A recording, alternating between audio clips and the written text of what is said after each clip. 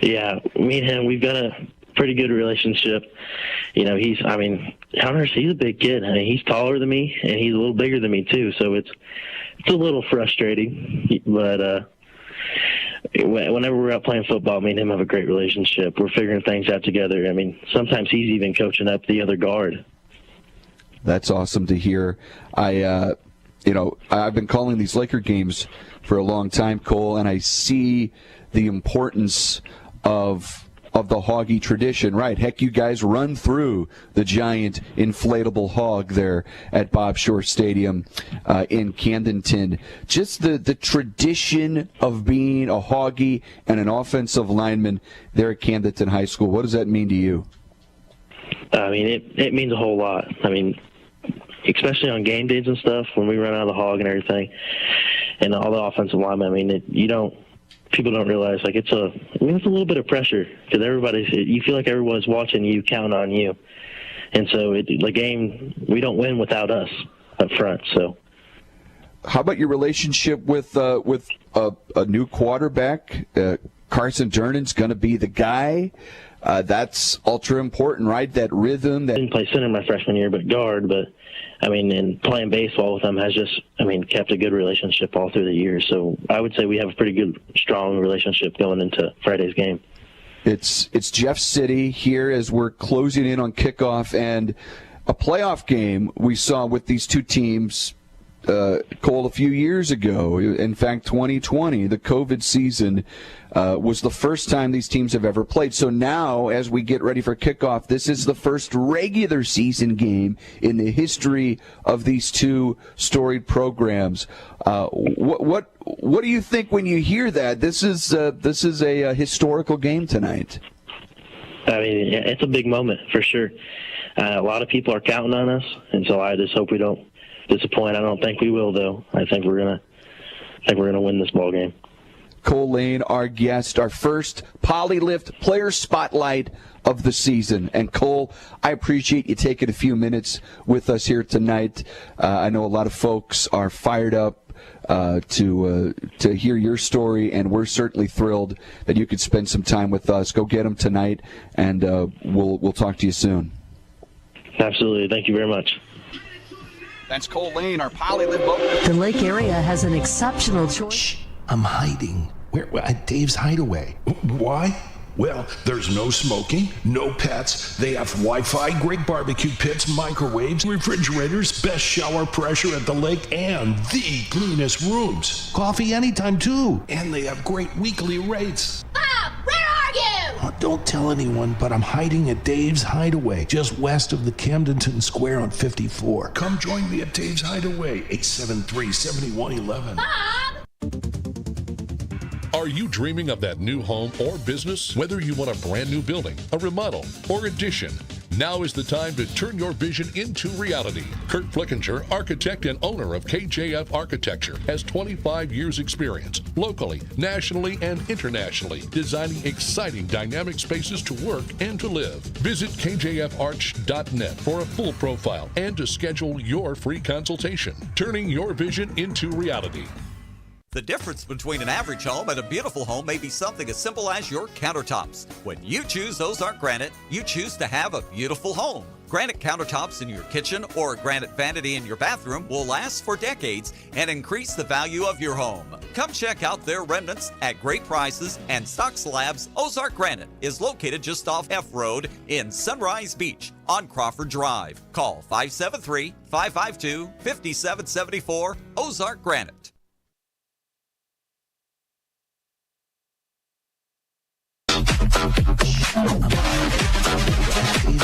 The Laker highlights are brought to you by Stover Carpet and Drapery. Glendale, if they get a stop on this drive, things can get interesting. But there goes Ford down the left boundary. Forget a stop. He's going to the house for a Laker touchdown. Lake Ford making his way all the way to the end zone on that one, adding to his season total. Throws over the middle. It is caught near the goal line.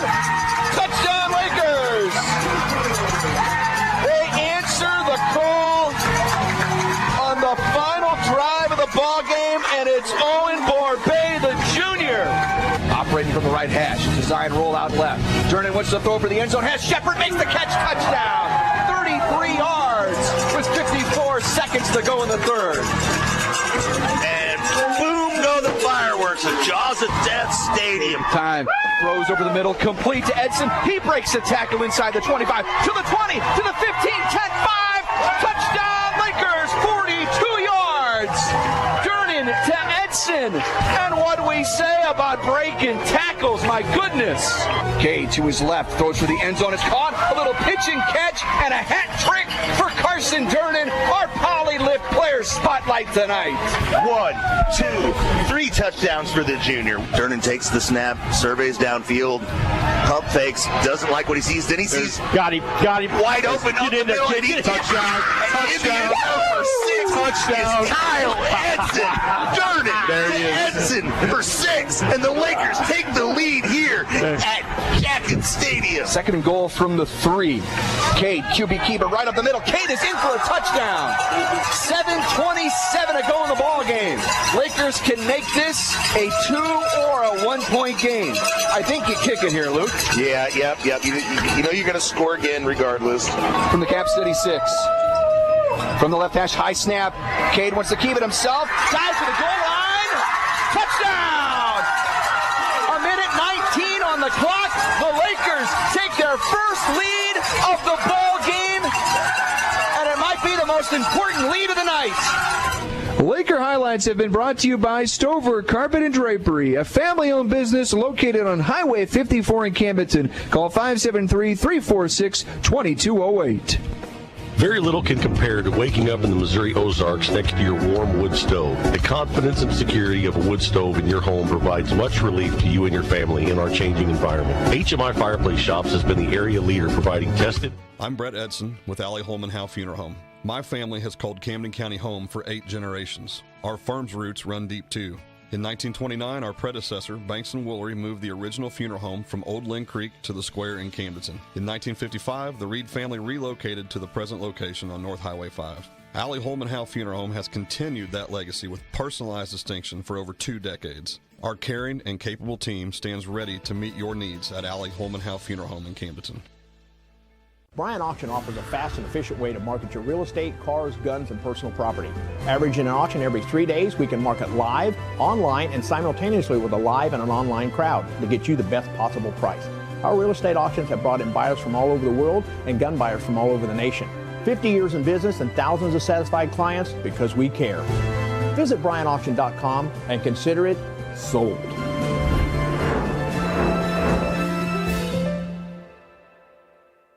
Lake West Excavating is ready to help you with your demolition and excavating projects. Waterline, state-certified septic installations, land clearing, driveways, foundations, footings, and grading is just some of what they do. Owner Jacob Baker will personally oversee your project and offer hands-on supervision. Residential or commercial, Lake West Excavating has the experience and equipment to get your job done right and on time. Visit Lake West Excavating on Facebook and call 573-789-9553.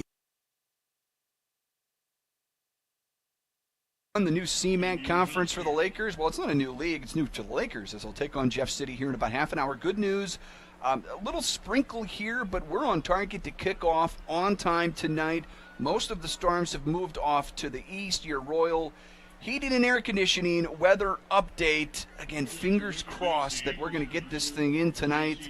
But there are still chances for thunderstorms tonight. So we'll cross that bridge. But it looks like we're closing in on a pretty good spot for the opening kickoff. Laker Lower here this evening, Luke, and again, great chance for all of us, a reunion of sorts. All the games me, you, and KB have called together. Here we are back together again. Yeah, especially here on a historic night here in the Lakers opening game in the CMAC. I just kind of wanted to, and having KB back, I wanted to kind of look back on our, 15 years of doing this together or something like that. And, some of those games that we did over the years, all in the Ozark Conference. And, KB, you had the unique experience of getting to watch ZB out there playing some games. Yeah, so I'm sure some of those memories are some of the best. But, when you think about, reflect back on our time together on the up and down the roads or whatever, what kind of flashes in your mind over these, decade and a half that we've been spending covering these Lakers? I think one of the most interesting things was being on the sidelines and watching your son play, and I know that's true for not only myself, but obviously for a lot of these coaches, and just the opportunity to sometimes kind of pause and watch. I remember one instance in particular when they were playing Rolla, and they were doing a fairly good job against the Bulldogs, and so Zach got to go in and play. That was his first time playing against another team and lining up against someone else, and so I guess his counterpart on the other side of the ball was messing with him a little bit. And I remember that he had said something to Zach, and Zach whipped around and started walking back towards him, and the official got in between the two of them and told him, you go your way and you go back to your sideline. And as soon as the official stepped away, the Rolla Bulldog player said something to Zach again, and he was almost to the sideline, and I happened to be standing there.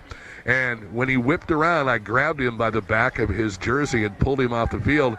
And I put my arm, because he looked at me, he had this surprised look on his face, like, what are you doing? and I remember vividly the look on his face, and I remember he's like, what? I'm like, dude, he's baiting you. He's trying to get you to come back over so you get the 15-yard penalty. And I remember Jeff saw me do it, and Jeff Shore walked down and he said, thanks. So that was a very interesting memory. But I think a lot of the different players that we've seen, and more importantly, after these guys get out of the program and they go on to do whatever it is they're going to do in their lives, and I think that's been rather rewarding as well. I know some of the guys that Zach played with. My son, and if you don't mind, is getting married on October the 13th, and he is getting married in Crete, of all places, which is south of Greece. Right. And the reason for that is because his fiancée is a wedding planner, and she does destination weddings. So they're going to be out there doing a wedding, and they're going to just stay and get married. But his best man is going to be Alex Palomo, who played alongside of him in that particular group of Hoggies. And, I think that's kind of cool that they're still buddies and that they communicate and stay in touch, and that Alex is going to be there standing up for him. I would love to be there, but my girlfriend Delta, her son Michael, is getting married the next day on October the 14th. And if you can believe this, I'm the officiant of that wedding. I'm going to be marrying Michael and Perry, Delta's son, and his fiancée. And it's going to be a lot of fun. I wish I could be there for both, but I'm glad to be able to be there with these two young people because they're both fascinating. My son is going to marry Sydney Lambert. She is a wonderful, wonderful woman. Zach is working for Trackman. If anybody knows what Trackman is all about, they sell golf simulators, and he travels around the country putting golf simulators in people's homes and then going back and doing some finishing work for the company as well. But I think it's great to see some of these kids because, you'll be working someplace, doing something somewhere, and the next thing you know, one of them will pass you, and you're like, hey, I haven't seen you in a while. Jaden Parkman was another one who I recently saw. He's working in Osage Beach, and boy, you talk about a kid that looks 100% different than when he had on the purple and gold. He's lost a lot of weight. He's in really good shape, and I'm sure he's a lady killer. He's a very handsome young man, and I know that it's nice to see him and be able to talk to him.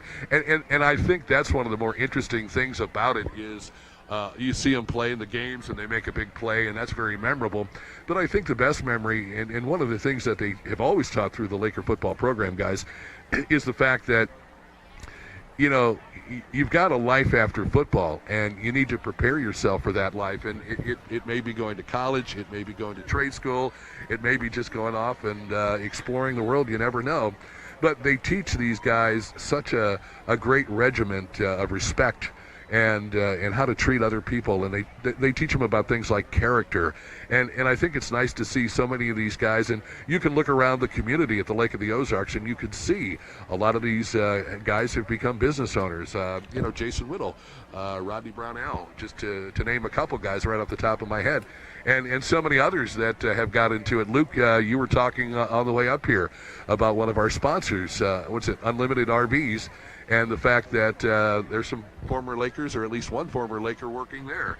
I feel like it's great to see how these guys have taken what they've learned in high school and what they've taken away from Laker football, and how they've turned it into such an amazing career and amazing lives. And some of these guys are married and they've got kids.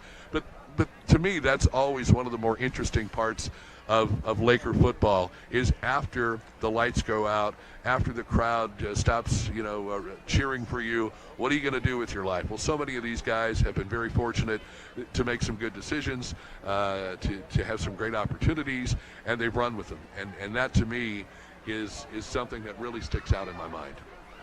Well, and KB, what's been great, the way that this broadcast has brought us together and our friendship, and me, you, and Brendan, and Sammy, and all the, and Mike Anthony, and all the help over the years, and Throw Joe Fedone in there. Oh yeah, Fedone, yeah, Joe Fedone. Absolutely.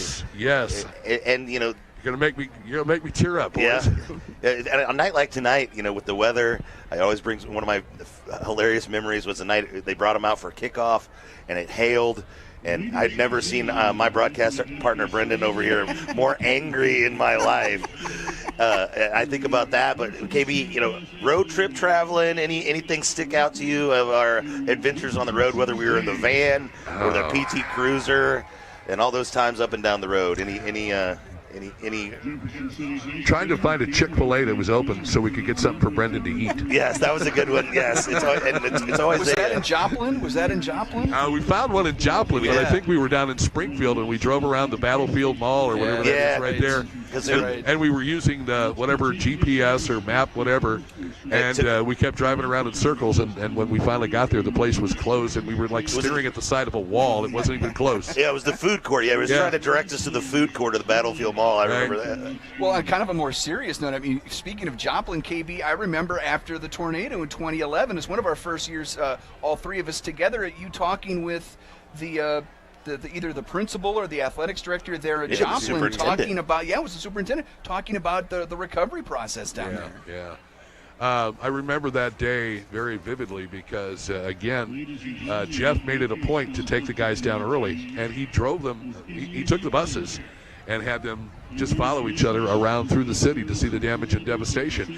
And I think Jeff did that with a very good intentions, and those intentions being he wanted those young men to understand just how lucky they are, and what other people are dealing with in their lives as far as a natural disaster, and how that community came together. And I mean, I remember the lake sent so many care packages, and so many people went down to volunteer to help when that tornado hit.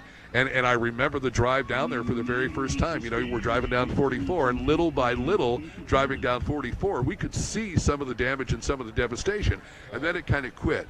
And then you pull off 44 and start going down the main drag there in Joplin, and it's nothing. And then all of a sudden, you hit what looks like a war zone, guys. I mean, It was a war zone. And the hospital in Joplin that got, knocked off the foundation.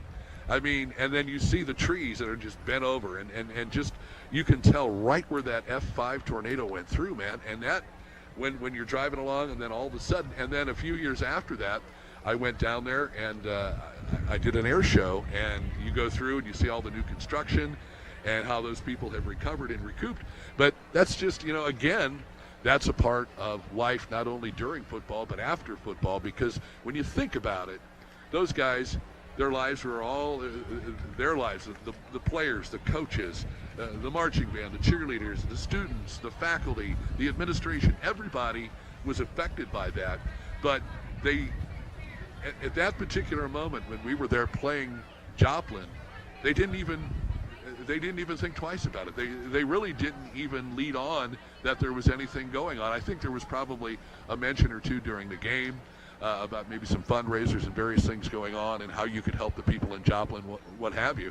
But I think one of the most amazing things is, even though they were dealing with that, life went on, and those people had to have felt so blessed to be alive and to be able to go do what they needed to do, whether it was go to work, whether it was go to school, whether it was play football, whatever. You know what I mean?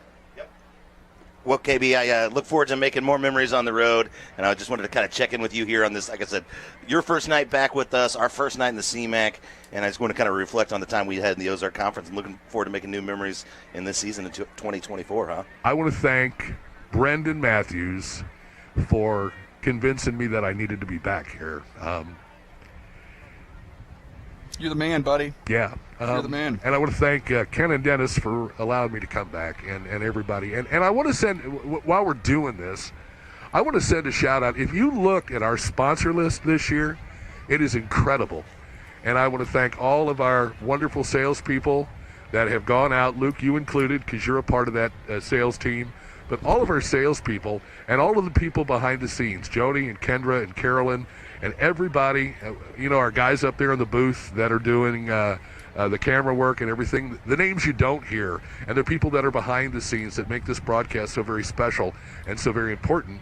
And our good buddy, Mike Anthony back there in the studio. Mike is he's a gem. He knows I love him, and I love all of you folks, and it's wonderful to be back here. And thank you so much for giving me the opportunity, guys. God love you, buddy. Here we go. Let's start another season. It's our Summit Natural Gas pregame show. Sammy's got his first scoreboard update coming up when we return. After this, it's Laker football, powered by Poly. The Road Lifts 93.5 rocks the lake. Being a successful Laker athlete takes hard work, discipline, and teamwork, much like our work here at Polylift Boat Lifts. If you envision your team being the best, you will be the best. The effort you put into building your team and working together as one unit always pays off. And remember, Lakers, who's got it better than us? Congratulations to all the Laker athletes from all of us at Polylift Boat Lifts. We don't just build boat lifts, we build Poly lifts. You'll want to get to know this trusted landscaping materials supplier. Ozark Stone Yard carries the highest quality products at reasonable prices. They have a wide variety of ledge rock and flagstone and other materials you need for any residential or commercial landscaping project with direct loads to the client. Check out services they offer, photo gallery, and location on ozarkstoneyard.com. It's time for your yard to get stoned. Ozark Stone Yard. When you're ready for a remodel, DKB Showroom is the place to start. You'll be amazed at the size and quality of selections we have to start your project. And with decades of design and plumbing expertise, no job is too big or too small for DKB. Call and schedule your appointment today. At DKB Showroom, we do kitchens and baths better. See our beautiful showroom in Osage Beach or visit dkbshowroom.com.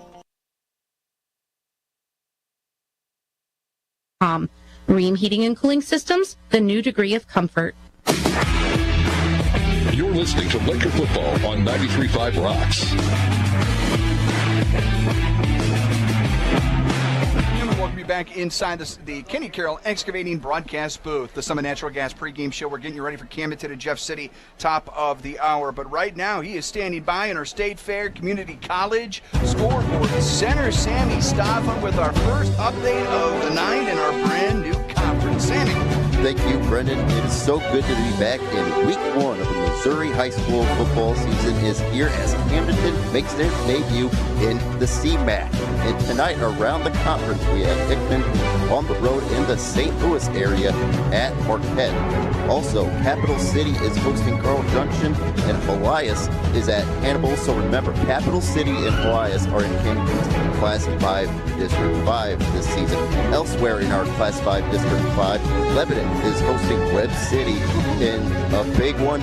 The start of that game is being delayed due to weather. And last night in college football, 11th ranked Mizzou beat Murray State 51-0 to open the season. The Tigers are 1-0. From the State Fair Community College Sports Center, I'm Sam Stava. Guys, back to you.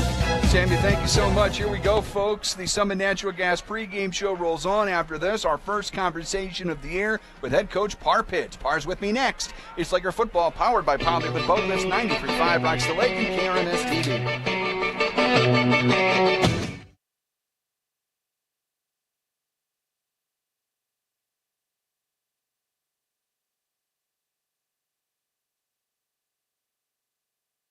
At Jennings Insurance Group, we specialize in retirement solutions and employee benefits.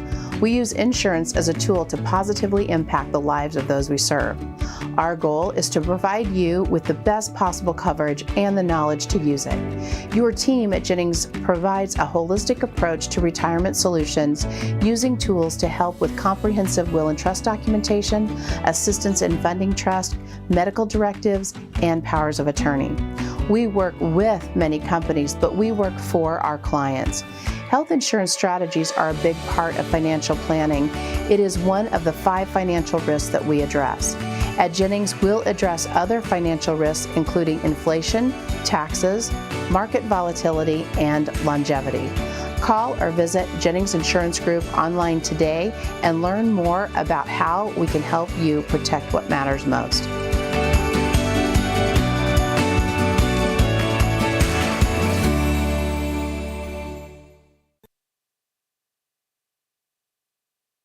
That Mr. Dent will work with you from start to finish on your repairs. Check out their Facebook for examples of their work and testimonials from satisfied local customers. Or call them at 573-302-HAIL. With decades of experience repairing dents and as a part of our local community, you can be assured Mr. Dent will be here when you need them.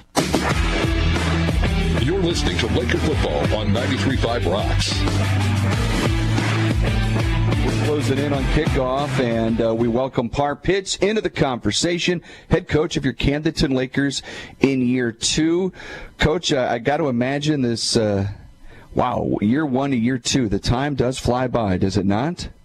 It does. It's such a, everything seems to go faster the longer I'm in it, for sure. But it seems like not very long ago we were just starting with spring ball. Well, yeah, now here we are, ready to kick off a new year in a new conference. As we talked during our camp updates, Coach, playing Jeff City for the first time in the regular season. It's in one sense, it really is mind-boggling to think of the history with these two programs in relative close proximity to each other, that there never would have been a regular season game prior to this. Yeah, it's really unique, and I talked to Coach Bob Shore just this week about it, and he said, that both teams were for it, just couldn't get it worked out, just with all the other things that were happening at that time. It just couldn't work out, and so, in 2020 we got to play in the districts, and now we'll get to play them every year. And that 2020 district game, Coach, in that bizarre season of games getting canceled, players having to quarantine, it was unlike anything I think either of us have seen before. But that game was, in a way, Coach, almost like a reward for because I thought is one of the, in a sense, a great Camdenton season, because unlike so many other teams, the Lakers didn't have to postpone any games, played every week, and got to play that game in Jeff City and the dramatic late second win. Yeah, it was an awesome game. It was back and forth, and it was kind of one of those things that if you had the opportunity to see it, it was well worth your money for sure. And so, it was an unusual season, but we tried to control what we could control, and did the best to get prepared. And it was a fun season, but definitely unique. Yeah. Now here we are, a little less than 4 years removed since that playoff game, Coach, and we're ready to kick off this new season. We talked right before camp started. How have these weeks progressed? How happy are you with where your team is at as we walk up to kickoff here in just a few minutes? I feel like we've definitely improved as we've gotten into the fall camp and had the opportunity last week to play in the Jamboree and go against a couple other programs. I felt like we identified some areas we have to get better at, and we definitely saw some good things. One was our offensive line. I thought played very well, and our short to intermediate passing game was pretty good on offense. Defensively, I thought we pursued well to the ball. We tackled when we got there. We got to fix some things. We got to get a little bit better at the deep ball on offense, and then we got to do a better job of getting lined up and being in the right spots on defense. Coach, the offensive line, as you mentioned, this is golly, you talk about the staples of this program. We talk about the Hogs every year. It's part of Laker lore, if you will. How critical is it for this offensive line to be a cohesive unit and kind of get off the bus in quick fashion and be ready to play the kind of football that has to happen to give you guys a chance to win? Well, it does takes a while for those guys to get where they need to be because there's so much communication that has to go on. Sometimes it's verbal, sometimes it's body language, sometimes it's just a look. But those guys have got to be all on the same page and sort of working as one unit, and they're progressing towards that. And that's been one of the staples for us over the years, that our guys are willing to work hard and work together and provide that protection that we need in terms of run and pass.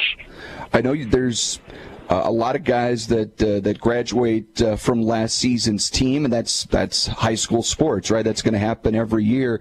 Who stood out to you as guys that are going to be the leaders of this team from what you've seen in camp during the summer, here during the fall camp, walking up to tonight's game?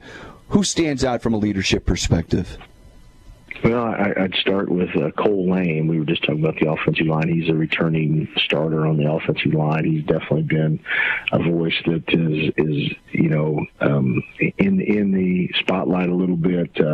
We've got Willard DeMott, who's a sort of a two-way player for us, played defense last year. Both those guys have done a great job leading. Carson Durnan is our quarterback, and it's inherent that in that position you have to do some things that are gonna help provide leadership.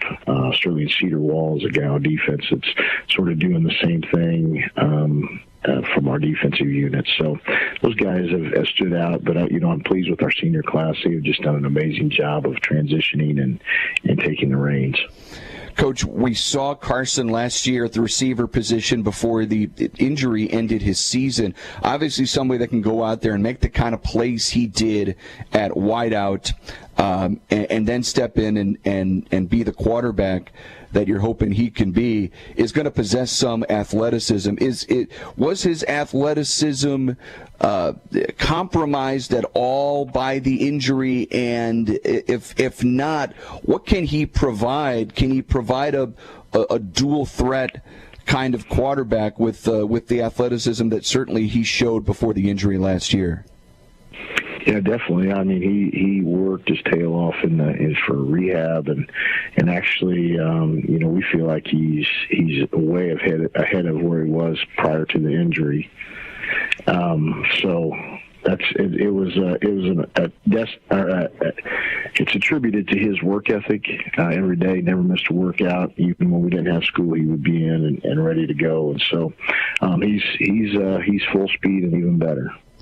I know Jeff City, this team you get set to play tonight, Coach, they've got some guys on the offensive side of the football that can make some plays in the offensive backfield. What do you need to see from your defense tonight on the road to give you guys a chance to win? Well, it's kind of like a broken record, but you have to limit those big dynamic plays, those plays over 20 yards, and we know that Jeff City has a new coach and a new style on offense. They were a wing T really before. Now they're more of a spread, multiple formation type team, and so. But we know they're going to get their playmakers the ball, so we have to be able to line up and get in the right spots in pursuit of the football and do our job, and try not to get in a position where I'm trying to do somebody else's job. It's that trust factor. But we know we're going to have to be able to cause some turnovers as well. Coach, knowing what we've seen the last several years and decades of the Ozark Conference, and it felt like, how many years did this team open up against a team like Hillcrest, or had a team like maybe a Rolla come through to open the season at home or on the road? Playing a new team out of a new conference, but playing a new team that also has a new coach, how does that affect the challenge of your preparation to get ready for this game? Is the Jamboree really the only thing you can look at from last week?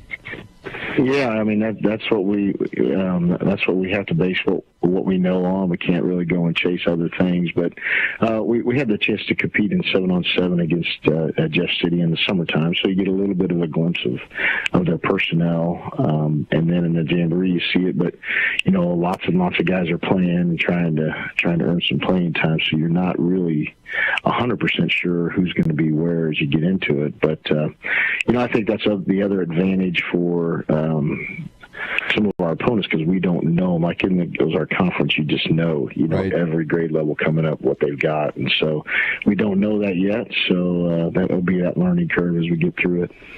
A historic night, Coach, the first game in this new CMAC conference for the Lakers. Coach, what has to happen to have a fun bus ride back to Camdenton later on tonight? Well, we got to execute. We got to be able to line up where we're supposed to be. Try to stay as penalty free as you can. Dynamic plays are going to be a big part of what we're going to do on the offensive side. We've got to be able to stretch the field vertically, and then be able to run the ball effectively. On defense, we've got to stop the run. We know that they've got a potent running attack, and so that's going to be the paramount task for our defense, is get that run stopped and then hang on. Coach, it's always a pleasure to chat, and can't wait to kick off another season here. Thanks as always for the time, and we'll see you after the game. Awesome. Thanks.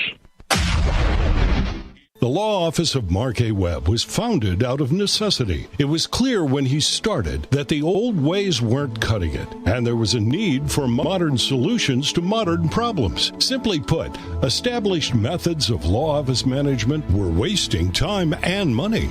So he set out to bring his approach to the 21st century. Every effort's been made to incorporate technology into practice, helping make your experience modern and comfortable. That's the office of Mark A. Webb.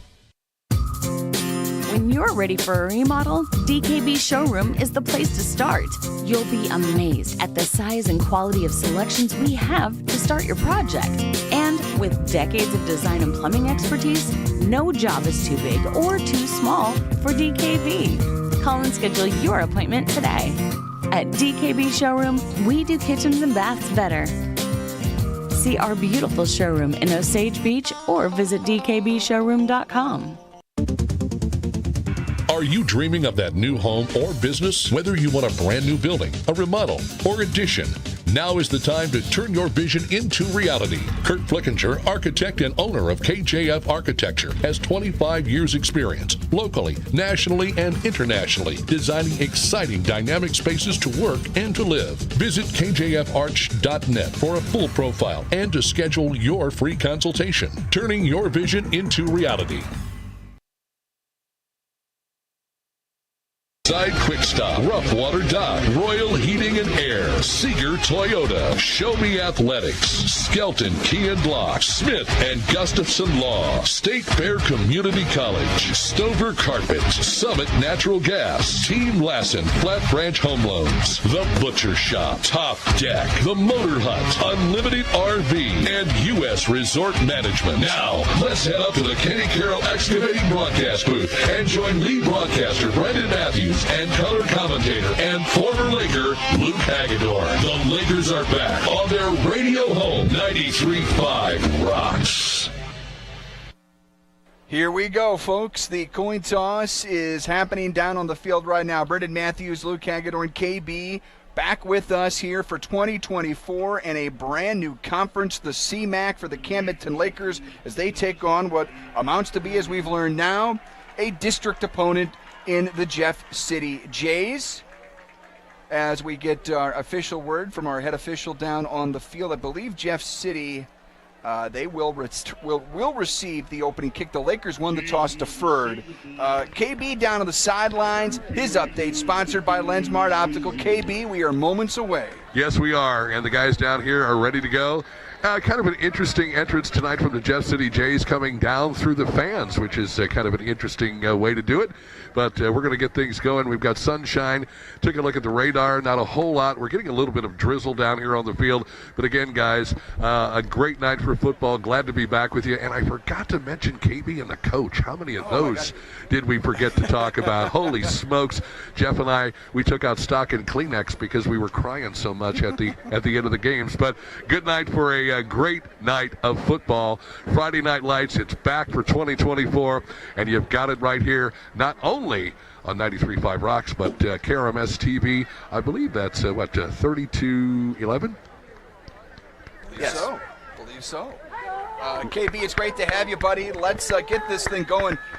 Camdenton will kick off here in mere moments. Luke we're gonna take a visit into the football lab here in just a moment, right? Yeah, our friends from Lake Ozark Water and Sewer sponsoring that segment again. We're gonna dig into the scientific side of football, talk about environmental adaptations with the Lakers in a new conference, new environments, as KB talked about, new traditions that we're going to get exposed to here in the CMAC conference this year, including the entrance of the Jeff City Jays. But here we go, kicking off the first time, Lakers in the CMAC. This is a Team Lassen Flat Branch Home Loans kickoff, and Carson Durnan with the duty, and he is going to launch this thing into the end zone for a touchback. How about Carson letting it loose? Who knew he had a leg in him, but it's not surprising. We watched his brother kick for so many years here, and as well as but at that time Carson was the deep snapper in the operation, as they call it. He snapped it to his brother Cade, and Cam would kick it through. But Carson's got quite the leg on him as well. We're going to get the first chance to see this Purple Haze defense coming out. Let's talk about that defense. On the line, it's Paul Muff, Kaysen Youthie, Andy Diaz-Rios, the linebackers Sterling Cedarwall, Brady Mills, LeBron Morrell, and Braden Burns. In the D backfield, it's Caden Bowen, Willard DeMott, Devontae Hare, and Johnny Seamow. Jeff City coming out of a pistol look, and we'll hand it off on first down, and nothing doing. How about that Laker defense blowing off the line to make a stop? Yeah, this Jeff City team was a wing tee for the last few years. This new coach has come in, and we see multiple looks. They start out in the pistol, as you mentioned, but looks like they're going to play with some tempo here. We saw Andy Diaz-Rios helping on that tackle. This is a team with a lot of potential offensive talent, and another handoff, this time on second down, and not even in to make the stop for the Lakers defensively. Yeah, this is the first year under head coach Eric Thomas. He was a 1993 Jeff City grad. He won a state championship as a player here. That was Elijah Dickerson making that stop. Not listed in the initial two deep for us, but makes a big stop on second down. It's going to bring up third down and long here for the Jays as they are situated at their own 23-yard line, right hash, and we're going to get a flag to blow this dead, Luke. Yep. As you mentioned, Eric Thomas, it's been his last 14 seasons at Lee Summit High School. He coached the Tigers to a 70-78 record, but he did coach a couple names you may recognize there. One, Drew Locke, played under Eric Thomas, and Felix Anduke Uzama, who came to Kansas City from K-State, played under Eric Thomas at Lee Summit as well. Alex Wilson, their starting quarterback, 6'2 junior, lining up here from the right hash, changing the play at the line of scrimmage. His brother was the quarterback here last year, but as I mentioned, totally different style offense. Lakers bringing four, feeling some pressure. Dickerson dinged him. He eluded the pressure and airmails it over everybody. An incomplete pass. The Laker defense forcing a 3-and-out. Let's call that an Oak Star Bank play to bank on. Well, as a welcome to the CMAC moment, the Lakers acquitted themselves quite well there. Purple Haze defense pinning the Jays deep in their own territory. They have a good chance here to start their first drive in this new conference in enemy territory. Got two receivers back here for the Lakers. Willard DeMott to the right, Caden Bowen to the left. Line drive kick. Bowen's going to let it roll, but it's going to give the Lakers great field position at the Jeff City 48-yard line. Luke, let's go into that football lab. Hi, this is Jason at Hewitt Chevrolet Buick GMC in Camdenton. I invite you to come see our incredible... the Lake Ozark Water and Sewer leading the way for better water and wastewater. Talking about environmental adaptation. Adaptations are changes in form, function, and behavior which can help an organism adjust well and successfully in the environment. Adaptations allow organisms to overcome changes in the environment. Those changes can be either short-term or long-term. The Lakers are in a new environment, new conference, new stadium here.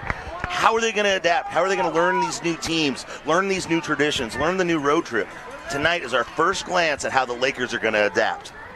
And our first look at Carson Durnan as the starting quarterback, QB1 from the left hash, from the Jeff City 47-yard line. Wants to swing it out on first down and will connect on first down for a positive gain of a couple of yards. Gets it out there to Willard DeMott. Officially lines up at running back, but again, out of that purple tide, 5 wide, you can put Willard in a lot of different spots. Lakers wanting to run fast here. Get back to the line on 2nd and 8 from the Jeff City 45-yard line between the hashes. Carson Durnan takes the snap. Jeff City only rushing 3. Wide open down the right boundary, incomplete, looking for Owen Borbet for the first time. I want to tell you about that offensive line. Your starting center, Cole Lane, or Polylift Boatlift player spotlight tonight. The guards are Seth Kessler, Hunter Lane, Cole's brother. The tackles are Tristan Gahn and Gavin Batchefer. The receivers, Devontae Hare, Owen Borbet, Sterling Cedarwall, Caden Bowen, Willard DeMott at running back in the slot in a lot of different places, and Carson Durnan, your QB1 for the Lakers on 3rd down and 8, 45-yard line. The Jays will bring 3. Screen set up here, the bottom of the field. Complete. Hare with the catch. Yeah, this 3-3-5 defense of the Jeff City Jays. Lakers have already kind of figured out some holes in it. It's 3 down linemen, 3 linebackers, and 5 defensive backs trying to combat the 5 wide that the Lakers have. But it leaves a lot of open space right there in the middle of the field. And certainly near the line of scrimmage. Luke Hare got enough to pick up the first down. Durnan's a little confused about the call. He's signaling to the sidelines to get a new call here. A butcher shop first down. Michael Machino in the game at receiver. As Durnan rolls to his right, feeling some pressure. Wants to throw one down the right boundary into coverage. A battle for the football that might have been picked, and it was. The Jeff City Jays pick off a long Durnan pass in the end zone, intercepted by Kendrick Johnson. It will put the Jays 1st and 10 at their own 20-yard line. And Lucas, we take a peek at our first peek of the night at this Laker game plan. And it's powered by Mid-City Lumber with locations in Osage Beach, Lynn Creek, Columbia, Boonville, Jeff City, and Sedalia. For the Lakers, hey, take a breath, enjoy it, have fun. That's what high school sports are all about. That's our game plan tonight, is have fun for this Laker team. Look at this environment you're in, a great stadium, Atkins Stadium.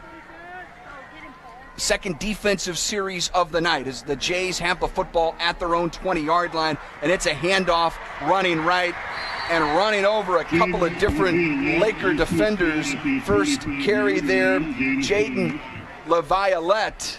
And Luke, I'm anxious to see if we're going to see Berdarius Lewis or not as one of their best backs from a season ago. Yeah, LaViolette ran for 626 yards last year. They ran him 77 times, which is a ton for a high school kid to run. But like I said, they were running that wing T offense, which featured 3 running backs. Yeah, Berdarius Lewis averaged 11 yards per touch last year. Yet to see Berdarius in this ball game. There you go. Handoff running right, not a ton of running room.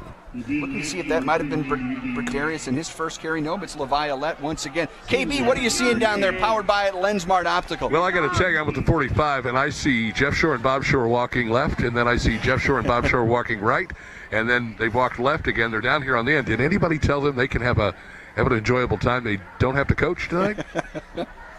I was anxious to hear. I talked to Jeff a little bit earlier. Hopefully he'll have a chance to visit with him, if not tonight. Hopefully many opportunities this season. LaViolette again up the middle this time, breaking a Laker tackle, stacked up at the 32-yard line. It's going to be enough for a 7-yard gain and a Jeff City first down as they move the chains for the first time tonight at their own 33-yard line. Yep, they're just nothing too fancy here. They're just trying to run the ball right at the Lakers. They're doing a little bit of east and west here and there. Lakers' speed able to combat that. But when they're trying to run right ahead, these Hoggies, down linemen up front, starting with that nose guard. You really got to kind of know it's Muff at nose guard, of course. The junior who made such an impression as a sophomore last year. Little wishbone look there. Yeah, LaViolette gets the ball again, stacked up after a short gain. Couple different Lakers in there. What a revelation Muff was. Midway through the season, the sophomore really started turning it on and really made a big impact last year. Coming back as a junior, you got to think he's a year bigger, stronger, faster, but more importantly, a year smarter. You're not getting, you're not getting fooled by these, upperclassmen linemen with their tricks. He's seen a lot of the tricks already. 2nd and 9 for the Jays at their own 34-yard line. Play action and a screen set up. Wide throw. Not a great look. A little off target that time by Alex Wilson. Will bring up 3rd down and long here for the Laker defense. Yeah, Muff last season, I feel like he was just playing a lot on instinct and just pure, raw, athletic talent. After a year, the game starts to slow down for you a little bit. You start to see things differently, and that time he's able to get in that backfield and get his hands up and disrupt that pass. Muff, Uthi, Diaz-Rios down there on that defensive line. The 3-down linemen for the Lakers. A couple outside backers, a couple middle backers. Out of pistol. Wilson. Little head fake, wants to throw deep down the right boundary and overshot his man. Incomplete. Johnny Seamow was the closest Laker in coverage. It's going to force a 4th down and another punting opportunity for Jeff City and a chance for, I failed to mention it the first time, but it's a second turnover on downs on the way. We got to shout out the Quiet Side Quick Shop, sponsoring our change of possession. Just off Highway 54 west of Camdenton, State Road AA, next to the Roach Post Office, the Quiet Side Quick Shop. Lakers going to get another opportunity here after turning the ball over, moving the ball well, driving the ball well. Looking for that ultimate RV drive of the game. Maybe we can get it on the second drive tonight. Wilson doubles as the punter, and it goes through the arms of Caden Bowen, falls on the ball at the 28-yard line. So no yardage gained there on the return, Luke. No, and that's going to make this a 70-yard drive if they want to put this ball in the end zone. Got an injured Jeff City Jay coming off the field a little bit slow at the back end of that play. But special teams there. They avoided disaster. There wasn't no catastrophe. But not actually, not doing your quarterback a lot of favors who were trying to come back and make up for that interception. Now, back to that interception on that last drive, Brendan. I like the fact that he was testing his limits right here early in the season. First year as QB1 after being receiver all last year. You want to test it out and see what you can and can't get away with. And I think that's the type of thing that will come in handy later as the year goes along. I like to see he's not afraid to give it a try and whip it out there. Machino back in the lineup in the slot again, left of Durnan on 1st and 10. Carson looking left, throws underneath, Hare bobbles it, spins out of the first tackle, gang tackled across the 35 to the 36, a gain of 7 on 1st down. Jeff City, pre-snap showed like they were going to maybe put some pressure on, but still just went to that 3-man rush. Hoggy's doing a great job, 5-on-3, keeping Durnan clean back there. If you just give Durnan all the time with the talent he has at wide receiver, he's going to pick these guys apart. Yeah, I think that's very obvious, Luke, because the Lakers are doing some pretty incredible things. As the protection holds up for Durnan, you watch him really start to have the opportunity to survey the field a little bit more, and I think that's going to be something that increases as the night goes on. As he continues to get that protection, that's going to obviously help his confidence, and I think he's going to start teaming up with some of these receivers. And I would anticipate a couple of big throws before this one's over. No score, timeout Lakers. Let's take a timeout as well. Back after 30 seconds. It's Camdenton Laker football, powered by Pollard Diplomas. I get the $5 Hi, this is Jason at Hewlett Chevrolet Buick GMC in Camdenton. I invite you to come see our incredible selection of pre-owned vehicles here on our lot, starting as low as $4,000, and combined with our friendly no-pressure sales staff. Hewlett's also is proud to offer aggressive subprime rates and options if there is a need. Our prices and photos of all pre-owned inventory is always available to view at shophewlett.com. So come see us today and let us show you the Hewlett difference. Hewlett Chevrolet Buick GMC in Camdenton.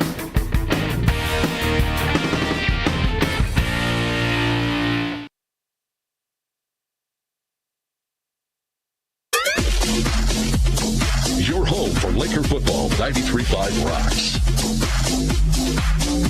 First contact penalty. Yeah, gives the Lakers a +5 and a butcher.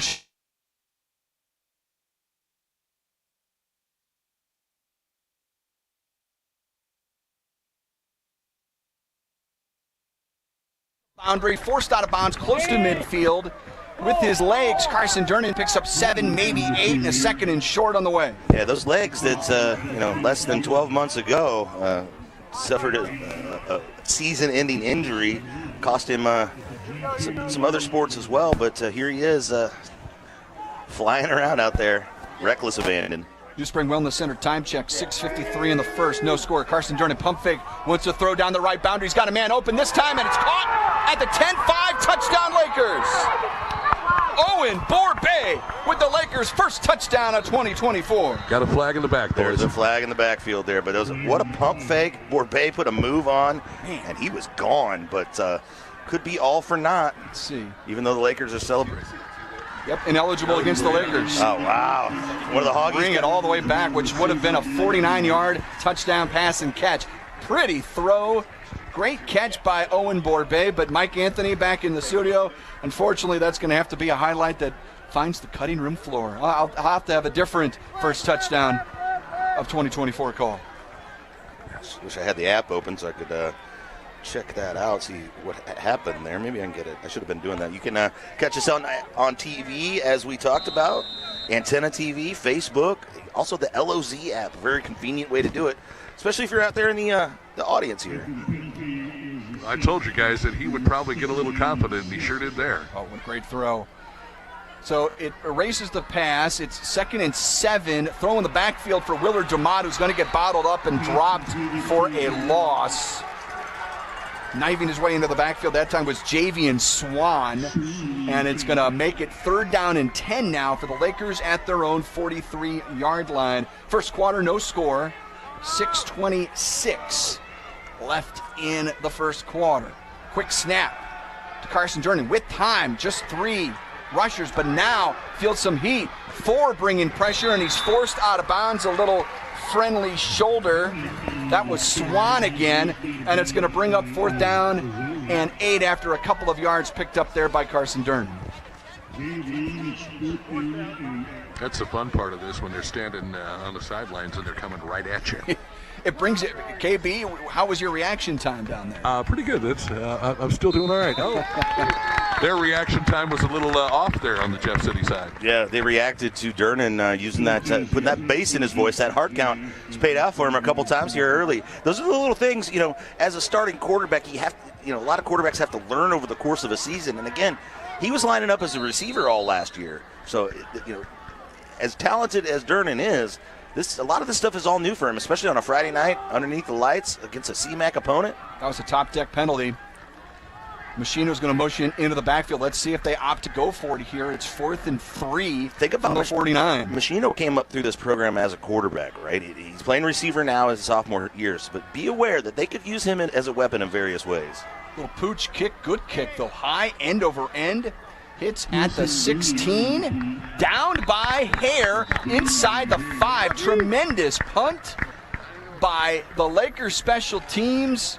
Hare and Durnan doing double duty for the Lakers on offense and special teams, and the Jays are pinned inside their own 5-yard line at about the 4.5. One of the advantages for the Lakers is being the new guys in the conference. Ozark Conference was used to the Lakers using that move and punting on 4th down out of that formation. Maybe Jays didn't scout that one out because they didn't have anybody back to return that kick, and they paid the price for it. Pinned inside their own 5-yard line here with 6 minutes, 5 seconds left in the first quarter. Scoreless game on a beautiful night in Jeff City. New Spring Wellness Center time check, 6:05 in the first, no score, Luke. As the Jays will begin their 3rd drive of the ball game from their own 4. Split back formation. Handoff running right, and spin out of one tackle, dropped at the 9-yard line by Sean Hasker. Just looking to get a little breathing room on that one, and I think they even got more than they bargained for. We got a referee time out. We're going to get it's a little water break here. Water break, so we'll take a timeout as well. With 5:57 to go in the first. No score. It's Camdenton Laker football, powered by Poly the Boatless. 93.5 Rocks the Lake and KRNS TV. Shh, I'm hiding. Where? At Dave's Hideaway. Why? Well, there's no smoking, no pets. They have Wi-Fi, great barbecue pits, microwaves, refrigerators, best shower pressure at the lake, and the cleanest rooms. Coffee anytime, too. And they have great weekly rates. Bob, where are you? Oh, don't tell anyone, but I'm hiding at Dave's Hideaway, just west of the Camdenton Square on 54. Come join me at Dave's Hideaway, 873-7111. Bob!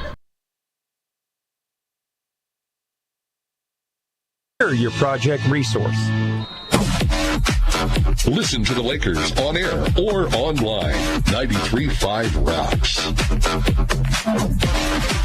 Tagging over. KB down on the sideline. KB's updates brought to you by Lensmart Optical. KB, what do you see down there? Well, I also want to send a shout out to everybody over at HMI Fireplace Shop, sponsoring the Man Calves.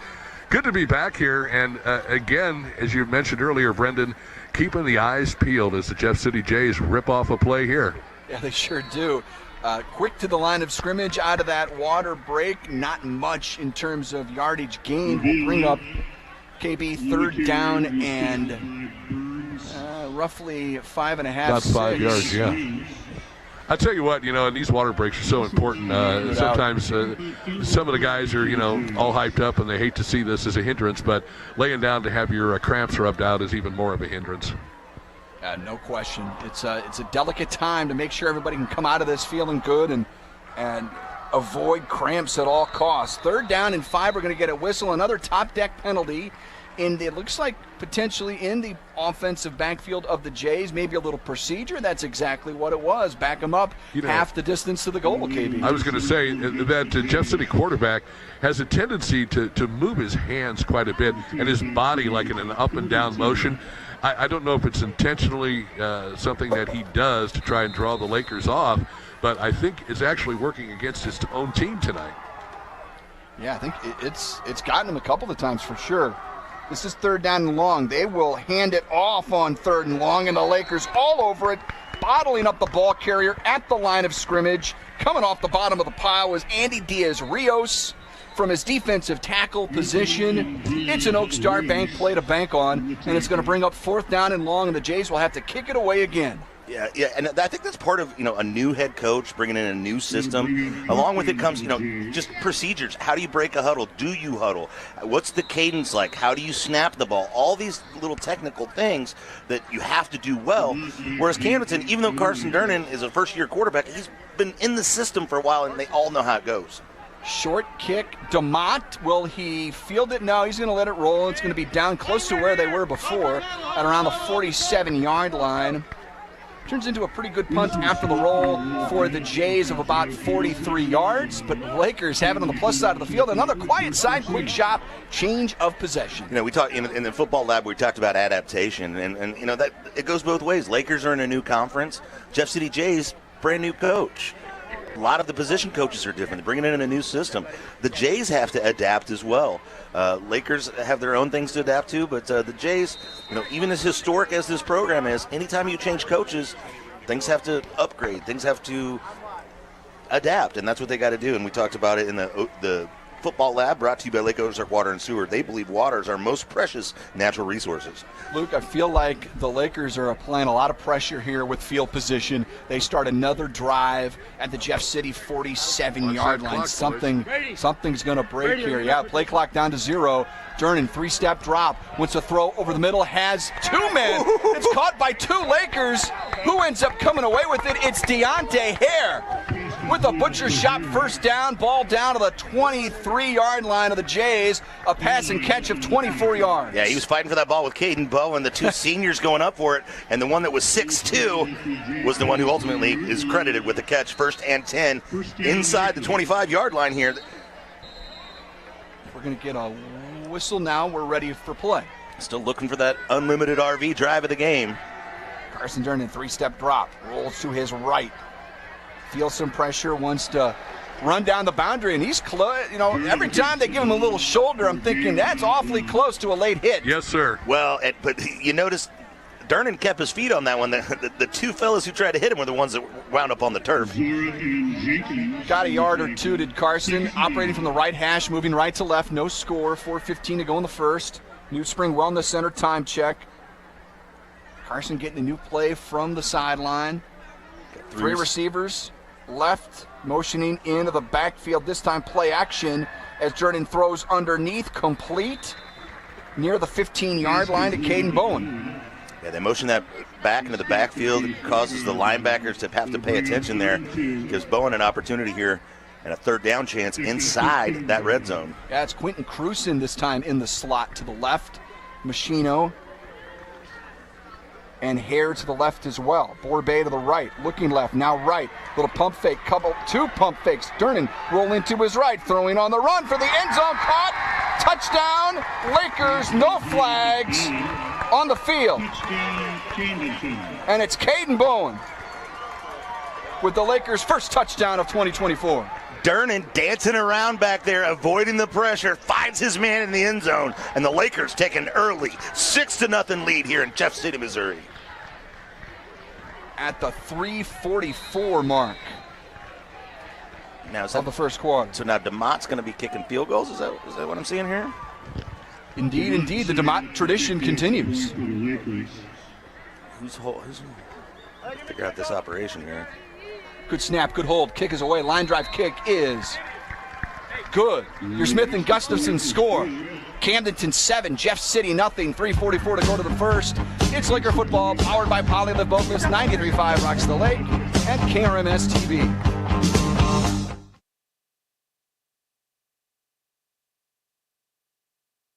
The difference between an average home and a beautiful home may be something as simple as your countertops. When you choose Ozark Granite, you choose to have a beautiful home. Granite countertops in your kitchen or a granite vanity in your bathroom will last for decades and increase the value of your home. Come check out their remnants at great prices and stock slabs. Ozark Granite is located just off F Road in Sunrise Beach on Crawford Drive. Call 573-552-5774 Ozark Granite.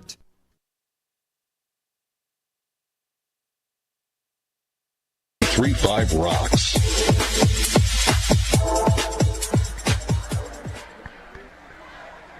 And we're getting set for kickoff here in just a moment. Lakers up 7-0. Team Lassen, Flat Branch Home Loans kickoff. And Luke, maybe a nominee for our drive of the game there a moment ago. Yeah, the first drive of the game. Good job by the Lakers. Sorry, get my headset right there. Yeah, Ultimate RV. You're looking for an adventure, go visit them out there in Meads Flats area between Lake Ozark and Eldon. Durnan's going to boot this one a little shy of the end zone, returned at the 3-yard line. Out across the 15-20. Nice special teams tackle there by the Lakers, coming off the bottom of the pile. We've seen him a little bit on defense. We see him there on special teams. Jack Fisher with the tackle there for the Lakers. Great night here at Atkins Stadium, Jeff City, Missouri. The first night of the Lakers in their new conference, the CMAC.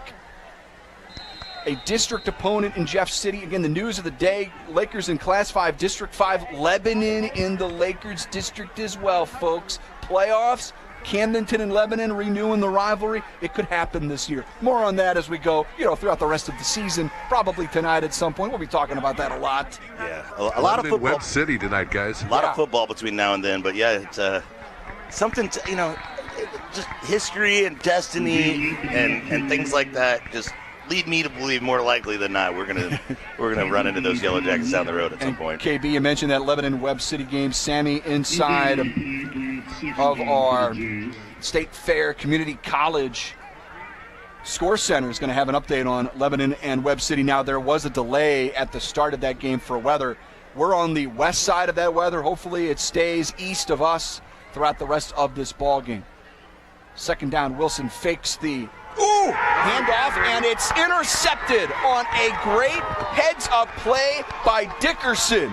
Elijah Dickerson, not in the opening game depth chart, but he's made a couple of plays already tonight. It's an Oakstar Bank play to bank on, and the Lakers have it 1st and 10. What an aware play by a sophomore who we did not expect to see play a whole lot tonight. throw was in his area. He had to fight through the receiver to get to that football, but he gives the Lakers another opportunity to tack onto their 7-0 lead here just outside the Pacific Pools red zone. 1st and 10 for the Lakers. Another quiet side, quick shot, change of possession. How about Cole Lane operating that offensive line, or Polylift Boatlift player spotlight tonight? He's snapping the ball to Carson Durnan from the 21-yard line. 1st and 10, Lakers up 7-0 out of the pistol. Give it to DeMott up the middle. He's got a lot of room to run. Tripped up inside the 15-yard line, inside the Pacific Pools red zone for the second time tonight. Ball at the 13. You got to keep your pool. You got to keep your pool out of the red zone. But at Pacific Pools, their goal is to make the lake a better place, one pool and spa at a time. Conveniently located right there in KK. Second down and 2. In my house. Inside the Pacific Pools red zone, we're going to get a flag flying in. Top deck penalty flag flies in. In a former life, I was in charge of some pools around the area, and you did not want to see those in the red zone. I don't know, man. When you were taking care of the pool, you got pretty good shape. I mean, if you're going to be like a pool boy, you might as well have the look to go with it, right? Yeah, that's true. That's true. And I got a good tan going, all that stuff. Top deck penalty flag there, fellas. Over the 50-year deck. Showroom in Camdenton, call 866 deck it out. Here we go, guys. It's a butcher shop first down inside that Pacific Pools red zone. Lakers operating at the 8-yard line of the Jays. Carson Durnan with an empty backfield. Takes the snap, looks right. Wants to throw over the middle, and it was almost intercepted. Owen Borbet, the intended receiver. Luckily, it falls innocently to the turf, an incomplete pass. Yeah, he kind of stared Borbet down the whole time there. They're two classmates in the same grade, fellow seniors. I think he knew where he wanted to go with that ball the entire time. What was interesting is I was kind of eyeballing Machino down here. Michael Machino, the sophomore, number 7. He's probably one of the quarterbacks of the future on this team, but much as Carson Durnan got some experience as a receiver before he took over as QB1, that's what Machino's doing now, too. Play action, bobble the snap, and it's going to be picked up, and the Jays are going the other way to midfield. Carson Durnan's going to try and chase him down, but the Jays have a convoy here. Near the goal line, it's going to be down at the 1, or the Jays. We got a flag on the field, gentlemen. I think we're... might have a little extracurricular activity going on there. That was Javian Swan, who's made some big plays already tonight, bringing the ball all the way down to the 1-yard line. Like you said, KB, a flag could have been a block in the back to negate the return, but this is certainly going to be Jeff City ball. Yeah, Durnan kind of dribbled it back there. It was on the turf, what seemingly forever. The Jays able to come up with it, but what a hustle play. After giving the ball up, Durnan able to chase that down and at least delay the scoring opportunity for the Jays, but 2 turnovers for the senior quarterback making his first start, Carson Durnan. 1 interception. Did he signal touchdown? No. No, they down him at the 1, and I'm not sure if they brought, if the flag, I don't think they did not bring this back for a hold or anything. No. They're setting up for an extra point. They've got Jeff City's got 6 on the board, boys. Wow, they did call that a touchdown there by Swan, who ultimately on the return, roughly, guys, I had that at about 81, 82 yards on the return, as Javian Swan has tied this football game. The initial call was down at the 1. The officials get together and call it a touchdown instead. PAT from Kendrick Johnson is good. We've got a tie ball game here. Smith and Gustafson score. Camdenton 7, Jeff City 7. It's Laker football powered by Polylift Boatlifts, 93.5 Blocks the Lake, and KRMS TV. The difference between an average home and a beautiful home may be something as simple as your countertops. When you choose Ozark Granite, you choose to have a beautiful home. Granite countertops in your kitchen or a granite vanity in your bathroom will last for decades and increase the value of your home. Come check out their remnants at great prices, and Stock Slabs Ozark Granite is located just off F Road in Sunrise Beach on Crawford Drive. Call 573-552-5774 Ozark Granite.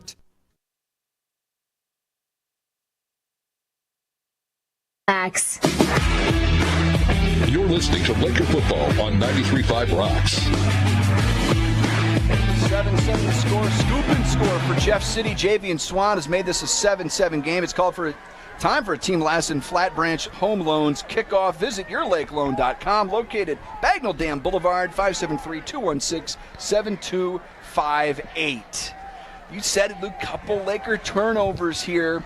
They look dangerous, they look dynamic, but they look a little sloppy here at the start. Yeah, you take those turnovers out, the Lakers are dominating this football game on both sides of the ball, but that goes to show you how important possession of the football is on any level of football.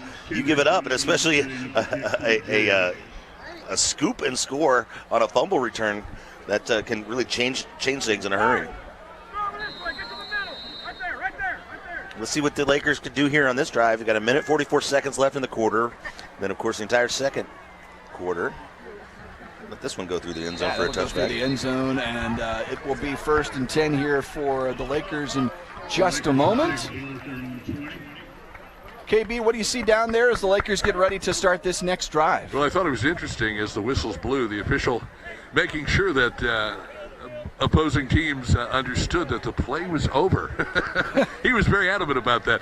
And what was more surprising is on the touchdown, when I saw the official throw up his arms, he didn't give like a solid touchdown signal. It was kind of a mediocre, I'm kind of sure, but maybe I'm not real sure kind of a thing. And I'm like, signal I saw, blew my mind. Yeah, the signal I saw, KB, was down at the 1. But and maybe they got it right. It was really close. Either way, they were probably going to punch it in anyway. It's 7-7. Lakers beginning this drive. 1st and 10 at their own 20-yard line. Or Polylift player spotlight. Cole Lane to snap the ball to Carson Durnin. Looking left, throwing on the slant. Through behind. If he had him. If he hits him in stride, Luke, that's a big game. Yeah, he hits him in stride. That's over. He's still running. There was nobody back to cover that. And when you have 5 defensive backs to allow a receiver to get that open downfield like that, just... That'll be somebody getting chewed out on film there. 2nd down. Durnin with an easier throw, but skips it this time to DeMott. Kars is off the mark on 2 straight throws. If you watched the Mizzou game last night, the Tigers win comfortably 51-0 over Murray State. Brady Cook was a little off the mark. You know, your quarterback, there's room where you're going to maybe not be perfect your first time out. And Carson Durnin, his first time out as the starting QB, has time to throw. Now flushed out of the pocket, throwing on the run. This time connects to Hare. Across the 35-yard line, a pass and catch of 17 yards, and a butcher shop 1st down. And boys up front giving Durnin plenty of time to survey the field, find a receiver downfield. And I think Durnin's a little bit more comfortable throwing on the run. I was just going to say the same thing. Early returns here, just a quarter of football. Kars looks at home, throwing on the run. This time he connects in the flat to Hare, breaking tackles across the 45-yard line, close to the line again. Depends on the spot. I think they're going to give it to him. Another butcher shop 1st down. The Lakers are moving here. Yeah, putting together a nice little drive here. Is it the ultimate drive? 1st and 10 across the 46. 7-7 game. Final minute of the 1st quarter. Durnin all kinds of time behind the line of scrimmage. And he finds his receiver, Machino, inside the 30-yard line. And that was a dime, fellas. He threw it in between a couple of defenders. Machino makes a move. And I tell you what, it's a nominee, no question about it, for our Anna Marie Hopkins Smarter Move Real Estate Group, powered by Ozark Realty. Smarter Move of the game. Yeah, Lakers looking to put the pressure on here. Quick to the line of scrimmage. Inside the Pacific Pools red zone. Looking left, flushed out, rolling right, throws on the run, tried to dump it into the arms of Bowen, incomplete. 32 seconds. New Spring Wellness Center time check. 2nd down on the way here, 7-7 the score. Inside the Pacific Pools, red zone for the Lakers.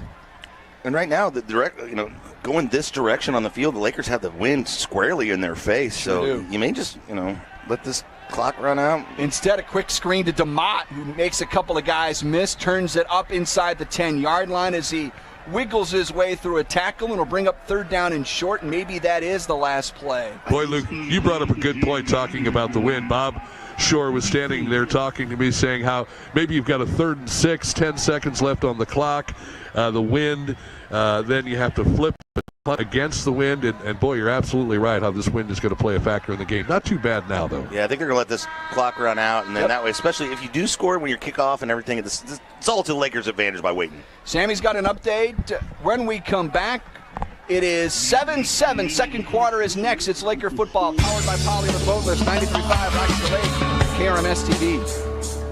I'm Brett Edson with Allie Holman Howe Funeral Home. My family has called Camden County home for 8 generations. Our firm's roots run deep, too. In 1929, our predecessor, Banks & Woolery, moved the original funeral home from Old Lynn Creek to the square in Camdenton. In 1955, the Reed family relocated to the present location on North Highway 5. Allie Holman Howe Funeral Home has continued that legacy with personalized distinction for over 2 decades. Our caring and capable team stands ready to meet your needs at Allie Holman Howe Funeral Home in Camdenton.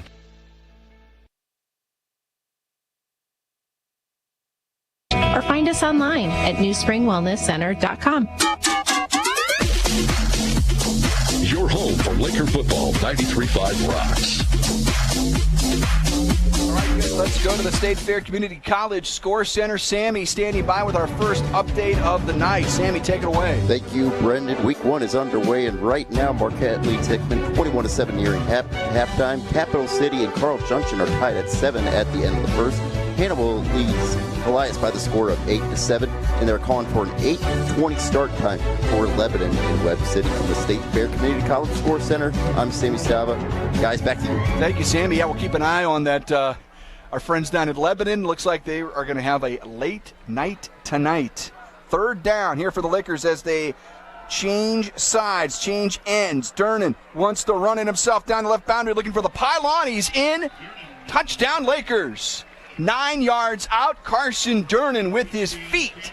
He gives the Lakers a lead. It's 13-7, just underway here in the second quarter. Yeah, did it with his feet, but also did it with his shoulder, which he lowered and put that Jefferson City J defender on the turf in the end zone as he was scoring 6 points.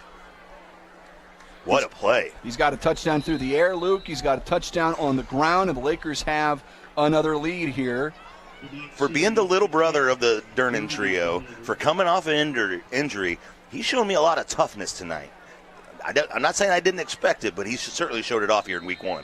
High snap, good grab there by Carson Durnan as the kick is up, and it is good. Your Smith & Gustafson score. Camdenton 14, Jeff City 7. It's Laker football, powered by Poly the Boat Lifts, 93.5 Rocks the Lake, and KRMS TV.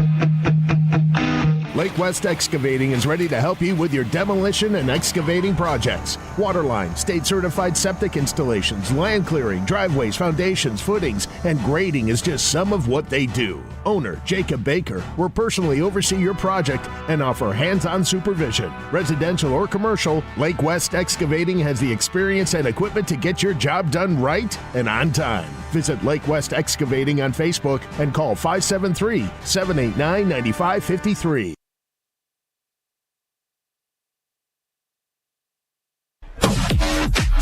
Listen to the Lakers on air or online. 93.5 Rocks. Let's start out with the HMI Fireplace Shop. He's back. If you haven't heard, KB on the sideline. What'd you see, buddy? Good to be here, gentlemen. Great to be here. What'd you see on that touchdown? I saw a lot of happy Lakers, especially, and as Luke mentioned, yeah, he put that old Jeff City J boy right on his, on the turf. Durnan puts a boot in the one. It's fielded at the 1 yard line. And the Lakers going to bottle this thing up at the 15. It's a Team Lassen Flat Branch Home Loans kickoff. Took a bit of a gamble there bringing that one out. Did. Could have let that go into the end zone for a touchback. Pays the price. We're going to be inside the 16-yard line there, right at the 16. You can hear it all around me, fellas, man. What is the vibe these down Lakers there, KB? These Lakers are fired up, and they are really getting down there on the kickoff return. Doing a great job. How about our Mid-City Lumber game plan tonight, where we talk about, hey, have fun out there. It seems like these Lakers having a lot of fun. Yeah, and they're not letting some mistakes, those turnovers that were costly, could have been more costly than what they were, but not letting them get them down.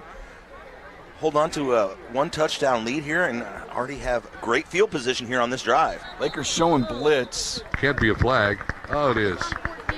Top deck penalty. This might go against Camdenton. No, it's going to be another procedure call. It was going for the hard count, but I believe it was the receiver down here on the near side. 14, yeah. Yeah, he was just kind of flinched there on that one. Tanner Wingrath. He's just a sophomore, so sophomore making a sophomore mistake. Jaden LaViolette is the back behind the quarterback Wilson on 1st and 15 after that top deck penalty. High snap. LaViolette gets the ball, and he is going to get thrown backwards. Yeah. Nothing doing. When you get a high... Go ahead, Luke. When you get a high snap on a play like that, it kind of just throws off the timing a little bit. It doesn't allow the hole to develop, and obviously you run the risk of that ball going over your head. And when you're this close to the end zone, that would be good news for the Purple A's defense. Haven't seen Bradarius Lewis, their talented running back, averaged 11 yards a carry last year for Jeff City. Now, we both tried to talk to the coach of Jeff City this week, Luke, and didn't have a ton of success doing that. Hey, I understand Coach Eric Thomas. He is brand new here and didn't have time for the media. That's fine. Yep. Not all of them do. Yep. We can be annoying sometimes. Got a job to do, first-year coach. A lot of, like I said, new faces all up and down the sideline for this team and the coaching staff and some players. So, yeah, it's a transition time. These Jays are looking to adapt to their new environment as well. This is 2nd down and long for the Jays as they are pinned inside their own 5-yard line again. High snap. The ball is loose. It's at least going to be a safety, and that's exactly what we have. Safety for the Laker defense. After another bad snap, heads-up play by the quarterback Wilson to make sure the ball goes out of the end zone and not a touchdown. I need 2 points. Give me 2 points. Great job by the Laker defense there, taking advantage of a bad snap by that center for the Jeff City Jays. The Lakers make this a 2-possession plus lead. Let's shout out our friends at High Brothers Lumber and Millwork who sponsor the Hoggies up front on both the offensive and defensive line. Look, I think both lines here tonight getting great surge, great pressure from the defense, great protection from the offensive line as well. Yeah, particularly the protection for Durnan is what stood out to me. Offensively on the Hoggies, defensively, the penetration of guys like Muff and Youthy, just basically getting in the backfield and disrupting what's going on back there, not allowing the Jays to put together any kind of drive tonight. Coming up, another Team Lassen Flat Branch Home Loan Kickoff. Visit yourlakeloan.com. Well, technically, won't this be is it a free kick? Is it a kickoff or is it a free kick? Kickoff, free kick. I guess you can punt it if you want. Lakers are going to get it in great field position regardless. Yeah, have a great opportunity to tack onto the 16-7 lead here in the inaugural game for the Lakers in the CMAC Conference. Just the first time, only the second time facing the Jeff City Jays, first time in the regular season. The legendary Pete Atkins in the stadium, just right in front of us, right down there, and he entered as the royalty that he is. Many folks stopping by to pay the respects to the godfather of Jeff City Jays football, the guy whose name's on the stadium, the Hall of Famer. A line drive kick here, Luke, fielded by Boyer Bay at his 21. 25-30, 35, spun down across the 40-yard line. A return of 21, maybe 22 yards for Boyer Bay. And as we mentioned, great field position coming up here for the Lakers across their own 40. But the way the Lakers are moving the ball, that field position is almost negligible. It really doesn't seem to matter. They're able to move the ball at will. It's just a matter of avoiding those mistakes and finishing off those drives. 16-7 the score. After that safety, Lakers have it 1st and 10 at their own 42-yard line. Boys, this Jeff City defense is tired already. Been out there a lot, KB. How many snaps for these guys? The Laker offense, It feels like they've been on the field the entire game. The dam is about to break, boys. I kind of feel it. We'll see. Let's see how they want to approach the horse. Yeah, let's see if they want to try to execute a couple runs, or here's Durnan wants to throw in deep middle into double coverage, connects. DeMott. Yeah, he wanted DeMott on that crossing pattern, regardless of the double coverage. Pass and catch, 18 yards. Butcher shot first down for the Lakers. Durnan quickly up to the line, quickly with a call. 5 receivers on 1st and 10. Quick out here in the flat for Bowen as he turns it up for a gain of 2, maybe 3 to the 37-yard line of the Jays. New Spring Wellness Center time check, 10:15 to go here in the second quarter. Lakers up 16-7. Durnan the snap. 2nd and 8. Wants to lob one through the wickets of Bowen. And I think he's maybe feeling a little bit of a cramp here, or he's just frustrated that he couldn't bring that ball in. That was a gift. That was an opportunity to put the ball in the end zone. And he is coming off, though. I think they're going to pull him off just in case. I think he tightened up a little bit. That's the only explanation for that, because that was a perfect pass by Durnan. We'll see where he goes when he gets on the sideline. Bowen off, he is going back there again. Trainer's going to have a look at it. 3rd and long. Durnan rolling to his right. Little pump fake. Wants to tuck it. Got tripped up a little bit mid-juke. Taken down inside the 35-yard line to about the 34. Gain of 4. But it's 4th down, plus side of the field. Let's see what the Lakers want to do here, fellas. Yeah, he's really effective with that pump fake, and he knows how to use it in a couple different ways. He uses it sometimes to get his receiver open, to get a defensive back to commit, and sometimes he uses it to help him in the run game, as he did there, to kind of buy him some time a little bit. 4th and 4. Lakers line up to go for it out of the pistol. Plenty of time. From the Jeff City 34-yard line, from the right hash. Lakers up by 9. Handoff up the middle. DeMott trying to move the pile.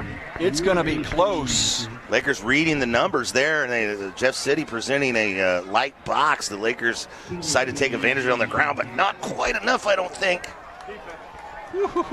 KB, do you have a look down there? Just barely, boys. I mean, just barely.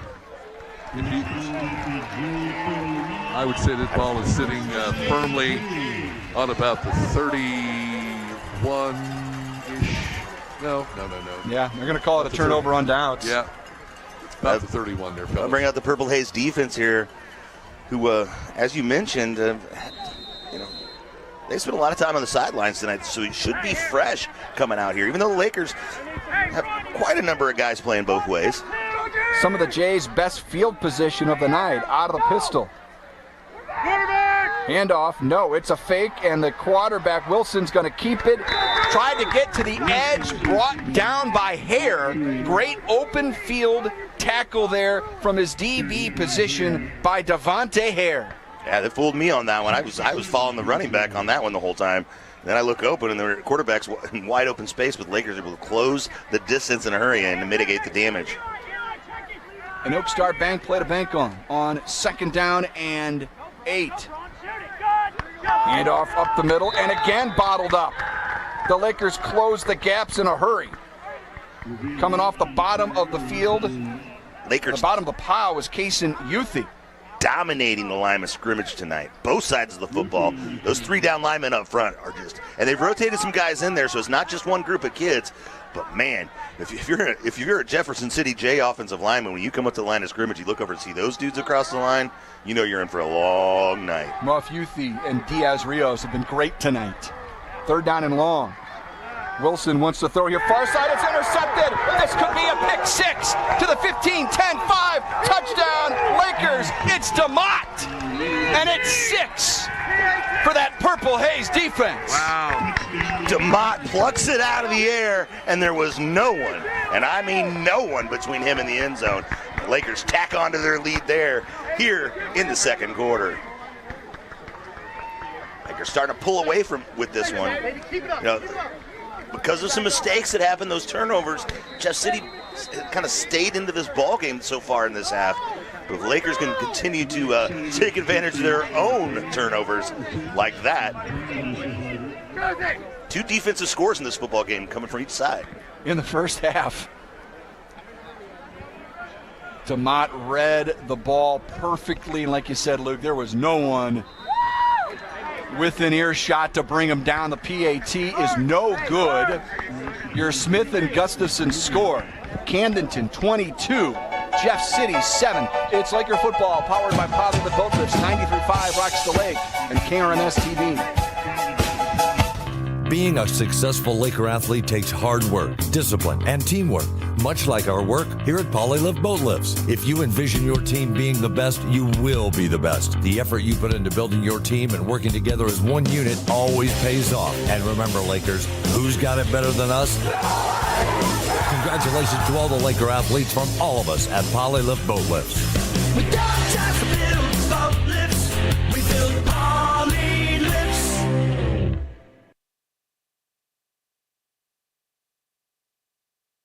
Lender. You're listening to Laker football on 93.5 Rocks. Flat Branch Home Loans kickoff is coming up. We're inside the Kenny Carroll Excavating broadcast booth. Visit KennyCarrollExcavating.com or call 573-317-0464. Kenny's been with us since the very beginning. Yes, sir. And you know, Brendan, I talked in the Inside the Football Lab, brought to you by Lake Ozark Water and Sewer, about adaptation. One of the other adaptations, we talked about the Lakers adapting. We talked about the Jays adapting. I'm also having to adapt. Checking out all the new concession stands in the conference. I'm looking forward to your first letter grade of the year here for this Jeff City concession stand. It certainly smells good. A short kick, by the way, there by Durden. The Jays fall on it across their own 20-yard line. No opportunity to return. They'll have it first and 10 at about the 23. We are positioned strategically right above the concession stand. You can smell the popcorn. You can smell the burgers. You like the burgers. They're cooking them on an outside grill. You get bonus points for that. You like that. They are pre-wrapped. That was good. The condiment section, it had ketchup and mustard and some jalapenos. It didn't go too crazy, so kind of grade them down there. But what they did have, Brendan, they had a Frito pie on the menu, one of my favorites. So they got bonus points there. Okay. So with the average burger, the bonus points for the Frito pie that was okay. I'm gonna give the first letter grade of the year a B. Okay. A B here, all Justin. right. Play action, LaViolette. Wilson connects on a first down and more, running down the numbers, breaking tackles inside the 35-yard line. Big pass and catch to Kendrick Johnson. Biggest play of the night, an explosive play for the Jeff City Jays. They have it first and 10 inside the Lakers territory. And biggest reaction I've seen out of this Jeff City crowd, which, you know, with a historic program like this, they have a great home crowd here for their opener, a great student section. Lakers, you know, with it being Labor Day weekend, sometimes this first couple games of the season on the road are a little bit tougher to get that road crowd going. Top deck penalty, and I think this is another procedure against Yes, Jeff City. It sure is. Their offensive line has had a few problems tonight, guys. Whether it's snapping the football, whether it's getting set, whether it's procedure calls. They've got some beef up front too, boys. Oh, they definitely do. So first and 15 after that top deck penalty flag. They got beef, but we got pork. This is true. And a Frito pie, apparently. On first and 15. I was referring to the Hoggies. Oh, high snap. Handoff, LaViolette up the middle. Taking DeMott with them for a little bit of a ride inside the 35-yard line. Gets that penalty yardage back. It'll bring up second down and 10. Which begs the question, if a Camdenton offensive lineman eats a pulled pork sandwich, is that cannibalism? I think that's an investigative report that we're going to have to be on coming up at halftime. Check it out. Could be a new Inside the Football Lab segment. Second and 10 from the 34. Wilson hands it off, running right. Man. Met at the line of scrimmage, met at the point of attack. Slow developing plays for the Jays are just not working out. The Laker defense flying around back there. Linebackers, defensive backs, all sacrificing their body. You don't know where this Laker defender is going to come from, but they're just smacking people around, and they're doing it in the Jefferson City Jays backfield. Cole Jennings with the tackle that time. It's third down and 8. Ball at the Laker 32-yard line. Big down here. Big snap for the Jays. Down 22-7. Little pump fake, feeling pressure, getting the ball away barely as Wilson and connects inside the 30, inside the 25, forced out of bounds. Oh, there's and a flag. Late flag flies in. All kinds of them. Paul Muff getting in the grill of Wilson, but somehow got the ball away in the nick of time. This is going to turn out to be a big play, I think, for the Jays after the penalty. They're going to get some tacked on. They certainly are. The personal foul, the top deck penalty. This one goes against the Lakers. A fantastic pass and catch, this time to Judah Harris. Well, the pass was a little high, and it was kind of slow getting there, but the Lakers took a while to react to it. And I think the frustration led to the late hit out of bounds. Yes, sir, absolutely. And a nominee for our hit of the night there is Muff was able to get in the grill, as we mentioned, of Wilson, but not quite soon enough. We're going to get an official's timeout. Let's take one as well with 5:52 to go in the second quarter. Lakers up 22-7. Laker football powered by Polylift Boat Lifts. 93.5 rocks the lake and KRMS TV. You'll want to get to know this trusted landscaping materials supplier. Ozark Stone Yard carries the highest quality products at reasonable prices. They have a wide variety of ledge rock and flagstone and other materials you need for any residential or commercial landscaping project with direct loads to the client. Check out services they offer, photo gallery, and location on ozarkstoneyard.com. It's time for your yard to get stoned. Ozark Stone Yard.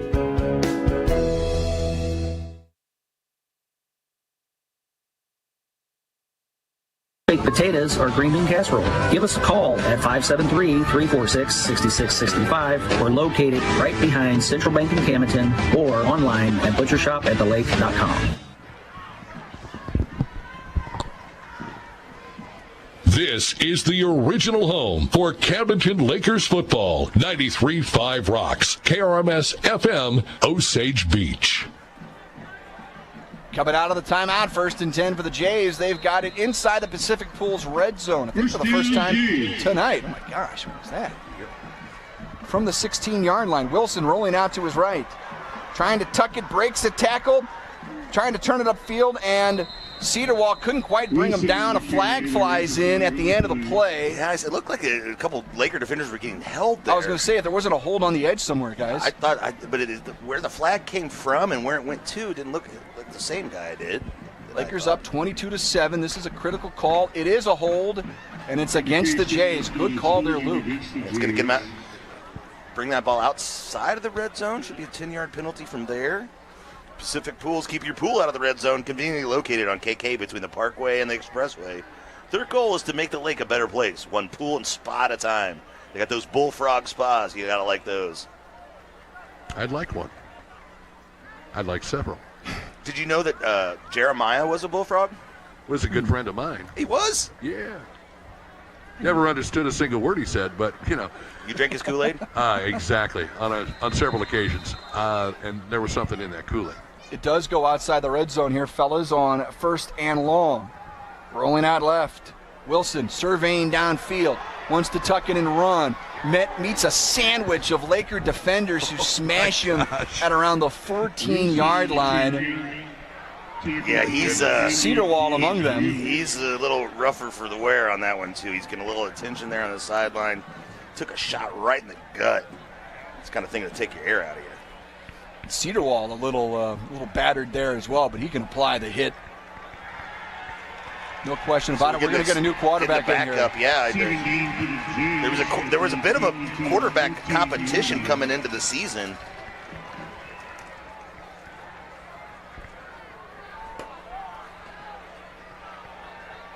Yeah, so it would be Will Linthicum. He just came back to this program after being away from football for a while and was competing for the starting job. He's a tall kid. Yeah, lanky kid, long kid. A flag flies in here on the handoff to LaViolette.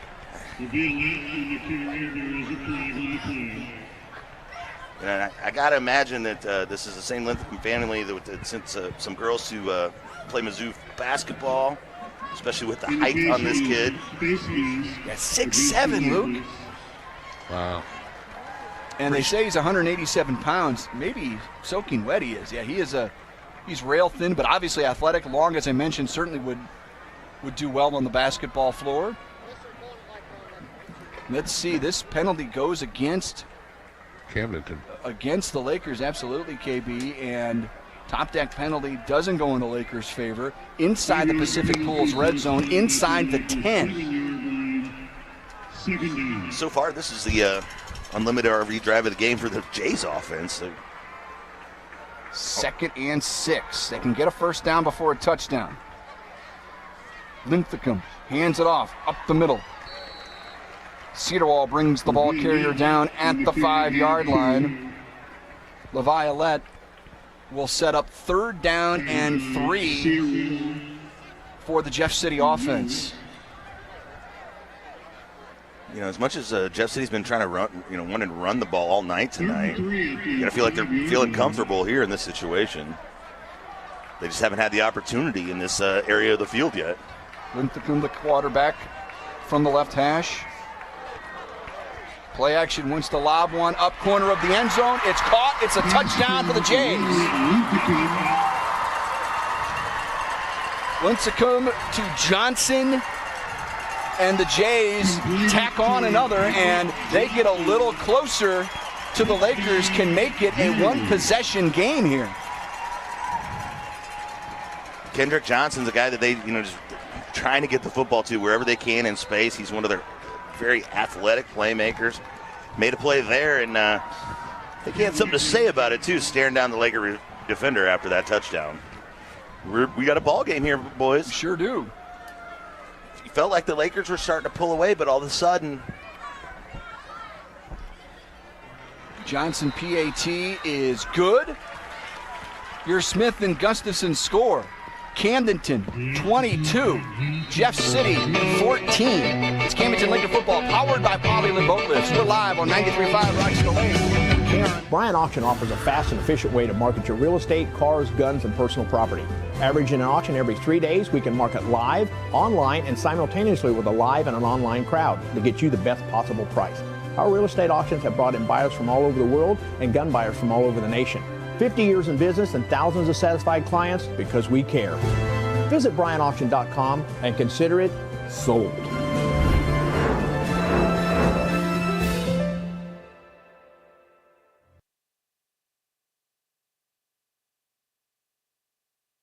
Deck life with Top Deck.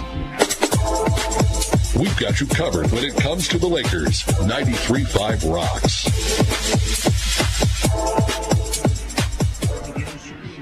(22-14) the score. Camdenton on top of Jeff City, but Luke, you talk about a drive of the ball game. That was the best so far we've seen from the Jays. Yeah, they and they lose their quarterback in the middle of the drive. They are able to shake that off, adapt as it were, and able to get in there. But yeah, that drive of the game sponsored by Unlimited RV. Are you ready for adventure? Look for no further than Unlimited RV. This family and veteran-owned dealership at the lake is your gateway to freedom on the open road. Start your adventure at unlimitedrv.com. Remember, Unlimited RV is your ticket to unforgettable adventures. I want to thank Design Print & Co. Design and Print Co. for sponsoring tonight's broadcast, offering screen printing, embroidery, graphic design, and professional printing. Located in Camdenton, 108 West Highway 54. Design and Print LOZ.com, 660-723-5577.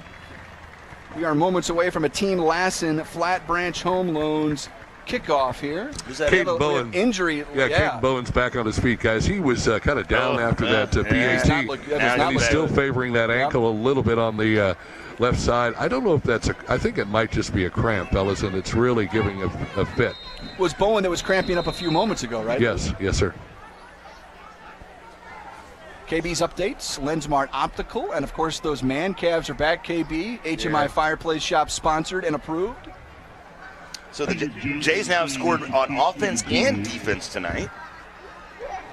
Got to get over as have the Lakers. Go ahead, KB. I was just going to say I got to get over there and see Charlie and the folks and get ready for hopefully a decent winter this year and get the fireplace all ready. We'll do it.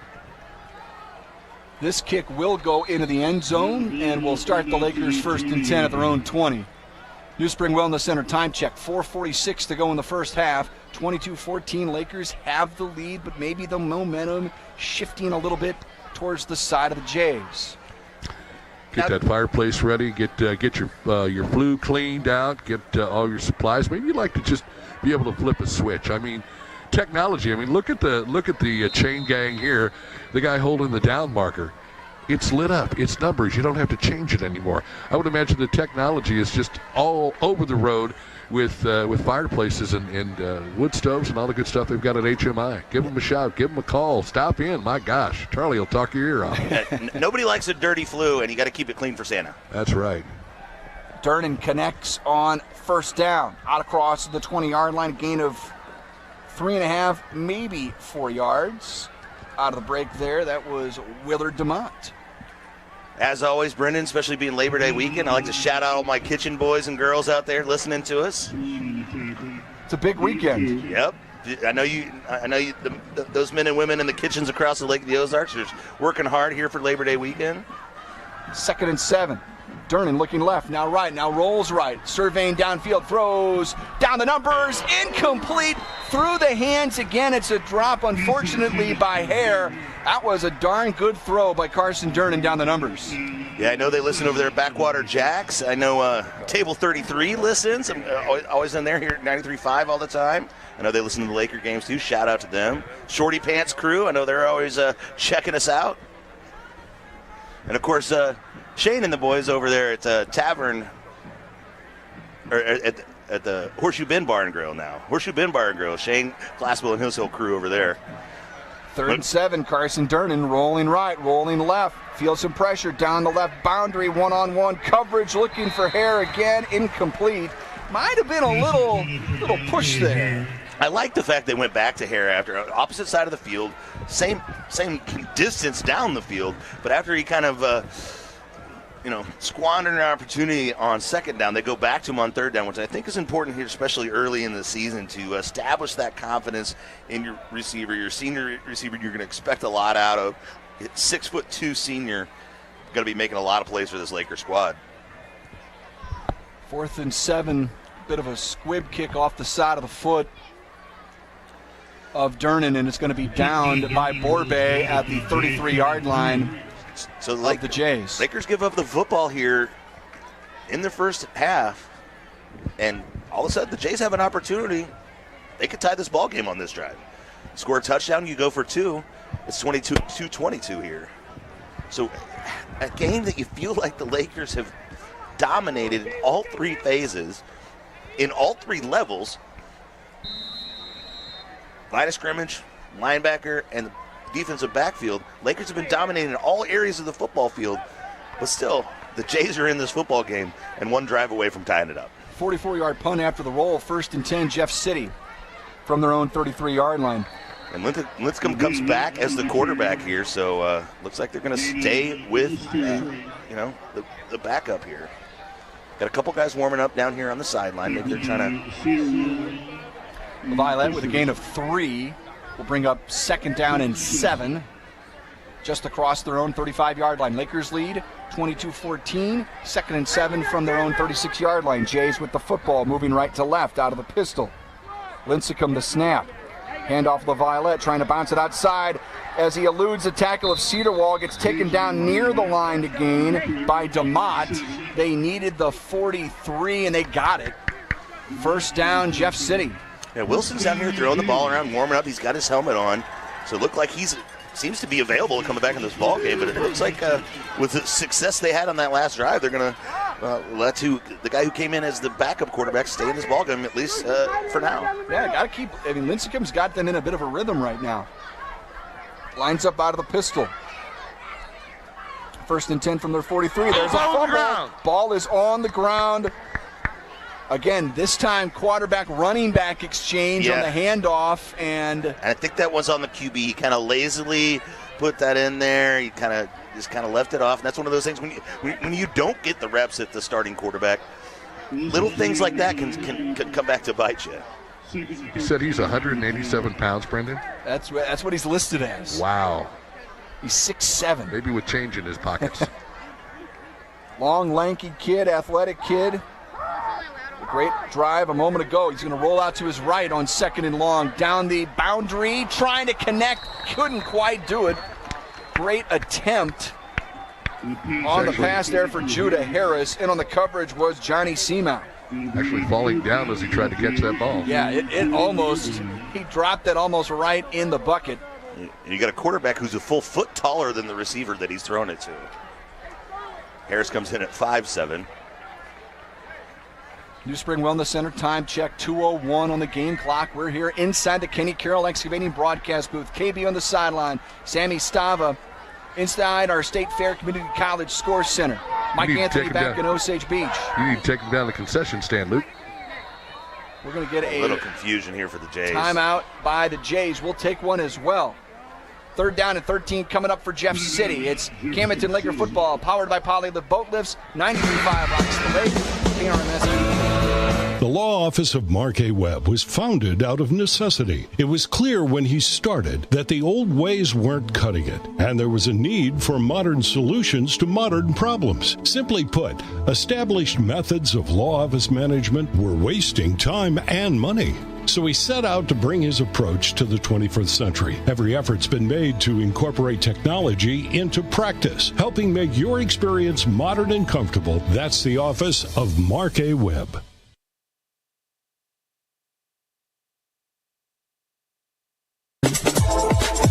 We've got you covered when it comes to the Lakers. 93.5 Rocks.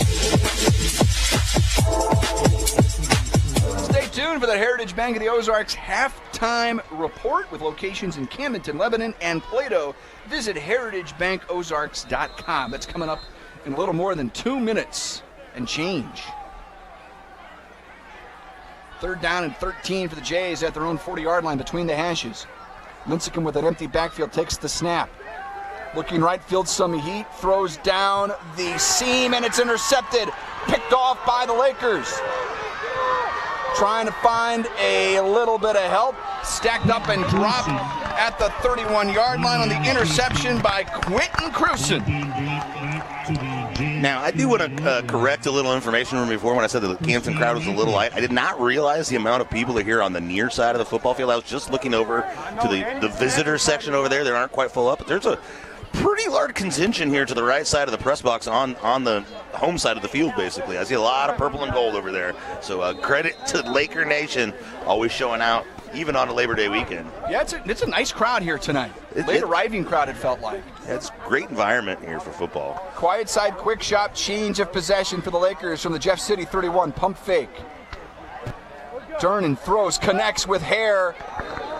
And Hare's going to pick up a first down, a butcher shot first down after a gain of 12. And Luke, you said it, keep feeding him the ball. Keep feeding Devontae the football, and he rewards them with that patience with a first down catch.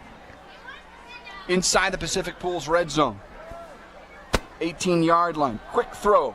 Durnan. DeMott breaks a tackle. Stiff arm inside the 15. Wrangled down inside the 10 to the 9-yard line. Close to the line of game. Could be goal to go in a moment. We got a flag down as well. Yeah, I feel like that maybe was a face mask. I thought it was a horse collar. Face mask is the call. A top deck penalty should be half the distance to the goal. It's going to be 1st and goal for the Lakers. Lakers have 4 opportunities inside the 5-yard line here to extend this 22-14 lead. We've got little under a minute and a half left in the half. Inside the Pacific Pools red zone. Butcher shop 1st and goal. It'd be nice to get one more. Operating from the right hash, empty backfield. Durnan wants to tuck it and run. QB keeper up the middle. QB1 is in for a second rushing touchdown of the night. The Lakers extend their lead. It's 28-14 with 1:14 to go in the half. Good draw play there.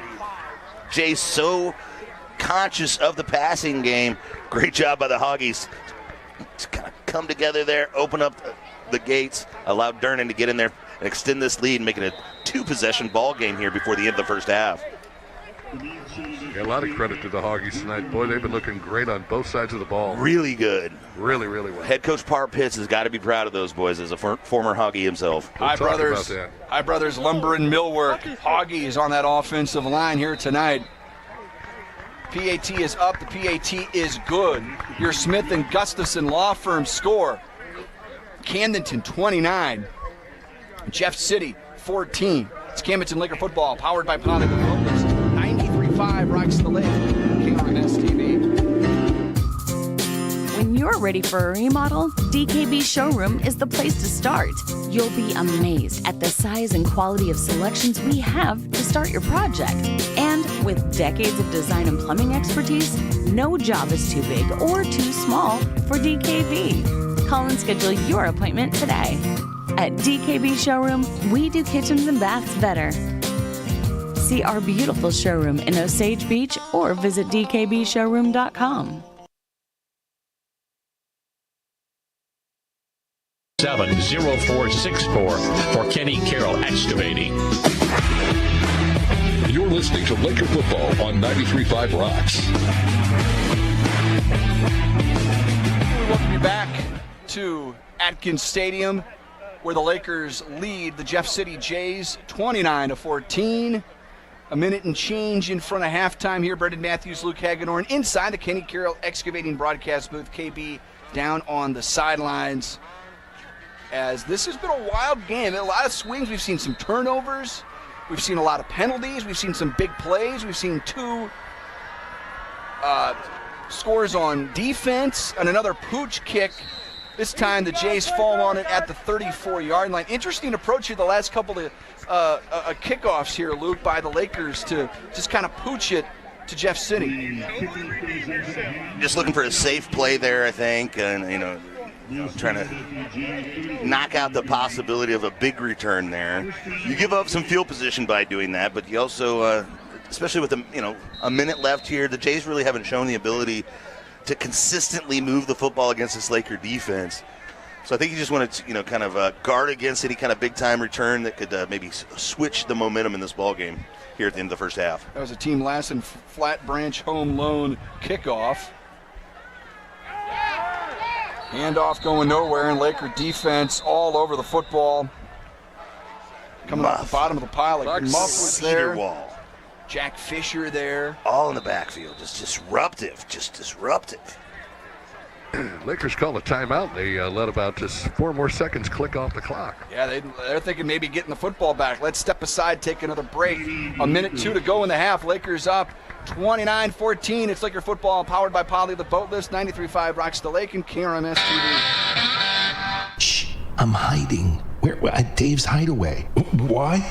Well, there's no smoking, no pets. They have Wi-Fi, great barbecue pits, microwaves, refrigerators, best shower pressure at the lake, and the cleanest rooms. Coffee anytime, too. And they have great weekly rates. Bob, where are you? Don't tell anyone, but I'm hiding at Dave's Hideaway, just west of the Camdenton Square on 54. Come join me at Dave's Hideaway, 873-7111. Bob!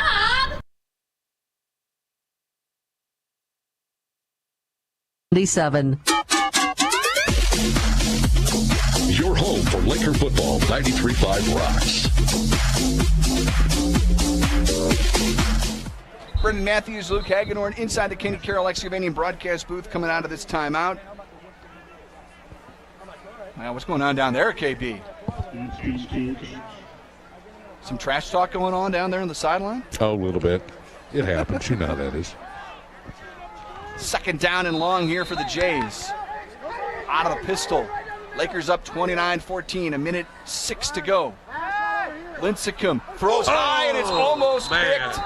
And that was going to be another pick six, this time from Bowen. Couldn't quite bring it in. I tell you guys, the Laker receivers and DBs have a few drops tonight. Yeah, they've been all, but which is good in the sense that they're all around the football, especially here on defense, swarming the ball. Yeah, that's something you can clean up with some more practice, and it could be opening game jitters. But sometimes, Brendan, drops never go away. We've seen it on the professional level with my Kansas City Chiefs.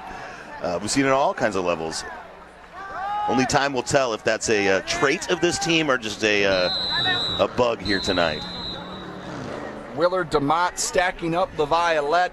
Shy of the 40-yard line, well shy of the line to gain, and another timeout called by the Laker defense. Keep it there. As they're going to get the football back here, and we'll keep it here as the Lakers have a chance to maybe tack on another score this half. Be nice to test your field goal kicker a little bit. That's also a valid point, KB. I'm anxious to see if we'll get a Anna Marie Hopkins Smarter Move Real Estate Group powered by Ozark Realty Smarter Move of the Game nominee here in the next few minutes. Wow. Call Anna Marie at 573-544-3587. She can prove there's a smarter move. It's a lot of verbiage there, buddy. Indeed it is. And we love having Anna Marie Hopkins and their Smarter Move Real Estate Group being part of the broadcast right here. So let's see if we get a quiet side quick shot change of possession. Bad snap, the ball is loose, and the Lakers get it back. Another miscommunication on special teams. Cedar Wall was in there, and the Lakers have the football back. Yeah, it's a quiet side quick shot change of possession. 1st and 10 at the Jeff City 36-yard line.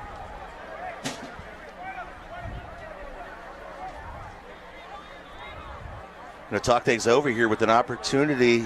This is one of those a good chance early in the season to work on some situational football. 50 seconds left in the half. You're up 2 scores, so it's not dire that you put the ball in the end zone here. But this is one of those things you can learn how to deal with this situation. So when it inevitably comes up again later in the season, maybe in a more important game and a closer game, you know how you can handle it and what will and won't work in this situation. 50 seconds to go in the half. Carson takes the snap. Going to throw deep down the seam, incomplete. Owen Borbet, the intended target, brings up 2nd down. 45 seconds. New Spring Wellness Center time check left here in the first half. One thing I think we've learned in this first half, this Laker team with Carson Durnin running quarterback 1, they're not afraid to push the football downfield. They're going to put pressure in this conference downfield, and that's great news for Laker football. Carson rolling to his right, feeling some pressure, throws underneath, connects.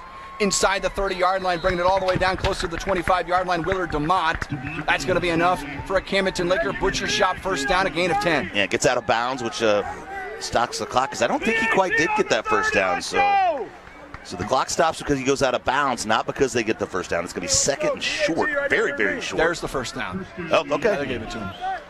I was going to say, if he doesn't have a 1st down there, that's a terrible spot. Butcher shop 1st down from the right hash. Plenty of time to operate. At the 26. Setting up a screen. It's caught by Bowen. Spinning out of a tackle. Running over defenders inside the 15. Inside the Pacific Pools red zone. It's a gain of 13 yards and a butcher shop 1st down. Clock stops while they move the chains. 28 seconds left here in the half. Got an official's timeout for an injured Jay to come off the field, which benefits the Lakers. Gives them an opportunity to set up shop here as they send in a sub here, number 77, coming in to play nose guard. Fresh nose guard for the Jays. 1st and 10 inside the Pacific Pools red zone at the 13. Carson looking right, wants to survey, wants to throw on the run. Back of the end zone, it's caught. No, incomplete. He had it and then and another drop. Bowen couldn't quite bring it in. He's had a few of those tonight. My goodness, though, does he do a heck of a job to get open. As Durnin's accuracy has kind of improved here in the half, his receivers are letting him down. Yeah. Guys, he was a little slow to get up after that play, getting a little assistance from his lineman.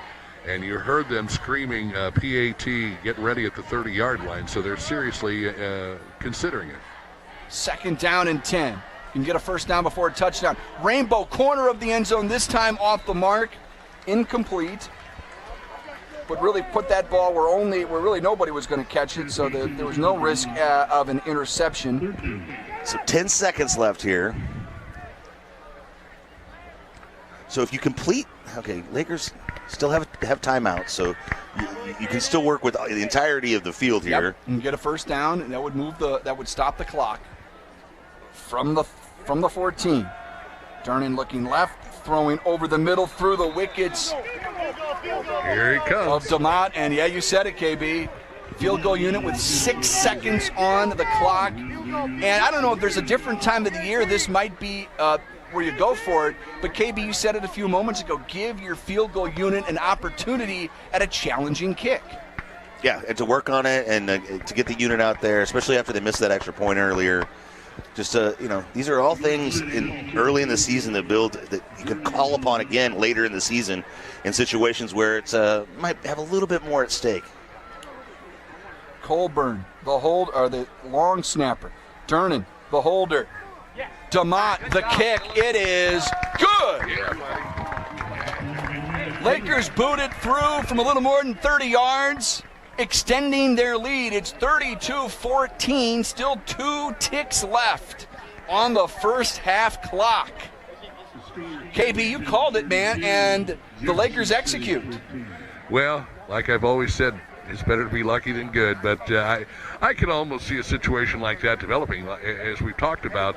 Certainly this is a great opportunity to test your field goal kicker, who is, the guy who kicks your PATs and everything else for you. And I think he wanted a little redemption from earlier tonight, and why not? Give him a shot, and you never know what's going to happen. He came through for him. And I got to say that this Laker defense has been phenomenal. And you mentioned how the guys have been swarming around the ball tonight. It has been so very apparent that you see sometimes when a team comes out for the first game of the season, they make a lot of mental errors, they make a lot of mistakes. We've seen that a little bit with Jeff City, and we've seen it with Camdenton as well. But I got to tell you, the Lakers have recovered nicely and haven't allowed themselves to fall into that trap of letting these mental mistakes haunt them throughout the game. Right about that, KB. They could have more points, but hey, they've got 32. That's not too shabby. A Team Lassen, Flat Branch Home Loans kickoff. That one goes out of bounds. bounds. Going to go out of bounds. Top deck penalty flag flies in. It will put Jeff City at the 35 with a chance. Heard it back there. Yeah. 2 seconds left for a chance at a Hail Mary and then some. They need to account for 65 yards. Yeah, obviously, typically you don't like that football going out of bounds on that play because of the field position you give up. But in this situation, with 2 seconds left in the half, I think it was kind of to the Lakers' benefit. Just, again, ensure that you don't have any kind of fluke play on a return. Gives you a chance just to set up your defense here and prevent. Put a token pressure up front with 3 guys, but I got to expect the rest of the fellas are going to be back defending in the deep parts of the field here on this final play of the half. Take a knee and go to the locker room. Stay tuned for this halftime show that Bryce Durnan is going to come in and talk to us. Every time he comes in and visit with us, he wears 3 different hats. He wears a hat as an administrator, wears a hat as a coach, and of course he wears a hat as a dad. So we'll talk to him about all 3 of those aspects of what he does here for the Laker football program. Lincecum on 1st and 10, hands it off. LaViolette trying to bounce it to the outside, turns it up the field, got a first down, spun down, the ball fell out. Yes, it did. He got back on. It doesn't matter. We got 0-0s on the clock, and we're going to go to halftime. Your Smith and Gustafson score. Camdenton 32, Jeff City 14. Coming out the Heritage Bank of the Ozarks halftime report. It's Camdenton Laker football powered by Polly the Boatlift. 93.5 rocks the lake and KRMS TV. You'll want to get to know this trusted landscaping materials supplier. Ozark Stone Yard carries the highest quality products at reasonable prices. They have a wide variety of ledge rock and flagstone and other materials you need for any residential or commercial landscaping project with direct loads to the client. Check out services they offer, photo gallery, and location on ozarkstoneyard.com. It's time for your yard to get stoned. Ozark Stone Yard. The difference between an average home and a beautiful home may be something as simple as your countertops. When you choose Ozark Granite, you choose to have a beautiful home. Granite countertops in your kitchen or a granite vanity in your bathroom will last for decades and increase the value of your home. Come check out their remnants at great prices, and Stock Slabs Ozark Granite is located just off F Road in Sunrise Beach on Crawford Drive. Call 573-552-5774 Ozark Granite. At Jennings Insurance Group, we specialize in retirement solutions and employee benefits. We use insurance as a tool to positively impact the lives of those we serve. Our goal is to provide you with the best possible coverage and the knowledge to use it. Your team at Jennings provides a holistic approach to retirement solutions using tools to help with comprehensive will and trust documentation, assistance in funding trust, medical directives, and powers of attorney. We work with many companies, but we work for our clients. Health insurance strategies are a big part of financial planning. It is one of the 5 financial risks that we address. At Jennings, we'll address other financial risks, including inflation, taxes, market volatility, and longevity. Call or visit Jennings Insurance Group online today and learn more about how we can help you protect what matters most.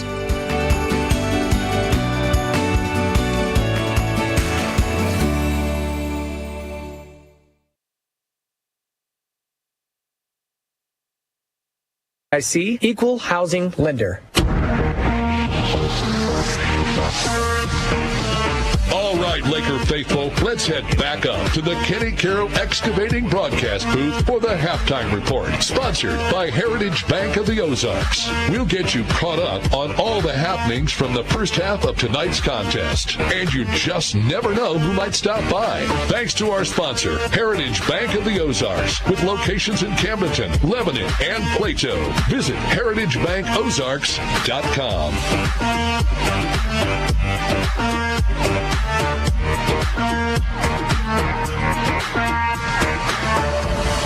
And we're back here at Atkins Stadium where the Camdenton Lakers lead the Jeff City Jays 32-14 in the opening game of the 2024 season. The first time the Lakers are in the CMAC conference, and the first time they ever played the Jeff City Jays in a regular season game. Only their second matchup all time, just being that far apart. Pleased to bring into the booth what has become kind of a tradition here in the first game of the season, especially on the road, Bryce Durnan. And as I said at the end of the first half, you wear so many hats when it comes to the topic we're discussing tonight. Let's start out with your first hat as an administrator. School year just kicked off. How are things going at old CHS?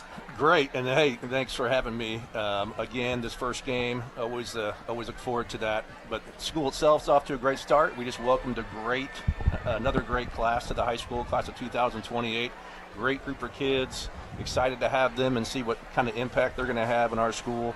But you know, those first 2 weeks, I would say that we're probably still in the honeymoon period. Mm-hmm. And the job by Dr. Thompson, Dr. Knight, and myself is to try and keep that honeymoon period lasting about 178 more school days.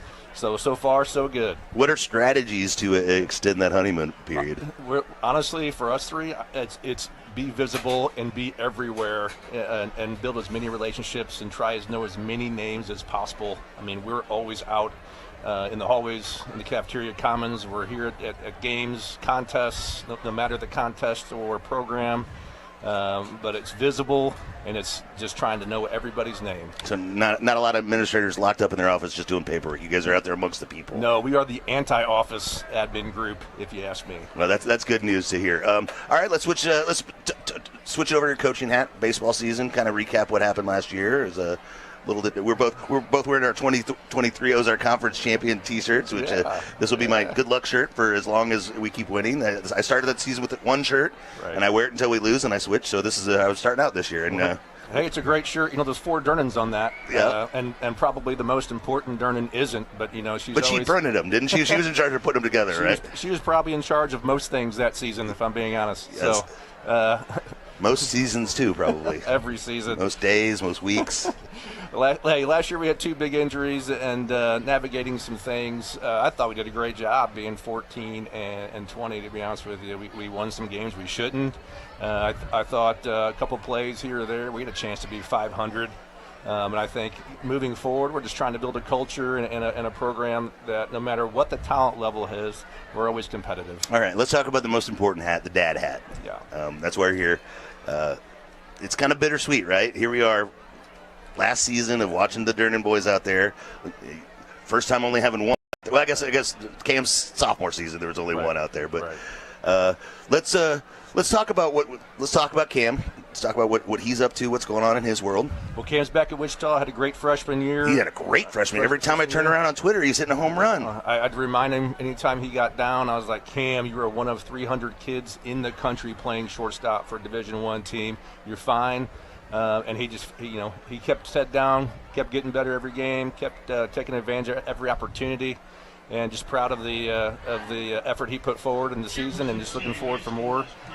He did have elbow issues, so he is recovering, hoping to be ready for the next season. Yeah, and the shocker, the social media team for them seemed to kind of embrace him and really pump him up. And I think part of that was anytime they mentioned him, all the Camden folks would jump in on that, retweet that, and get that going. They knew he was good content for the Twitter. 100%. I don't think they know what it's like to be from Lynn Creek, population 231, and just what that entire Camdenton school district community can do and how they can get behind their guys. So that was fun. And their media team at Wichita is awesome. So looking forward to another great season for him. And Cade, I'll tell you what, he's about 7 months into his post Tommy John surgery, throwing every day but Sunday, doing great. I'm so proud of him and all the experiences he's getting down there in Fort Worth. And he looks gigantic. I thought he was gigantic here when he left. I don't know what they're doing to him down there, but he's getting huge. That's awesome. So what do you expect out of him this season? He's going to get a chance to get up on the bump, or? Well, I think technically his 1 year mark is about February 1st, so the team will just kind of see like where they're at and if they need him, where he's at currently with his progression, and kind of go from there. They could decide to keep him or redshirt him. We don't know. Right now, I just win today and then keep doing that, and just see what happens February 1st. All right, now let's talk about QB1, Carson out there. How cool is that out here for him to transfer his skills from playing receiver, catching balls from his brother? Season didn't end the way we wanted it to, obviously. It was kind of scary, but to see him out there, I was at the Jamboree and I was watching him. I was like, man, he didn't look too much worse for the wear. Well, not a ton of experience. No. You know, the spots that he got, I mean, you saw them. So, I mean, he didn't play quarterback in middle school. He really didn't play it his freshman year. Somebody else did. And then he started playing it a little bit for trash time, his JV and sophomore and junior year. So, I mean, I expected some growing pains, but man, the ball comes out of his arm very, very nice. It's a casual release, and you know he's only 8 months out. This was a very emotional day for Jill and I. I mean, it's 10 months ago, roughly 8 months ago, I guess. I mean, you know, he didn't play. I thought he was a big piece. I thought we looked different when he got hurt. He Absolutely. Went down. Both sides of the ball. I think we win against Cap City if he's in the game. I think we beat Rollo by 4 touchdowns if he's in the game. But overall, this is just, I mean, for us, it's emotional to see him out there. You know, he's a little bit more unhinged. He's the youngest child. I was going to ask, what's the vibe? What does he bring to it? He always did seem like the loose cannon, the more... Well, I mean, it's all relative because, you know, we're pretty straight-laced. You got Cam and Cade, and if you want to go ahead and compare him to those two, yeah, he's probably pretty loose cannon. But in all reality, yeah. I always remind people that, you know, he did a round-off back hamstring when he was introduced last year. My other two wouldn't even think about that. That kind of sums up Carson and what he's about. He's a little bit more he plays with a little bit more of emotion. Yep. From the get-go. And he's not afraid to put his shoulder down. We saw that. We've seen that a couple times tonight. But yeah, I've always pulled for Carson because I'm the youngest of 3 siblings myself. So I know kind of some of the struggles that he's had to put up with. Now I had older sisters, which came with its different challenges. Older brothers, I'm sure, you know, toughened him up a little bit. Yeah, you know. I know Cade heard it a little bit. You know, I didn't know you could do that, or I didn't know you could run that fast. And then the number of times I've heard that phrase about Carson, I had no idea he was going to be kicking off today, for example. It's like, I didn't know he could do that. And it's like, well, sometimes by being the younger brother, you're also overshadowed, and you may not have gotten the opportunity for whatever reason. But you know what? I always claim that he's the most athletic of the 3. I think his brothers would concur. The kid can run. He can deep snap. We've seen him deep snap before. He's holding tonight, and he's kicking off. He's doing it all over the field. He's another Cam, but he's 6'3", 180 in my mind. So we'll shake the dust off and get used to playing underneath the Friday Night Lights, and I hope, you know, in 10 weeks, you know, we're still winning. Yeah, absolutely. Now, I know you guys have listened to the broadcast for a while. You got family on both sides of the state listening, so I always like to give you an opportunity to shout out those folks and say hi to the ones we know are listening. Well, I always like to give a shout out to the northwest side, the Easley clan and the Edward clans over there. The Dyers sometimes they will chime in, and then on the east side, my St. Louis crew, all the Durnans there. Listening in, shout out to you, and of course our number 1 super fan, that's Jeff Mellencamp. I tell you what, he's here tonight. He just makes this whole thing run, and I'm so excited that he lives in our community. Yeah, Jeff's an awesome dude. Contributes in so many ways, not just as a sports team, but you know, he's a hero. He's a real life superhero out there saving lives and doing that thing. Right on. And if they are listening, Shout out to Kay down in TCU. I know he's watching TCU versus Stanford at some point tonight. And shout out to Cam out in Wichita. Yeah, absolutely. Always be looking forward to watching those boys' career for the rest of, for as long as it goes, man. It's gonna be awesome. Bryce Durnan, thanks for coming in and visit with us on our yearly basis. Let Jill know she's on the list. She's coming up soon too. Roger. We'll talk to her soon. But appreciate it. Anything else you want to send out to Laker Nation? Not at all. LAK, let's go. Yeah, ERS.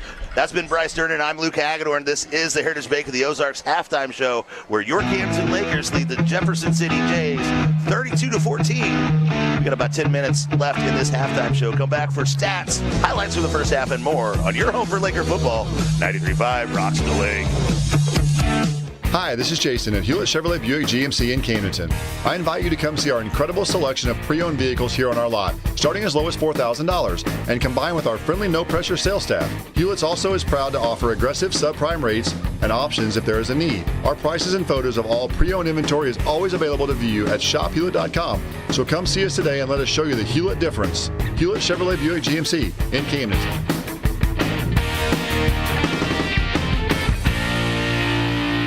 I'm Brett Edson with Allie Holman Howe Funeral Home. My family has called Camden County home for 8 generations. Our firm's roots run deep too. In 1929, our predecessor, Banks & Woolery, moved the original funeral home from Old Lynn Creek to the square in Camdenton. In 1955, the Reed family relocated to the present location on North Highway 5. Allie Holman Howe Funeral Home has continued that legacy with personalized distinction for over 2 decades. Our caring and capable team stands ready to meet your needs at Allie Holman Howe Funeral Home in Camdenton. Lake West Excavating is ready to help you with your demolition and excavating projects. Waterline, state-certified septic installations, land clearing, driveways, foundations, footings, and grading is just some of what they do. Owner Jacob Baker will personally oversee your project and offer hands-on supervision. Residential or commercial, Lake West Excavating has the experience and equipment to get your job done right and on time. Visit Lake West Excavating on Facebook and call 573-789-9553. Being a successful Laker athlete takes hard work, discipline, and teamwork, much like our work here at Polylift Boat Lifts. If you envision your team being the best, you will be the best. The effort you put into building your team and working together as one unit always pays off. And remember, Lakers, who's got it better than us? Congratulations to all the Laker athletes from all of us at Polylift Boat Lifts. We don't just build boat lifts, we build poly lifts. Vision needs.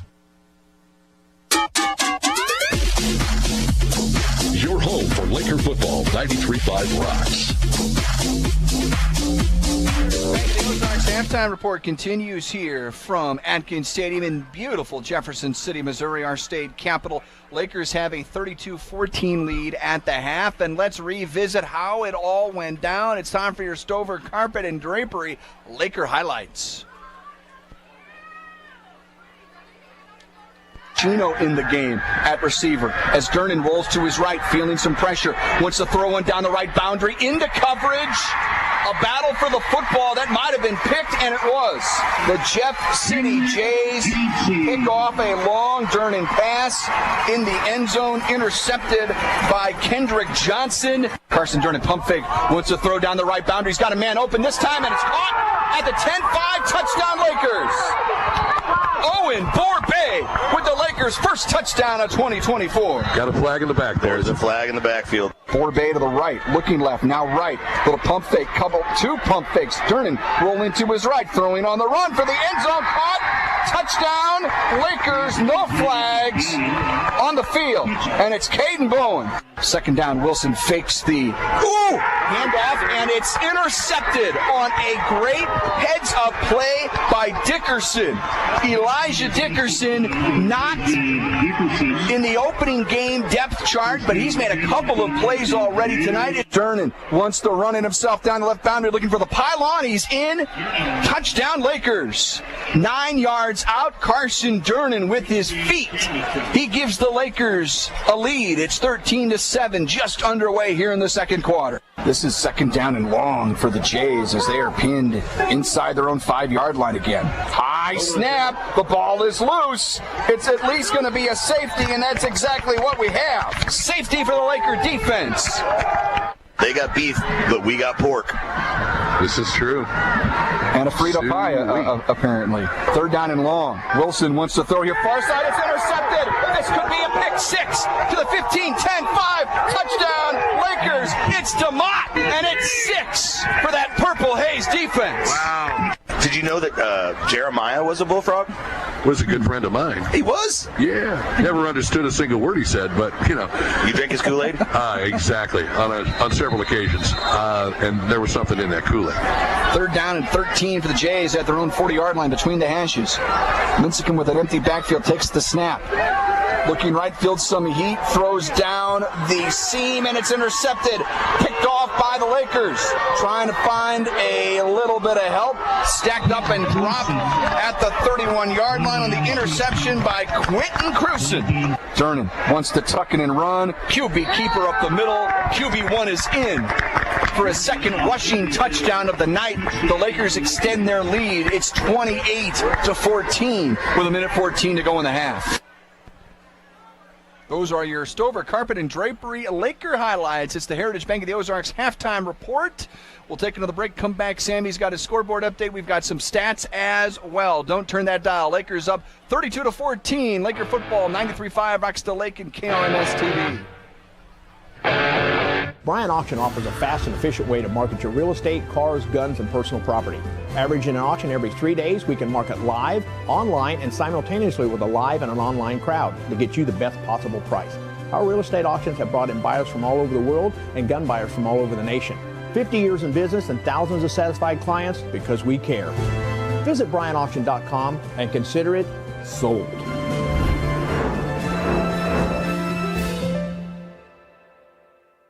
The law office of Mark A. Webb was founded out of necessity. It was clear when he started that the old ways weren't cutting it, and there was a need for modern solutions to modern problems. Simply put, established methods of law office management were wasting time and money. So he set out to bring his approach to the 21st century. Every effort's been made to incorporate technology into practice, helping make your experience modern and comfortable. That's the office of Mark A. Webb. Are you dreaming of that new home or business? Whether you want a brand new building, a remodel, or addition, now is the time to turn your vision into reality. Kurt Flickinger, architect and owner of KJF Architecture, has 25 years experience locally, nationally, and internationally, designing exciting dynamic spaces to work and to live. Visit kjfarch.net for a full profile and to schedule your free consultation. Turning your vision into reality. When you're ready for a remodel, DKB Showroom is the place to start. You'll be amazed at the size and quality of selections we have to start your project. And with decades of design and plumbing expertise, no job is too big or too small for DKB. Call and schedule your appointment today. At DKB Showroom, we do kitchens and baths better. See our beautiful showroom in Osage Beach or visit dkbshowroom.com. Heritage Bank, we are neighbors serving neighbors. Member FDIC, equal housing lender. You're listening to Laker football on 93.5 Rocks. Lakers up 32-14. Sammy Stava standing by inside our State Fair Community College Score Center. Updates on games going around the conference in the district. Sammy, take it away. Thank you, Brennan. It is halftime around the Week 1 slate, and at the moment, Marquette leads Hickman 31-21 at the start of the fourth quarter. Meanwhile, Capital City is all over Carl Junction 28-7 in the third quarter. Elias leads Hannibal 24-8 in the third quarter. Lebanon and Webb City, they are just getting started at a 50. And Rockbridge and Park Hill, a team from Kansas City, they are all tied at 17 at the half. From the State Fair Community College Score Center, I'm Sammy Stava. Guys, back to you. Sammy, thank you very much. It is the Heritage Bank of the Ozarks halftime report. Let's see if we want to bring Mr. Jeff Shore on the program for a moment. Coach, it is great to see you. Hey, guys, good to see you. What a great night for Laker football. It's a fantastic night for Laker football, Coach. How many games did you attend last year?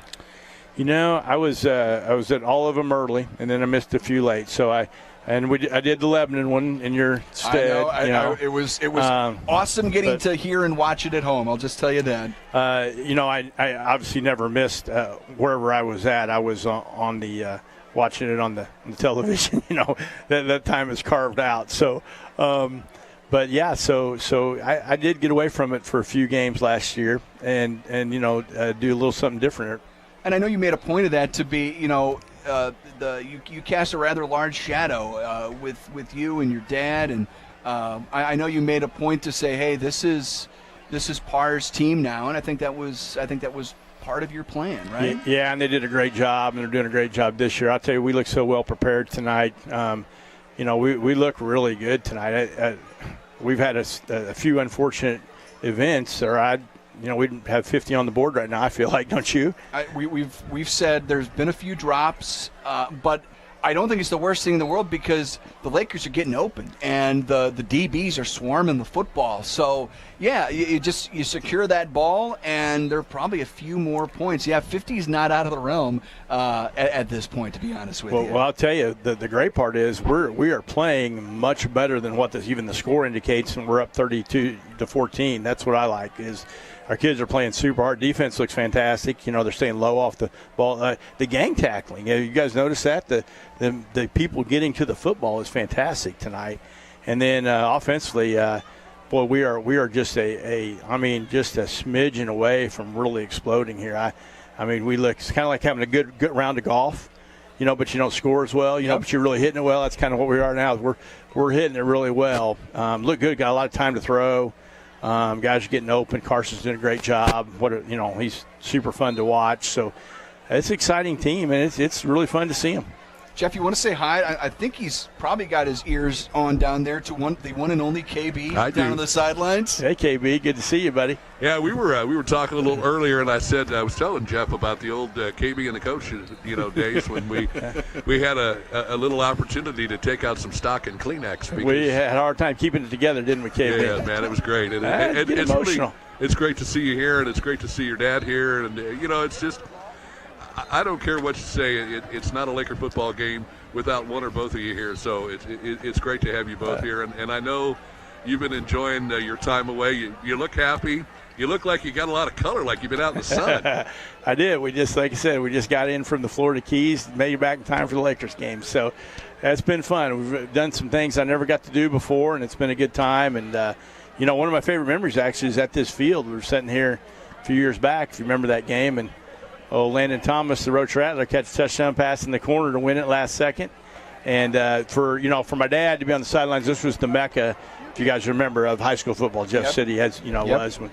And, for him to be on the sidelines and for the Lakers to win that here at Jeff City, this field actually holds some great memories, even though we've only played here once. And tell you, a great night, a great picture that night was Coach Bob Shore, Pete Adkins, Coach Ron Cole, and Coach Bailey from Marr, Missouri, all together in a picture. I stuck my head in there just so I could be a part of it, but those guys are, you talk about a bunch of state championships and a bunch of wins, maybe over 1,000 football wins in that group, and I don't know, 20 state championships, something like that.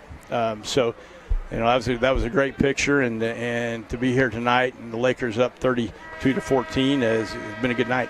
First regular season game between these two programs, Jeff. It's incredible. That's crazy. Do you want to call a couple of plays? Well, no, I got to get back down there. I'm too nervous, guys. I appreciate it. I got to get a little closer to the action. It's great to see you. Guys, thank you again for everything you've always done. Appreciate it. Appreciate it. That's the one and only Jeff Shore as we get ready to kick off this second half with the Lakers on top 32-14. Your Heritage Bank of the Ozarks halftime report. A little bonus coverage there, Lou. Yeah, you offered for him to take over for a couple plays here in the second half, and I normally don't like to give up my headsets, but when Jeff Shore, my boyhood hero, comes in the booth, he can have my headsets anytime. It's a Team Lassen Flat Branch Homes kickoff as the Lakers bring the ball out across the 25-yard line. Remember, they deferred to the second half. They've got the football up 32-14. Some Econolift stats from the first half, fellas. Durnan 20 of 31 for 202 yards. Willard DeMott's 7 catches for 51. Deontay Harris 6 catches for 79. And Caden Bowen, 5 grabs for 66 yards. They've got some drops, Luke, but those receivers have still put up some pretty good numbers as well. Hey, when your QB1's trending towards 400 yards for the game and you got 200 triple-digit yards receivers. Carson Durnan opens the second half, completed to Machino out across the 30-yard line. Going to be a short gain on first down. Shout out Michael Siegel. He's texting me earlier, said to hear a Machino on the field makes us all feel old because we remember those little boys running around the sidelines like so many future Lakers do. But no question. That's the thing about future Lakers. Durnan a little behind the intended target to Mott, but he is turning it upfield, breaking tackles. That's a decent gainer, close to the line to gain. Lakers will set up third down and short. Camdenton up 32-14. We're just underway in the third quarter inside the Kenny Carroll Excavating broadcast booth. Brendan Matthews, Luke Hagedorn, KB on the sideline. Sammy Stava inside our State Fair Community College Score Center. Mike Anthony back in Osage Beach.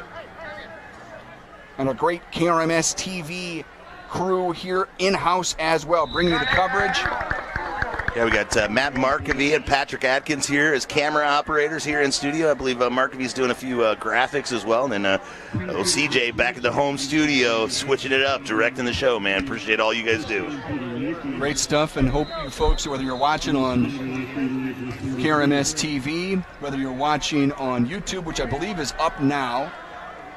And here is a pass through the wickets, and that's Bowen again. Durnan took a shot. He got popped at the end of that play. Again, we've seen a few drops here tonight, as Jeff alluded to. The Lakers have 32. They could have a lot more right now. You can look at that positive or negative. I'd look at it as a positive because they've put themselves around the football all night long here, both offense and defense. 2nd and 10 from their own 43. We're going to get a top deck penalty flag flying in. Lakers up by 18 points here as we're underway in the third quarter. Man, seen on Twitter that several games around the area have been delayed. Some just now kicking off. Yeah, Sammy mentioned that game with Lebanon and Webb City just getting underway. We'll certainly be done here tonight, we would think, long before that game was final.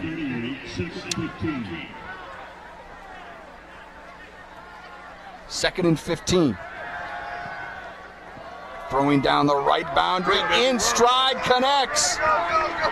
Going down the sideline of the 15, 10, 5, touchdown, Lakers. And that is Owen Borbay to the house. And it was a race to the pylon, and Borbay came in with the gold medal. 6 points for the Lakers. Lakers up 38-14 here with 10 minutes, 26 seconds left in the third quarter. You don't need a deep ball to get a long pass with Owen Borbay.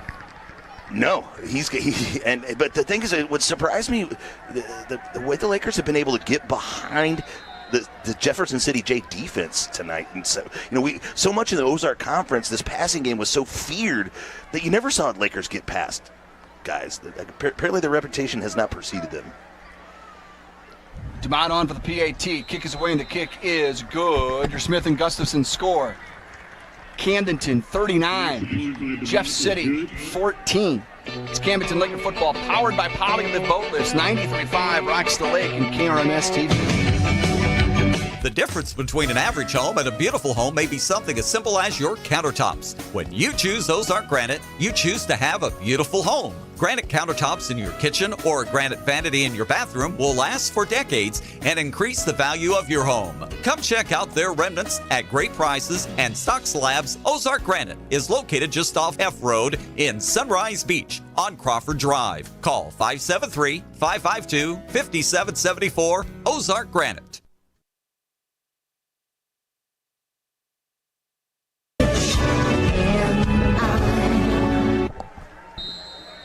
This is the original home for Camdenton Lakers football. 93.5 Rocks, KRMS FM, Osage Beach.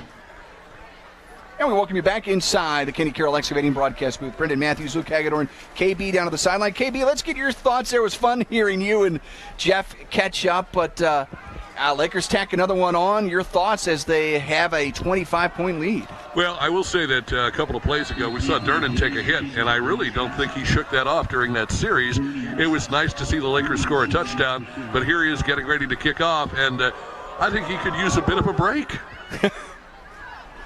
It's your Team Lassen Flat Branch Home Loans kickoff. He kicked that one through not the back of the end zone, but into the end zone for a touchback. Whereas they've been employing those pooch kicks, those squib kick style. That time they let him put a leg into it, and they rewarded with a touchback. Guys, this is a pivotal drive coming up here for Jeff City. Yeah, absolutely. If they're gonna challenge the Lakers in this game, they make the quarterback change to Lincecum there late in the first half. He does put points on the board, but time of possession here tonight, guys, I don't have that stat in front of me. It is dominated by the Lakers at this point. Absolutely. And just minus a few mistakes. Go snap. Yep, and Lincecum hands it off, and immediately getting buried by Sterling Cedarwall is Lavalette. That's a loss. That's a TFL, and it's Oak Star Bank play to bank on. Brennan, isn't that Wilson back in there now? Need to take another look here. Yeah, you're right. Yes, he is. You got the super eyes over there. Yeah, so. You're indeed correct. Wilson back under center. Another high snap, feeling some pressure, and he's going to get dropped at the 16-yard line. Brought down. I tell you, these guys are all over the place. Paul Muff. Muff is picked up where he left off last year, Luke. I think generating pressure on that defensive line. I think he's taken another step forward. Sure has. He showed well in flashes last year, but he's consistently disrupting the action in the backfield tonight. From both the nose guard and the tackle position, they're moving him around a little bit, which makes it harder for those offensive linemen to keep track on where the junior is coming from. Jeff City playing behind the sticks. Wilson rolling to his right. Feels some pressure again by Muff, and he's dropped at the 7-yard line. Muff started it. It was finished by Sean Hasker. A big loss. And the Jays are going to have to kick the ball away, but make no mistake about it, Muff helped to stop the momentum of the quarterback Wilson back there, and Hasker finished him off. It's another Oak Star Bank play to bank on. I will say, hearing quite a number of chants of Purple Haze from on the Jeff City side of the field. And we've got some purple down here, KB. Here's a line drive kick. Bowen's going to let it roll. And it's going to turn into a pretty good punt after the roll. All the way down to the 49-yard line of the Lakers. A punt of 43 yards with the roll. And it's the Lakers with it near midfield and up 39-14. Your Smith and Gustafson score. 8:24 to go in the third quarter. You guys were talking to Jeff up there. I've got Bob standing right here next to me. What do you think about what's been going on tonight? Been a great night for the Lakers. I believe without some first game jitters, if we played them next week, it'd have been over at the end of the first quarter rather than half. Always a head coach first. Love it. I love it, KB. Great to hear from Coach Bob Shore after that quiet side quick shot change of possession. A handoff up the middle, stacked up for a minimal gain. It's one thing Jeff gets from his dad as well, the ability to put things, use words in a certain way that just really conveys a point. Let's just say it. He's not gonna sugarcoat it, right? We have an injured Jeff City Jay, and again, it's certainly humid. Great accommodations, by the way. Thank you to the folks at Jeff City for taking care of us here at Atkins Stadium. Still very humid out there. KB, I don't know if it feels any better on the field than it does up here. A little stuffy, a little sticky here. We've had a nice breeze down here. I would say most of the evening, certainly as we got a little bit more into the second quarter, it was really nice. We got a mild breeze down here now, not really sweating like I normally would, but that's what happens when you drop a few pounds. You know what I'm saying? Hey, you're looking good, my friend. Hey, thanks, buddy. I want all the clean living. Well, how about our Royal Bank, our Royal Heating and Air Weather update. We've got 75 degrees down there on the field right now, KB. That is certainly manageable. A light breeze, and the humidity, yeah, it is up there. Dew point's at 72, 89% humidity, and that's where, KB, that's where these cramps are coming in for these young men. Absolutely, and if I could put in a little plug for one of our sponsors, New Spring Wellness Center, great place to go. They've got those vitamin boosts that you can get, a B12 boost or whatever you need. Stop in and see Chad and Katie, and they're great folks. They really have been great supporters of these Lakers over the years. Real good folks, and yeah, if you're feeling a little woozy from the summer months and you'd like to get maybe a nice jump on fall, swing it in and see those folks. They're great people. Yeah, and if you get cramps of your own, I bet they can help you out. Yeah, I get a cramp now and then. I don't cramp because all the bananas I eat. Oh, you Potassium. Potassium. Good for you. Potassium, yes, sir. I'd still say go to New Spring. They'll make sure you're cramp free for a long time. Well, our Mid-City Lumber game plan tonight was have fun out there for the Lakers. They've been doing that. They've got 39 points. They're up by 25 on 2nd and long. Durnin on the pump fake. Wants to throw deep middle. Has a man wide open. Overshot him just a little. Overshot Borbay, and I think he's cramping up a little bit. Yeah, we have. Knock on whatever wood I can find in here. I'm actually surprised. I mean, we've seen a little bit of cramping tonight, but so far tonight, again, knock on wood, not a ton of cramps, not a ton of injuries. This game's been moving along pretty smoothly. Obviously, no weather delays. The only thing that could maybe make our producer, Mike Anthony, happy here is if the Lakers can score a couple unanswered touchdowns here and bring in his favorite 2 words of college football or high school football. Well, they're going to get a little closer. A top deck penalty, offsides on Jeff City, and the penalty disparity tonight in favor of Jeff City in the wrong way. They have piled them up, and this is 3rd down and short now. Durnin the snap. Not getting any hometown cooking here. No, they are not. Rolling, throwing down the left boundary. It's caught, inbounds. First down and more by Machino inside the 25-yard line. Makes an athletic catch, tippy-toes himself inside the end zone so to secure the first down, and the Lakers are in business just outside the Pacific Pools red zone here. It's a butcher shop first down, a gain of 23. On 1st and 10. Little pump fake, rolling right is Durnin. Surveying downfield. He's going to tuck it and run, looking for a block. Hit as he goes out of bounds. Again, he kind of walks that line and invites a late hit by these defenders. He picks up a nice chunk on that run. Golly, man, I got to tell you, and you know me, I pay attention to the interior line play more than most because that's where my home was as a Laker football player.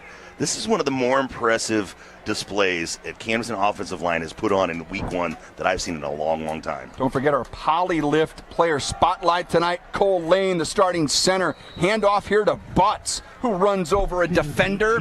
Picks up a butcher shop first down as he lowered that shoulder and puts the Lakers in first down and goal territory inside the Pacific Pools red zone. And I'm not biased at all, but it all starts when a good offensive line all starts with the center and the senior leader that he's been able to be there at his spot at 6'2", 205. Oh. Empty backfield in that first and goal. The slant couldn't quite connect there with Caden Bowen. He's had a few that he just couldn't quite bring in tonight, and I'm sure that's something that we'll look at film this week. But then again, maybe as a coaching staff, Luke, you don't want to say, hey, just go out there and do your thing, because he's gotten open. He's been fantastic tonight. Just like to bring in a few more throws. Here's Durnin rolling out of the pocket left, trying to find a block at the 5, looking for the goal line. He will stroll in for a touchdown. Late flag at the end of the play. A top deck penalty that I think is going to go against Jeff City because it was after the run. I don't know. I thought maybe it might go against the Lakers' personal foul. Yeah, there's a Jay on the turf, yes, sir, slowly getting up. That would be against Bowen if it is. It's a touchdown. Touchdown is good, and you're right about that personal foul. And whether that, again, Bowen was in the neighborhood there. May make this extra point a little bit more exciting, depending on how they want to. Are you attacking on the kickoff? He confirms with the head coach, and looks like they probably will put it on the kickoff. I will say, however, with the score the way it is, the Jeff City faithful staying in their seats to cheer on their Jays tonight. Great crowd, really, really nice home environment here at Atkins Stadium, yes, even with the weather. A lot of weather before the game, but it moved out just in time. We kicked off at 7 o'clock. We know many of folks to our south and east have not been so lucky tonight. Here's DeMott for the PAT. Good snap, good hold. Kick is just inside that right upright. And your Smith and Gustafson score. Camdenton up 46-14. It's Laker football powered by Poly the Bogus, 93.5 Rocks the Lake, and KRMS TV. You'll want to get to know this trusted landscaping materials supplier. Ozark Stone Yard carries the highest quality products at reasonable prices. They have a wide variety of ledge rock and flagstone and other materials you need for any residential or commercial landscaping project with direct loads to the client. Check out services they offer, photo gallery, and location on ozarkstoneyard.com. It's time for your yard to get stoned. Ozark Stone Yard.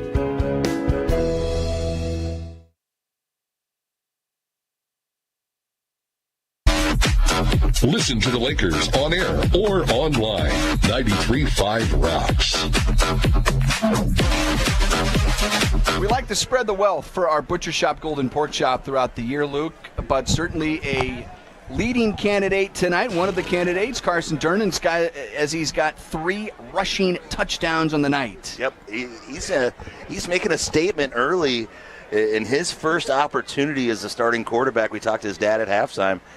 And he made a point that I kind of knew, but I just didn't, wasn't really thinking about. He doesn't have a whole lot of experience as quarterback. He's done so many other things on a football field for the Lakers. He just hasn't been the guy pulling the trigger so much because just so happened to be guys with the same last name who are a little older than him. Another squib kick on the Team Lassen Flat Branch Home Loans kickoff. And a little bit of room out across the 45, angling towards the boundary, out of bounds near midfield is Kendrick Johnson, 1st and 10, Jeff City. KB's updates are brought to you by LensMart Optical. His man calves are powered by HMI Fireplace Shop. KB, how's it feeling down there? You know, man, it feels great. I'm so glad to be back here and doing this again.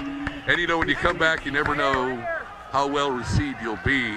And I want to thank all the Laker faithful as well as some of the players and coaches for offering me a handshake and welcoming me back. Feels great. So great to have you, man. So great to have you. As another pick almost right there as we saw Quentin Cruson in the vicinity as these Jeff City quarterbacks have been under fire all night. Talking about the offensive line, Hoggies. Luke, you got to talk about that defensive line and the Hogs up front doing work, getting in the face of whether it's Lincecum, whether it's Wilson, your High brothers, Lumber, and Millwork. Laker Hoggies here. Dominating line of scrimmage, both sides of the football. Second down and 10. Love to see it.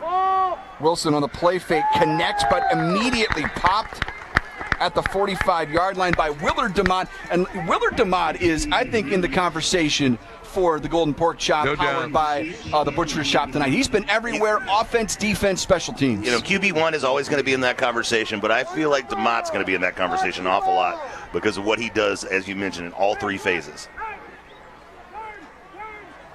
Got 5 on the pass. 3rd down and 4 from the 45-yard line. Out of the pistol. Well, the tall guy back in there. Lincecum hands it off to LaViolette, and he is stacked up. Cedarwall got there. Also in on the action was Brady Mills, and it brings up 4th down. This Jeff City offense, whether it's 3rd down and long, whether it's 4th down and long, they've been in this spot from their perspective too many times tonight. There's still football left to be played here tonight, Brendan, and we know that rankings and state polls don't really necessarily matter, but is a game like this against a program, Jeff City, who's, maybe not what they once were, but they're still a name brand in Missouri high school football, right? They're well known across the state. Is a game like this maybe raise some eyebrows across the state and some of those voters in the polls? It might. I think a lot of folks thought this Jeff City team was coming in with some players that could make an impact. And I don't know, the preseason state poll, they don't do it anymore. The first one's going to come out next week. I'm not sure where Camdenton would be positioned. I think they're still kind of on that prove it tour. I think the big game we're going to be talking about in here in a few weeks, it's going to come up quick. It's going to be that home game against Elias. Absolutely. And, another Jefferson City school, the Catholic school here. But, very little history between the Lakers and the Jays, but quite a bit of history between the Lakers and the Crusaders. No doubt about it. 4th and 7, Jays going for it. Lincecum throws, and it's intercepted. Another pick down the seam by the Lakers, and who else? It's Caden Bowen. I thought it was DeMott for a second. It's Caden Bowen. No, I think it was DeMott. Yeah, it is DeMott. Yeah, 8 or 0. They look very similar. It is DeMott. I was right the first time.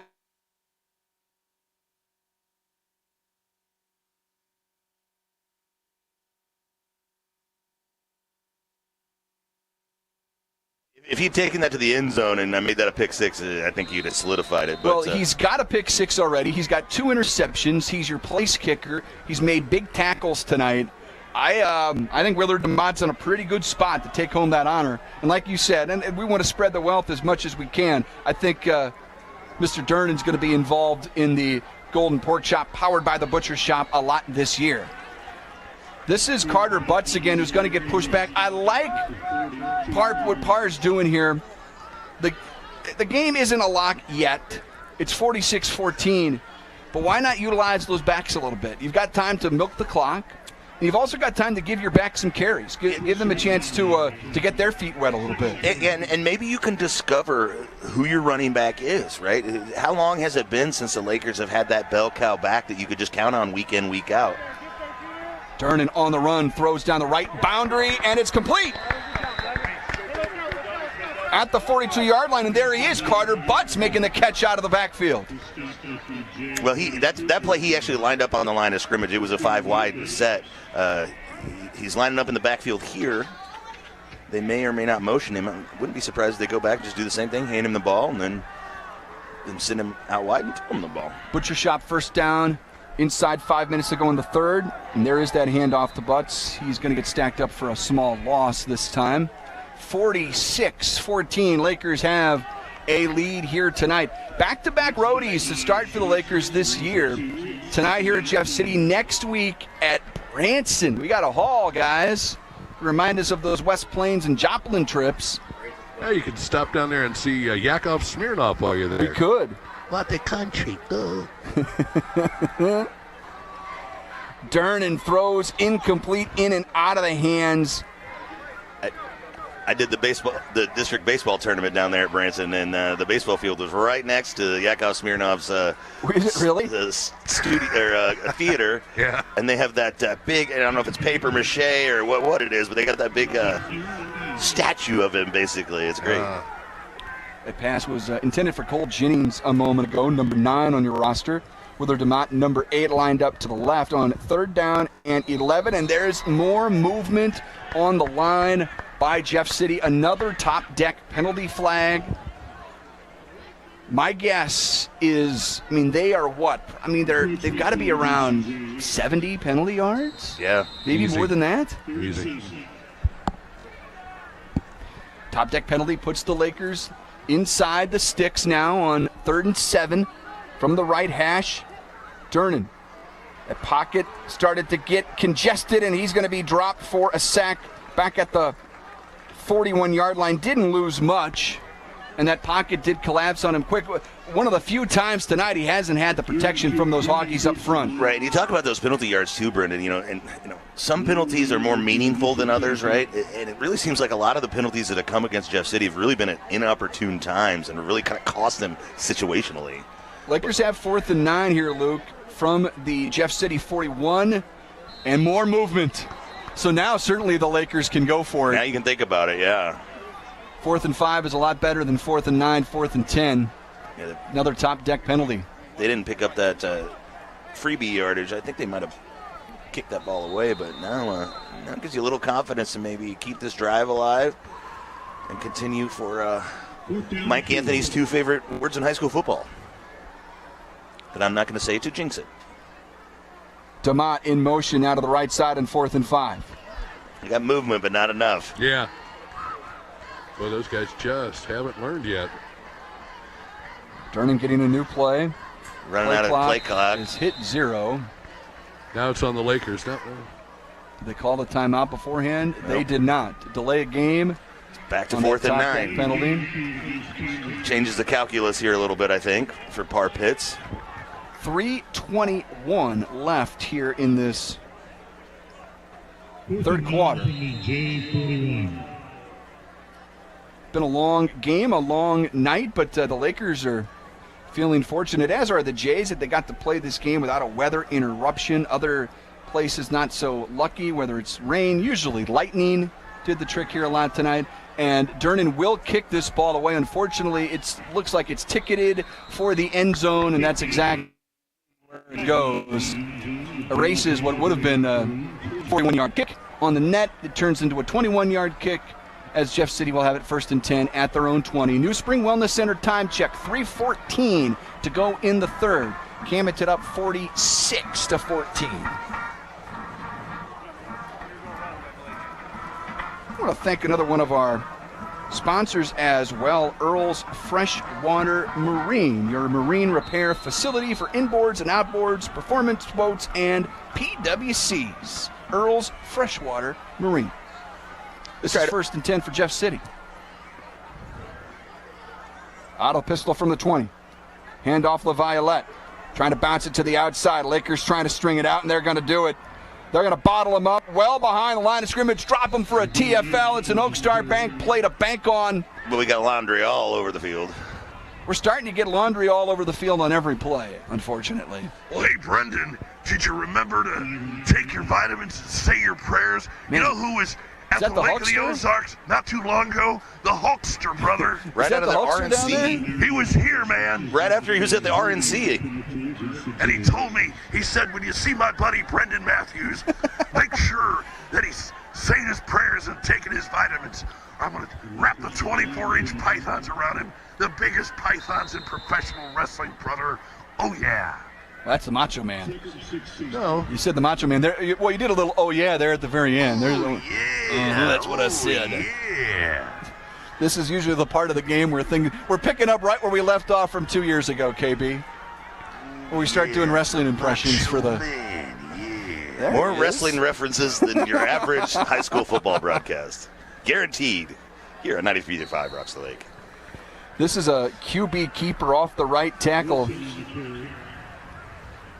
As Wilson brings it out across the 10 to the 15-yard line. Still behind the sticks here. 3rd down and 15 from the 15-yard line. Coming up on 2 minutes to play in the third quarter. Lakers all over the Jays right now, 46-14. On this opening night across the state of Missouri. This is Lincecum back in, pump fake. Muff tried to find his way to the QB. He might have been held there. I mean, at this point, for Paul Muff and that defensive line, about the only way to stop those guys is to hold them. And those guys, we're talking about everybody else trying to pass out pork chops. Paul Muff and the rest of the defensive line, they got a plate in front of them too, and they're saying, "What about me? Yeah. Feed me, Brendan. I want a pork chop too." I'd say the whole unit, that defensive line contender for the Butcher Shop Golden Pork Chop tonight. I just don't think one pork chop could be split up well between. Here's a short kick. Fielded by Bowen, turns it upfield, going to get a couple of yards on the return. I'm going to say something right there. Caden struggled catching the football the last couple of quarters. That's big right there with a host of Jeff City Jays getting ready to mow him down. He catches that punt and picks a couple of yards up on the return. Yep. That's a sneaky big play that's not going to be in the box score, but I think that return right there just mattered. That's one of those things that, again, things that happen week 1 may not pay off until week 10. But when they do, it's things like that, building confidence, learning situational football, that all kind of build together to make a great team. It was a quiet side quick shot change of possession. Lakers have it 1st and 10 at the Jeff City 38-yard line from the left hash. Durnan rolling to his right, completing underneath inside the 35-yard line. Might be the first catch of the night there for Brody Reese. Got a J down, guys. I think we've got some more cramps in the works here. He wants to get up. He really does. But, yes, some of his fellow teammates are coming over and kind of trying to help him out a little bit. Let's take a timeout then. On the injury timeout, Lakers lead it 46-14. They've got the football. 2nd and 5 when we come back. Powered by Poly Lift Boat Lifts, 93.5 Rocks the Lake and KRMS TV. Shh, I'm hiding. Where? At Dave's Hideaway. Why? Well, there's no smoking, no pets. They have Wi-Fi, great barbecue pits, microwaves, refrigerators, best shower pressure at the lake, and the cleanest rooms. Coffee anytime, too. And they have great weekly rates. Bob, where are you? Oh, don't tell anyone, but I'm hiding at Dave's Hideaway, just west of the Camdenton Square on 54. Come join me at Dave's Hideaway, 873-7111. Bob! Net Deck Life with Top Deck. You're listening to Laker football on 93.5 Rocks. Inside the Kenny Carroll Excavating broadcast booth, KP on the sideline, Sammy Stava.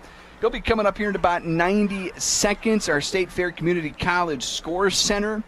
We won't have a final from that Lebanon game tonight, but Sammy might have an update for us. We'll be checking in. And Sammy's also monitoring all of our Facebook updates on all of our KRMS and Viper Broadcast Group platforms. So check out Facebook for any update you're looking for on the Lakers. Sammy will have it for you there. That's all powered by State Fair Community College. And KB, you and Sammy might have to collaborate again on Sammy's chicken finger of the night. Yeah.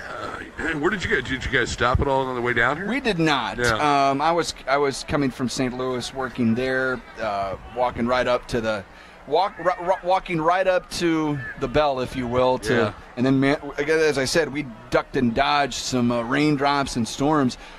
Might have seen a tornado on the way here. Just saying. Certainly was possible with some of that weather I was watching develop. Yeah. 2nd down and 5 here. Durnan back on the field. Facing some blindside pressure. Tripped up. Just about ready to get free. Tripped up and might have lost a yard or two there. That's where his lack of experience maybe came into play a little bit. That's that's one of those things you kind of instinctively kind of feel that pressure, where it's coming from, but you have to actually be through these situations to kind of build up that experience. So got themselves in a little bit of a bind here on 3rd and long. Yeah, 3rd and 8 from the 37 of the Jays, setting up a screen, connects to Jennings, who's going to get stacked up. Jeff City did a really good job of reading that play. One of our favorite plays, that tunnel screen, doesn't quite pick up the yardage, and it'll bring up 4th down and long for the Laker offense. Yeah, that tunnel screen's kind of a boom or bust kind of play. Always. If they don't stop it right away, it can go for a big gainer, but if they read it correctly and they defend it right, they can shut that thing down in a hurry. So 4th and 8, Lakers line up to go for it from the 37-yard line, make it the 36-yard line of the Jays. Tried a hard count there, but Jays are disciplined. 20 seconds on that 3rd quarter clock. Durnan will throw. Looking left, flushed out of the pocket, rolling right. And he's going to get dropped, sacked for a loss. Back at the 39-yard line, will lose 3 yards, and a turnover on downs back to the Jays with 10 seconds to go. Another Jays player down with cramps, looks like, guys. Yeah, he went down hard. And let me ask you a question here. So, you're Jeff City, you're down by a considerable amount. It's just about time for the 4th quarter. Do you start kind of filtering in some of your other guys who may have looked rather promising at some point, or what do you do here? Do you stick with your game plan, or do you kind of waver from that a little bit? Well, you got to figure out who your guys are at this point. With a team like this, new coaching staff who maybe don't know their guys as well, they haven't spent the time with them. You got to figure out who your guys are, and some of that's continue to play them. They've we've seen 2 different quarterbacks tonight, and they've had varying levels of success.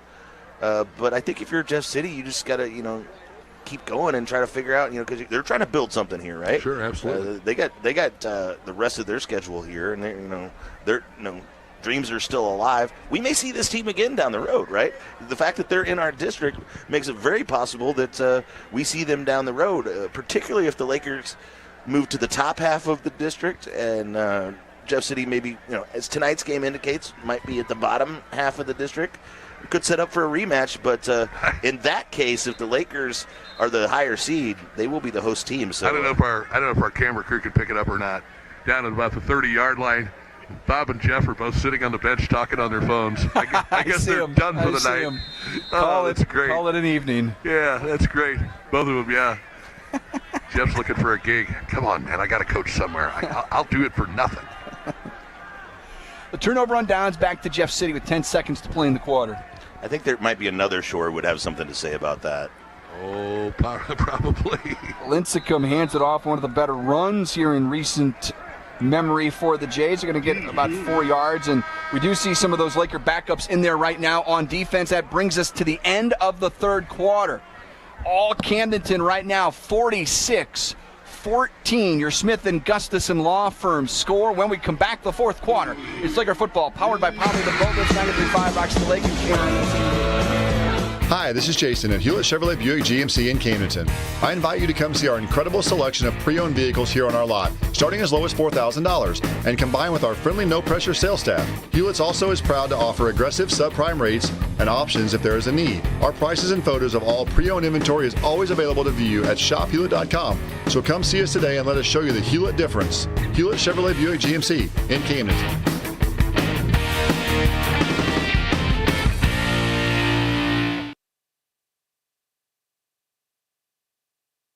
When you need them. Your home for Laker football, 93.5 Rocks.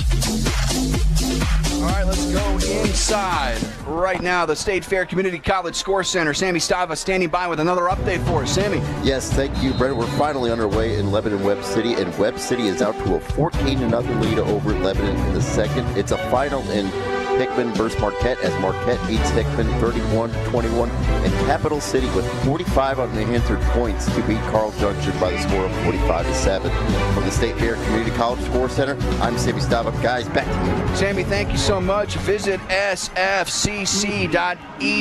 for more information. State Fair Community College, and that Capital City team I think is going to be good again. I played a couple of those highlights in our Stover Carpet and Drapery highlights at the start of the game, Luke, and that game, I got to tell you, for a lot of these guys that are back, that game's got to stick in their craw. And one that it needs to motivate them. I'd love for the Lakers to see Cap City a couple times this year. That means they'd be playing them in the playoffs. They're going to play them here in the regular season. Got a loose ball. Comes out. That was an early whistle, though. His forward progress stopped, so they blew the whistle. The ball came out late. And an unfortunate addition to Sammy's score updates, my Kansas City Royals are walked off by the Houston Astros 3-2 in the ninth inning. Well, you guys are still right there. Wild card at least. Division still possible. But it was kind of neat being in first place there. Oh, Paulie D with another home run. I tell you what, you leave the Cardinals and these guys immediately rediscover their stroke. First and 10 for the Jays inside the Laker 25-yard line. Here's a handoff up the middle. Big gainer. One of the best gains of the night for the Jays, and taking it all the way to the goal line. Touchdown. LaViolette with the touchdown from 22 yards out. Probably going to throw a wrench in the Lakers' plans of getting a turbo clock here tonight. Oh, you said it. I didn't. I was trying to not say the magic word.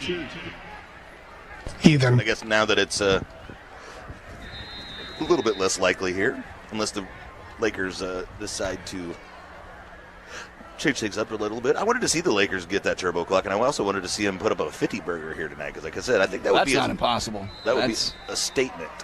PAT is good.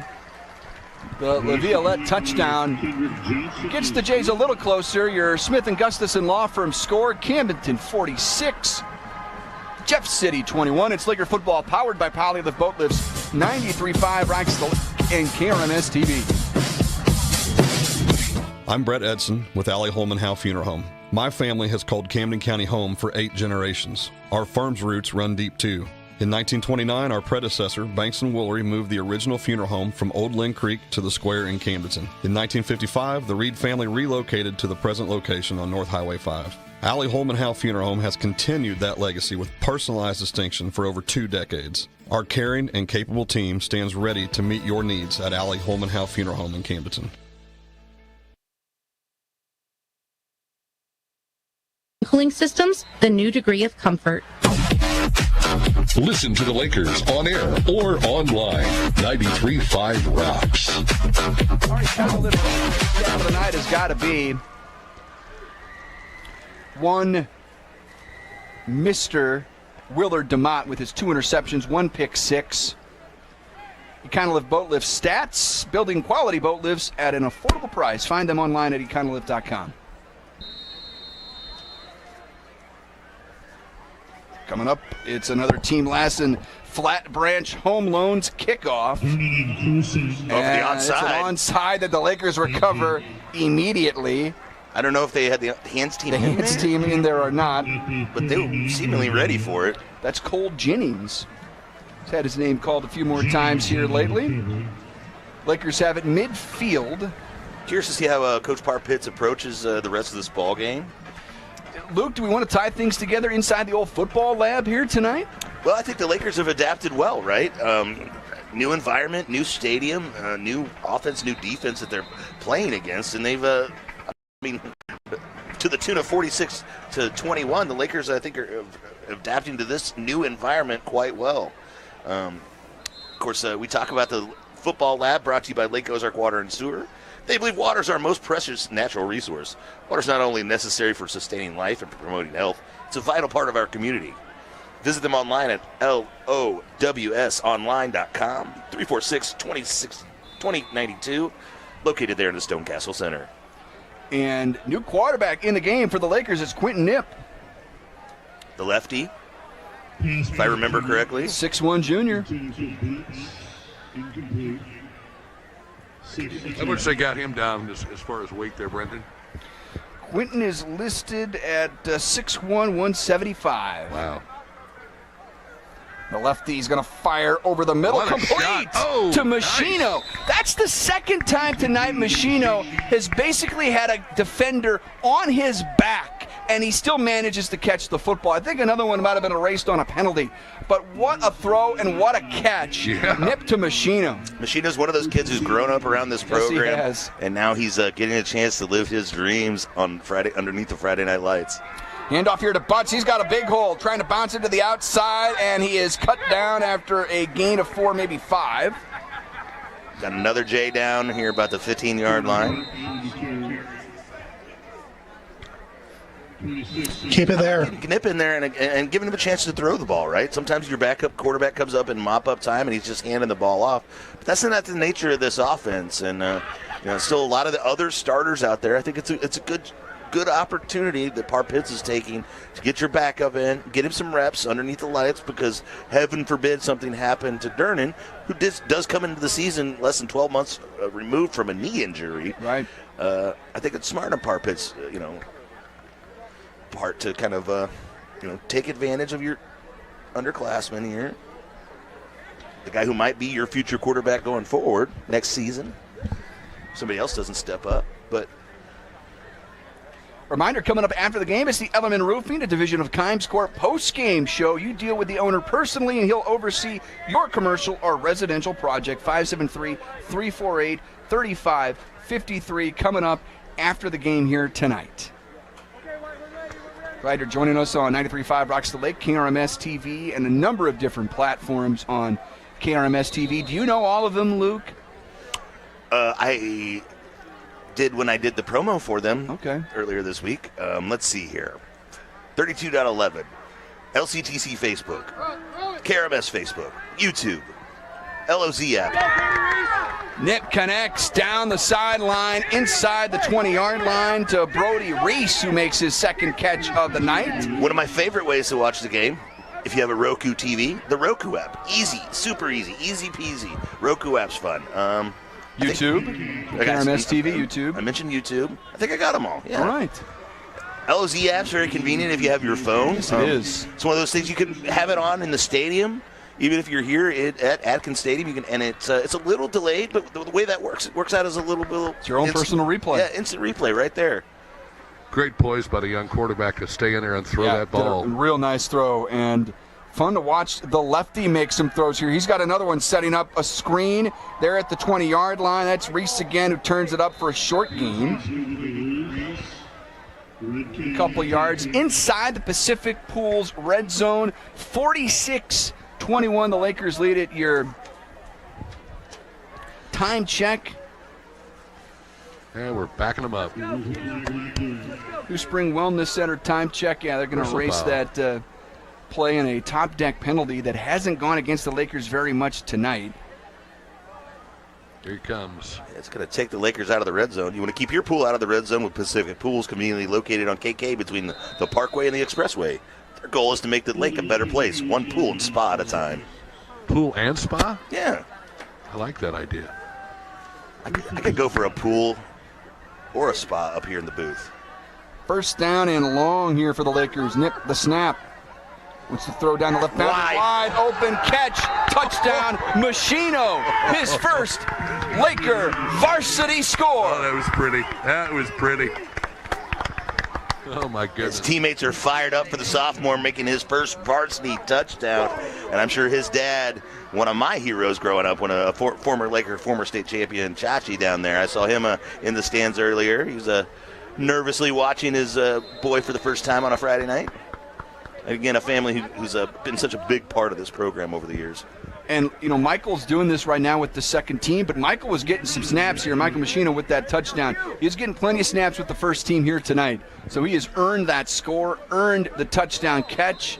The Lakers extend that lead again, and they got that 50-burger, Luke. 50-burger, but it's a 32-point lead. Smith and Gustafson score. Camdenton 53, Jeff City 21. It's Laker football powered by Poly the Boatless. 93.5 rocks the lake and KRNS TV. Lake West Excavating is ready to help you with your demolition and excavating projects. Waterline, state-certified septic installations, land clearing, driveways, foundations, footings, and grading is just some of what they do. Owner Jacob Baker will personally oversee your project and offer hands-on supervision. Residential or commercial, Lake West Excavating has the experience and equipment to get your job done right and on time. Visit Lake West Excavating on Facebook and call 573-789-9553. Butter in your future. Listen to the Lakers on air or online. 93.5 rocks. The second teamers there, Brendan, but that was a heck of a drive. It really was. That might be the unlimited RV drive of the night. I think what was more impressive is the fact that after the penalty, he came back and threw a touchdown. Yeah, there were a lot of elements to that drive. The fact that you got some second teamers in there pulling that off against what presumably is still the Jeff City starters. Team Lassen Flat Branch home loan kickoff for the Jays. Bring the ball out across the 30-yard line. And wouldn't you know it, another top deck penalty flag. Yep, and that drive of the night brought to you by Unlimited RV, offering grand design and Forest River RVs backed by a lifetime warranty. Whether you're a seasoned traveler or a first-time explorer, they've got the perfect RV for you. They're not talking about the tackle, are they? Yes. Picking up the flag. Oh, they're picking it up, as they should. No, absolutely not. He grabbed him on the shoulder, grabbed some jersey, got a hold of him by the shoulder, not by the neck. Yeah, you're getting some shrug emojis from the Jeff City coaching staff over here. 53-21 Lakers on top. Still more than 9 minutes to play in the ball game. And this is just about a cinch to be a 3-hour game before it's all said and done. Without a delay, might I add.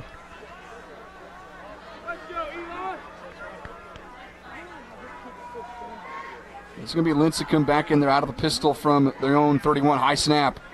Give it to LaViolette, who gets stacked up by that Laker defense. Carter Butts in there on D, making the stop. I think what was interesting about that play on the kickoff there was the fact that the Jeff City return man was running by, and an arm came out of nowhere and grabbed him and put him down. And that's why I think the officials were a little confused and thought it might have been a horse collar, but it certainly wasn't. Saw it plain to stay right from here, got him by the shoulder. Yeah, like a disembodied arm tackled the guy.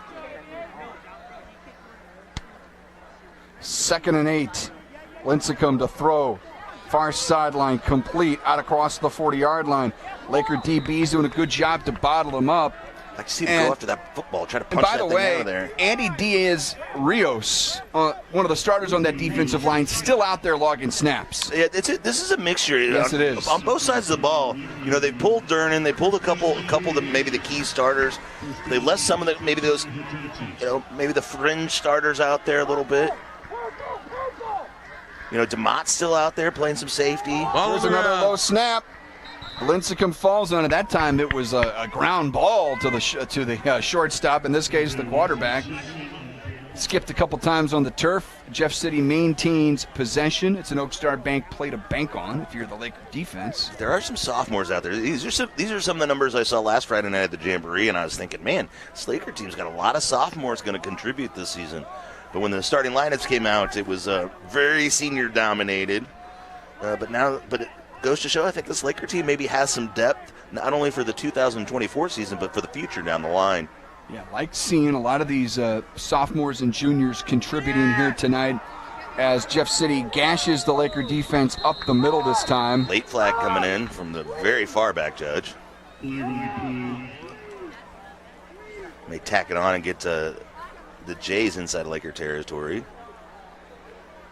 KB, you talked about this earlier. How about the Jeff City crowd? They've hung around here tonight, at least from our vantage point up top here inside the Atkins Stadium press box, inside our Kenny Carroll Excavating broadcast booth. Yeah, and again, almost directly across from where I'm standing at the 30-yard line, a lot of purple, lots and lots of it, and the chants of Purple Haze and Let's Go Lakers. And, it's great to see the Laker faithful follow this team, certainly on a new journey. So it's going to be a good year, guys, and I hope these fans stick with us, certainly at home, but on the road as well. Play action Lincecum. Ball is tipped up in the air, incomplete. And we've called this guy's name a couple times tonight, Elijah Dickerson, flying in there to deflect the pass. One of those sophomores I talked about. I feel like this it's weird how classes go sometimes. You sometimes have a stronger class followed by a weaker class, by a stronger class, or things like that. Sometimes you have two classes back to back that really, really mesh well together. But, while there are definitely some juniors on this squad, I feel like a lot of the production are going to come from 10th graders and 12th graders. On 3rd and short, handoff running left, trying to turn the corner, and does. First down and more. Wrestled down inside the 40-yard line. Another nice gain by this Jeff City J team, and they're starting to get a few of their other guys involved. It was Tavian Davis. But, of course, you do have some juniors obviously going to make some impressions. Guys like Paul Muff, Andy Diaz-Rios, as you mentioned, a couple other juniors who are going to contribute. But a lot of seniors and then quite a few sophomores, which having a strong sophomore class, getting experience in conference play in week one, that portends well for the future. Paul Muff, Kason Youthie, Andy Diaz-Rios, all out there right now. Your starting defensive linemen getting reps. They've looked strong here tonight. It is hot. It is humid for some of those Hoggies, and they've played a whale of a ball game. Yeah, that defensive line is going to be a strength for this Laker team. Been very impressive tonight. And the way they're moving around, they don't just stay in one position. Muff started out at nose, but he's moved out to tackle here. Your High Brothers Lumber and Millwork, Laker Hoggies. And here's, a bad throw to the left that was zeroed in on, and just for a second there, I thought there might have been a chance at an interception as Braden Burns had his eyes on it. And Braden Burns, one of those outside linebackers. KB, any relation to Braden? I wish. I wish I could say. I've only had one Burns that's played Laker football, maybe somewhere down the line. I know my son went to Ireland here back in August, and had earlier in the month, obviously, and had a chance to follow the family crest and find out a little bit more about the Burns family. Very cool. I don't know if there were any offshoots on the tree or not. 2nd and 15, setting up a screen. Lincecum connects. Not a lot of running room. Diaz-Rios there again for the stop. On 3rd down coming up here after a gain of about 4. Actually, we're going to call that an incomplete pass. I was going to say, he took a step and he went down. He slipped. Call that an incomplete pass. Well, now we're going to have a timeout with 5:53 to go. Call an incomplete pass, but they've moved the ball to where the play ended. We'll keep it here inside the Kenny Carroll Excavating broadcast booth with the Lakers lead 53-21. Opening night all throughout the state of Missouri. Go ahead, Luke. I just realized we teased it earlier, but have we actually talked about what district the Lakers wound up in? We did not. Class 5, District 5 for the Lakers looks like this. Camdenton, Cap City, Elias, Jefferson City, Lebanon, Rolla, and Sedalia Smith Cotton. So that means, by my count, 4 games inside the conference also become district games this year, Luke. Yeah, but I think you're burying the lead there is that Yellow Jacket squad. Yes, Lebanon is potentially on the schedule coming up in November or October. Here's a handoff running left, cutting back right, spun forward inside the 30-yard line. I think the first round of playoffs will be the first week of November. So that's and I don't know exactly why this year, because usually Labor Day weekend in recent memory, this has been week 2 of the high school football season. We've broadcast during the shootout for sure. No doubt about it. Even earlier than that. I remember, I think there was a season where we had played 3 games before Mizzou ever kicked off. Yeah. And you Mizzou. Don't use that word, Luke.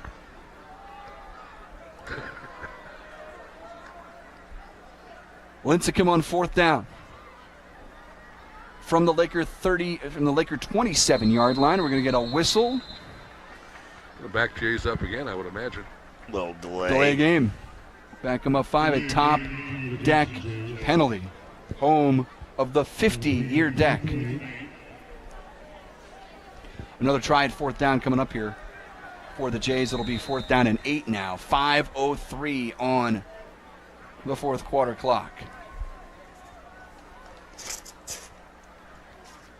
I could hear the Jeff City head coach all the way over here. He was not happy.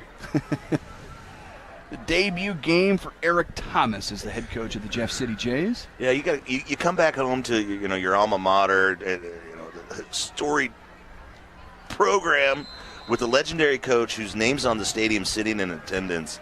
I'm sure a lot of pressure was on the head coach and his staff to really make a big impression tonight, and so far hasn't happened for the Jays. No, sir. It's going to be a quiet side quick shop change of possession on the incomplete pass from Lincecum. Lucas Routh in the D backfield was the closest to the football. Give it back to the Lakers with 4:56 to play.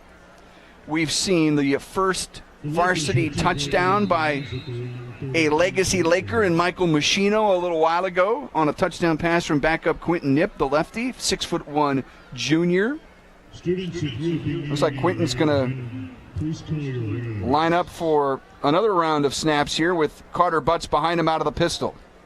Carter's going to get it running left, trying to follow his blocks, bounced it outside, and might have taken a wrong step there. Yeah, he cuts that back inside. Yep, I think he's cut it back inside. Going to lose a few yards on that run. With the clock winding, 4:40, your New Spring Wellness Center time check. And doing a shout out, how about it? Let's crown our Anna Marie Hopkins Smarter Move Real Estate Group, powered by Ozark Realty, Smarter Move of the game. And I'm going to give it to Carson Durden and Caden Bowen for our first touchdown of 2024, a 15-yard pass and catch, Durden to Bowen back in the first quarter. It's our Anna Marie Hopkins Smarter Move Real Estate Group, powered by Ozark Realty, Smarter Move of the game. Call Anna Marie at 573-544-3587. She can prove there's a smarter move. Visit asmartermove.com. Carter Butts again with the reception there. They must really they've really given him several opportunities tonight. They're trying to get him the ball in various different ways, either out of the backfield or through the passing game. So they must see something in number 22, the junior, the way they keep feeding him the ball. Empty backfield here for Nip, the lefty with 3 receivers left. He's going to fire a screen left. It is caught. Reese turns it upfield's got some room. First down and more. 45-40, 35-30, 25. Nice cutback 20, 15, 10, 5. Touchdown, Lakers. If there isn't a flag. It's coming back, fellas. Brody Reese. I hate to say it. Brody Reese, 62 yards, flag or not, was an unbelievable pass and catch that gets erased by, I don't know, the millionth flag of the night. And it started out so clean. I was thinking, hey, for the first week of the season, not a ton of penalties, not real smoothly officiated game, administered well, everything going along.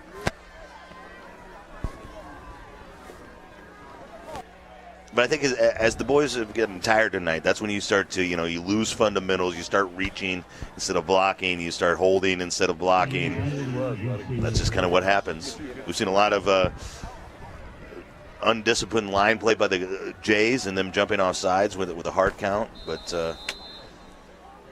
I do want to tip our cap to our officials. I know in St. Louis they've had a real serious official shortage to where, playing tonight was sort of almost mandatory. They needed to get the games in tonight because you wouldn't have enough officials to play the game tomorrow if it got moved. That's how serious that situation is. I don't know if it's equally as tenuous here in mid-Missouri, Luke? Well, I think it's a problem nationwide for a number of reasons. The abuse that officials take. It's not like these guys are out here making a ton of money. Some of these guys may have hopes and dreams of kind of moving up the ranks and moving their way into college and all the way up to NFL.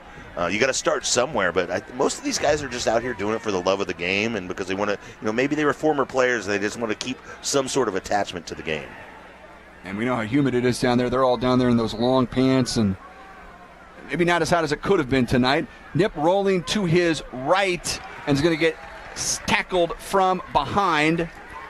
What about a Dr. Scholl's sponsorship for some of these guys out here? There you go. Gold Bond powder. You're always thinking of someone else, KB. Gosh, there's a couple other things that I can think of now that I'm older that these gentlemen are probably going through as well. Little blue pill, you never know. It's all over the place. Welcome back, KB. Yeah. You had to know the other shoe was going to drop at some point. I mean, it's past 10 o'clock, I guess. Yeah. At this point, it's, anything goes. That's right. Out of the gun. On 4th and 7, Lakers will kick this away, and that is Machino. Picked up. Machino kicks it into the waiting arms. It almost looked like an interception because it was a line drive kick. Vincent Murphy on the return got about 15 yards, streaking down the left sideline. 53-21 the score for the Lakers with 2:22 to go in the ball game. A trip down to Southwest Missouri next week is Camdenton will take on Branson for the first time ever. We do believe. Coach Birch will confirm for us. That'd have been a good question for Jeff Shore when he was up here because Jeff started his coaching career out at Branson before he came back to Camdenton after he graduated college. That's right. 1st and 10. For Jeff City at the 31-yard line of the Lakers. Lincecum wants to throw down the left boundary and going up to battle for it. It's a pick. Yes. And Oak Star Bank played a bank on the interception. That was fancy from Lucas Routh, who made a play on a ball a few minutes ago. Another interception by the Lakers as they have made life very difficult on the Jays here in the opener tonight. Yeah, and he used every bit of his 6'1" frame to go up and get that ball. He's a junior. Another underclassman. He's a junior, and I wasn't necessarily talking down that junior class, but I just said maybe not the numbers of contributors in that junior class. Maybe Lucas heard me, and he's like, look at me contribute. Look what I can do. I should say a contribution from a non-senior. Now, they're going to spot the ball back at the 2, unfortunately. The pick did not happen in the end zone, so no touchback, and the Lakers are pinned deep at their own 2-yard line with 2:15 to go. Out of the pistol, hand off to Butts, running left. This time does cut it back inside. Gets a few extra yards as he's stacked up at the 8-yard line. 6, maybe 7 yards for Carter Butts as we near 2 minutes to play in the football game. Camdenton up 53-21. And I wonder, I know JC isn't the JC that I remembered and the JC under Pete Adkins, but I wonder how many 50 burgers have been put up against the Jays here at Atkins Stadium. I wonder how many times they've been doubled up here at Atkins Stadium over the years by a conference opponent, let alone. We've got another cramp down there for one of the Jeff City players. Let's take a break. Minute 57 to go in the ball game. It's all Lakers here, 53-21. Glad you're with us from Atkins Stadium in Jeff City. 935 Rocks the Lake and KRMS TV. Being a successful Laker athlete takes hard work, discipline, and teamwork, much like our work here at Polylift Boat Lifts. If you envision your team being the best, you will be the best. The effort you put into building your team and working together as one unit always pays off. And remember, Lakers, who's got it better than us? Congratulations to all the Laker athletes from all of us at Polylift Boat Lifts. We don't just build boat lifts, we build poly lifts.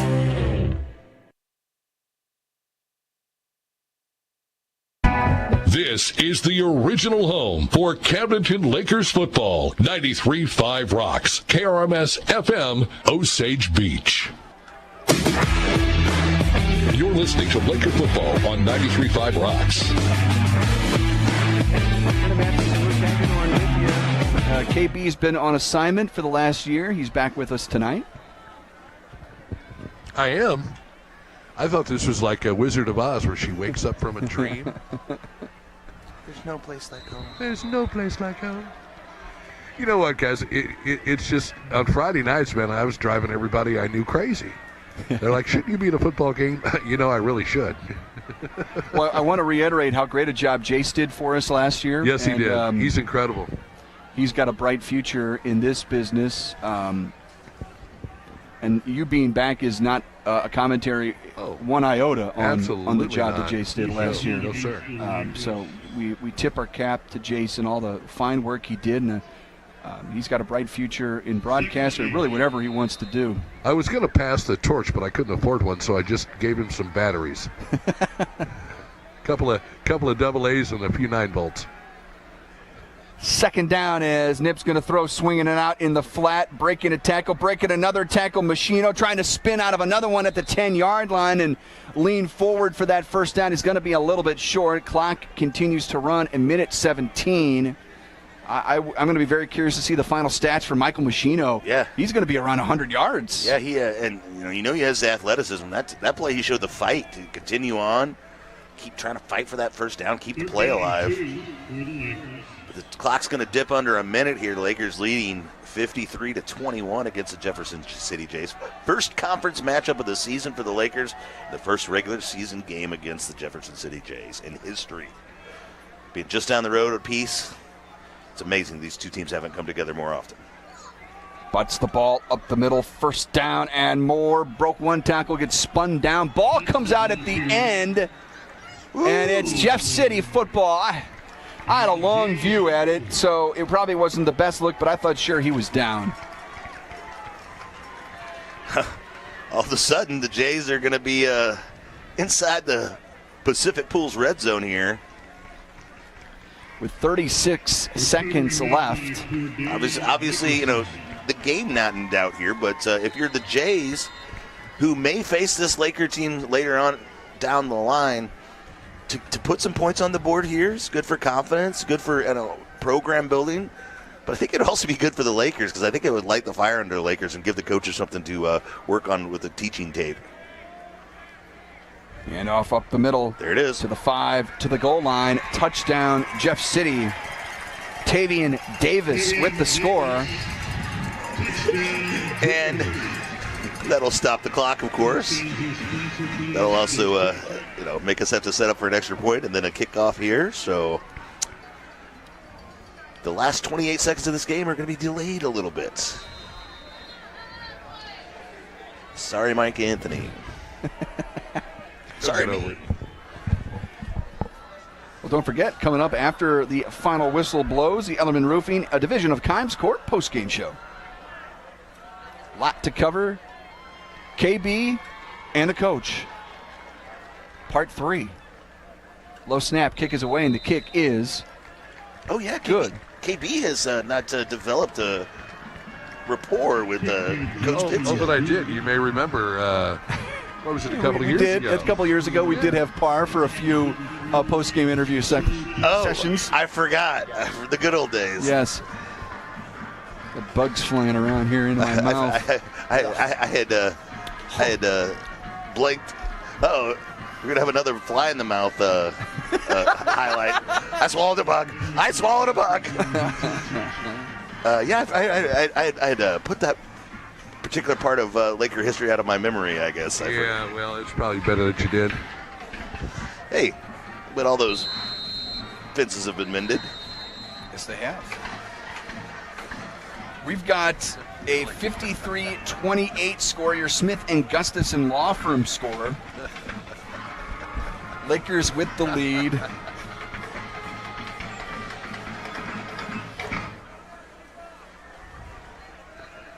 Is that you on the bench down there, KB? Who's that? I don't know what you're talking about. Am I sitting on the bench? Oh, there he is, yeah. I've been on my feet since 3 o'clock this morning, buddy. I need a little downtime. You need to lay on that bench. Just gonna go on the side, give it the old Burt Reynolds. Go ahead. Oh. The Team Lassen Flat Branch Home Loans kickoff is coming up here. I hope we got you on camera, KB. They got me on camera? Hi there. You new in town? Squib kick fielded at the 11-yard line. Out across the 25, a flag flies in is apropos here for this one. What is that thing? That little yellow thing that's a flag. Okay. We've seen that every play. Penalty marker, is that what the kids are calling it these days? Have the kids call it? It's another top deck penalty flag. Plenty of top deck penalty flags tonight. Home of the 50-year deck. Their showrooms in Camdenton. Call 866 Deck It Out. Hey, and the good news is, boys, and I guess for you, your commute back to the city is a little bit not too bad from here. And for us, I'm trying to figure out what I'm going to eat here. I am to that point where I'm going to need some dinner. You missed out on the Frito pie downstairs. That's what I hear. Frito pie, yeah. Again, for those, I know a lot of people tune in for this important segment of the broadcast, but if you missed it in the first half, my grade of the Jefferson City Jays concession stand, based on the Frito pie and the average burger, they wound up with a B, solid B. I'm looking forward to the new conference and me adapting to my new environment with the concession stands. Well, fortunately for you, we've called ahead to all the concession stand people, and they will be doing what they can to satisfy you, because you don't understand how important your review is. Well, KB, that's going to do it. The Lakers are winners here in Week 1 in the CMAC Conference, their debut and their first regular season game and first regular season win ever over Jeff City. 53-28 is the final score here tonight from Jefferson City High School. We've got the Ellerman Roofing postgame show coming up. It's Camdenton Laker football powered by Polylift Boat Lifts, 93.5 Rochester Lake, and KRMS TV. Bryant Auction offers a fast and efficient way to market your real estate, cars, guns, and personal property. Averaging an auction every 3 days, we can market live, online, and simultaneously with a live and an online crowd to get you the best possible price.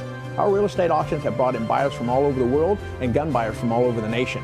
50 years in business and thousands of satisfied clients because we care. Visit BryantAuction.com and consider it sold.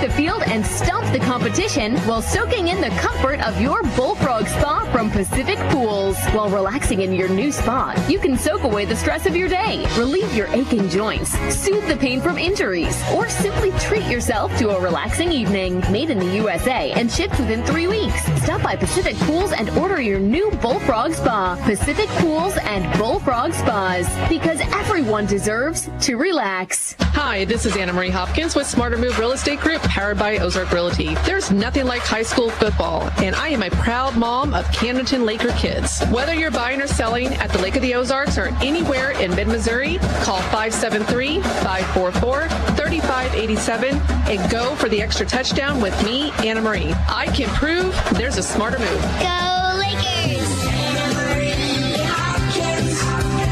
She can prove there's a smarter move. Oakstar Bank has 5 locations serving the Lake region: Osage Beach, Sunrise Beach, Lake Ozark, and 2 branches in Camdenton. We also have locations throughout southwest Missouri and branches in the Kansas City area. At Oakstar Bank, we offer a unique banking experience that is people-driven and relationship-centered. Our decisions are made locally, and we care about the communities we serve. Stop in and experience the Oakstar difference or visit oakstarbank.com. Member FDIC, Equal Housing Lender. Oakstar Bank is proud to support the Camdenton Lakers. It's time for the post-game show, sponsored by Ellerman Roofing, a division of Kimes Corp. You deal with the owner personally, and he oversees your commercial or residential project. Call them at 573-348-3553. It's time to take a look at what's transpired under the lights with highlights and stats on your home for the Lakers, 93.5 Rocks. Stadium, 53-28, a Laker winner here in week 1. Their first game inside the CMAC Conference, first regular season game, turns into a first regular season win against the Jays from Jeff City. Coming up here, we'll have KB and the coach with Par Pitts, our Stover Carpet and Drapery Laker highlights. We'll have our EconoLift stats, our Golden Pork Chop powered by the Butcher Shop, Sammy's final update inside the State Fair Community College Score Center. So much going on. And Luke, took us a little while to get to this final score. People might be surprised to hear that, you played a 3-hour and 10-minute game, so how long was the rain delay? Oh, there was no rain delay. We started on time. But still 3 hours, 10 minutes. Hey, the Lakers came out relatively injury-free, I think, tonight, outside of a few cramps. Some exciting plays on defense. A pick 6 by Willard DeMott. He had 2 interceptions on the night. I think the grand total is 5 interceptions by the Laker defense tonight. We'll need to double-check that. I know we've got the stats in front of us here. We'll give that a look-see. But a fantastic performance here tonight, Luke, as this Camdenton Laker team never really felt in doubt after the first few minutes of the second half. No, it was it's maybe pretty surprising to come here into Adkins Stadium and handle the Jays like that. That's something, it's hard for me to even put those words together in the same thing because on all 3 phases, all 3 levels, the Lakers had a better team, better athletes, better execution, better strategy. And I'm not trying to downgrade this Jefferson City Jays team. I think it's going to be a good program. I think their future is bright. I think they got the right coaching staff in place. But, man, the Lakers put on a display tonight in their first matchup in the CMAC Conference. Let's see if we can find our way down to the field. KB and the coach. KB, take it away. Well, we're just getting some final thoughts from Coach Par Pitts here. And here he is. Man, what a night. What a night. I don't know if you expected this kind of a performance from your guys, if it surprised you a little bit, but boy, did these guys come to play tonight. I wasn't surprised. I knew that our guys were going to play their tails off, and they did that. It wasn't always pretty, but, we just kept on plugging and plugging and plugging. I told them the preparation that they've done in the last year, in the weight room, in spring practice, in summer practice, team camp, fall practice, jamboree, all those things lead them to be prepared so they don't have to worry about anything because they've been trained. Now, we'll get to learn a lot from tonight, but I was so pleased with the way our guys played gutsy, and it took a lot of guys playing tonight. A lot of gang tackling, a lot of swarming to the ball.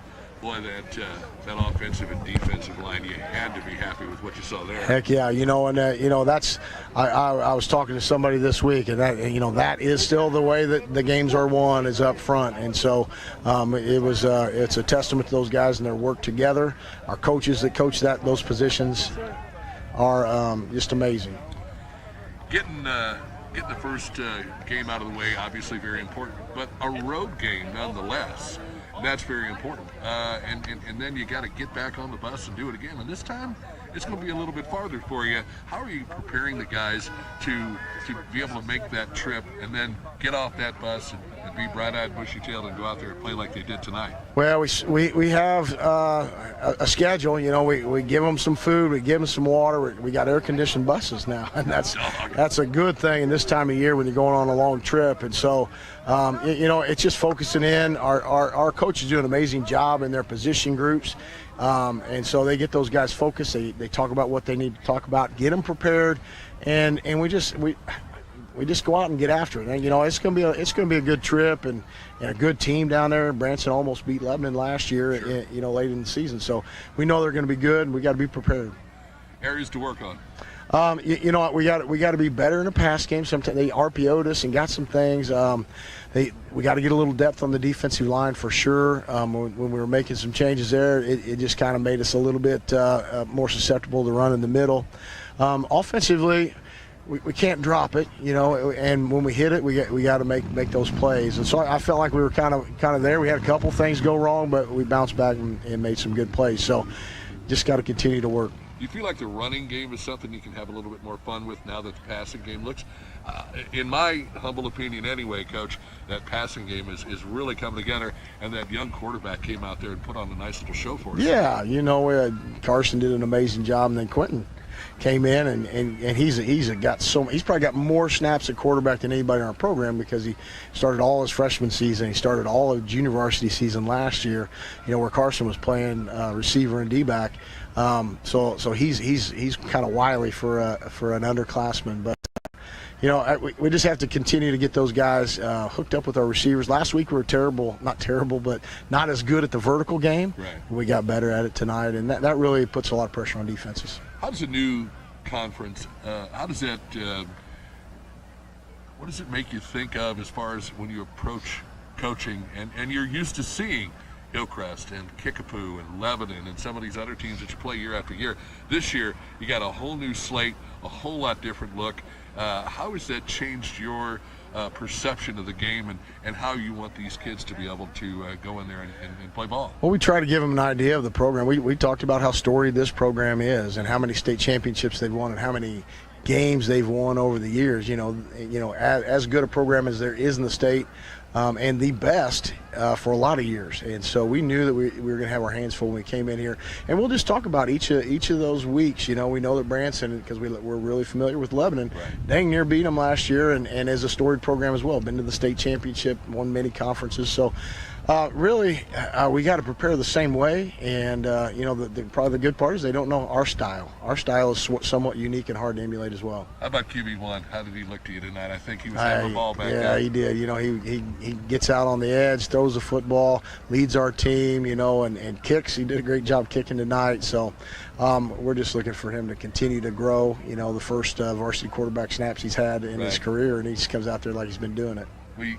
You might want to tell him, you know, when you're running for the sidelines, run for the sidelines. Don't cut back in and try to pick up a few more yards. We got a long season. We've had that conversation. Yes. Have you? Yes. I can imagine it goes, and it doesn't go well for him. Yeah, you know, he's a player. He's a winner. It's good. Lots of good things tonight. Lots of things to take back and really praise these guys, but you want to keep them hungry.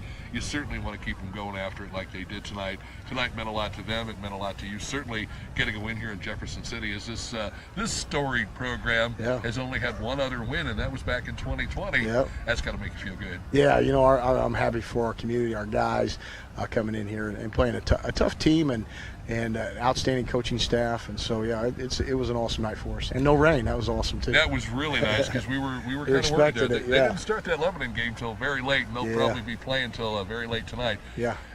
Let's talk a little bit about your coaching staff. You've got a lot of really good coaches around you, and it seems like your experience, their experience, guys that you've worked with here in this program, bringing in some new guys, as is the case.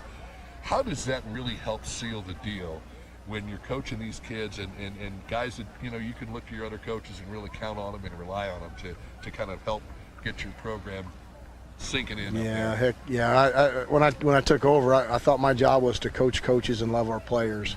and give them everything that they need to be successful, and then coach the coaches in terms of they know what they're doing and just continuing to find their craft, and they have done an amazing job. They're Lakers, all of them are Lakers at either heart or real, and so this program means so much to them that they give everything they have to our program and our kids know that. What about the fan support you had here tonight on this side as well as on the home team I heard side? Purple Haze coming from their side. That was awesome. Yeah.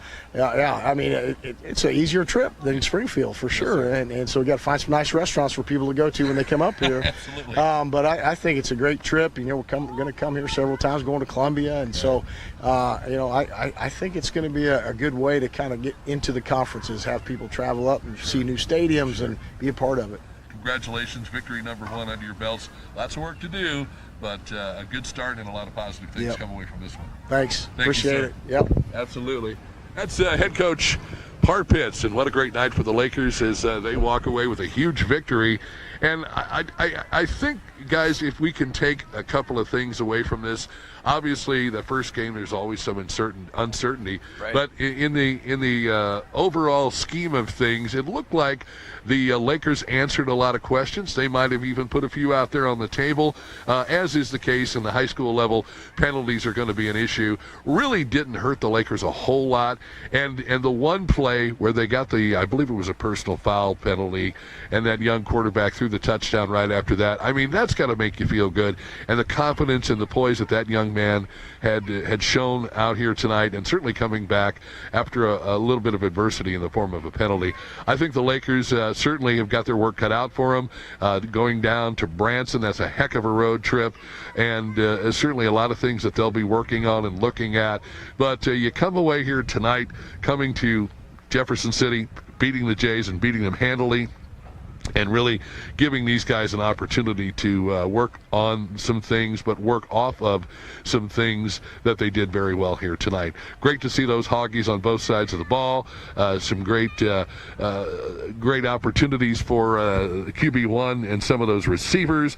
We kind of wish that maybe those guys were able to hold on to the ball a little bit more, but hey, everything that we saw tonight leads us to believe that as of right now, this Laker machine is functioning on all cylinders. We wish them the best. We want to thank our hosts, of course, from Jefferson City, a great group of people that helped us out here tonight.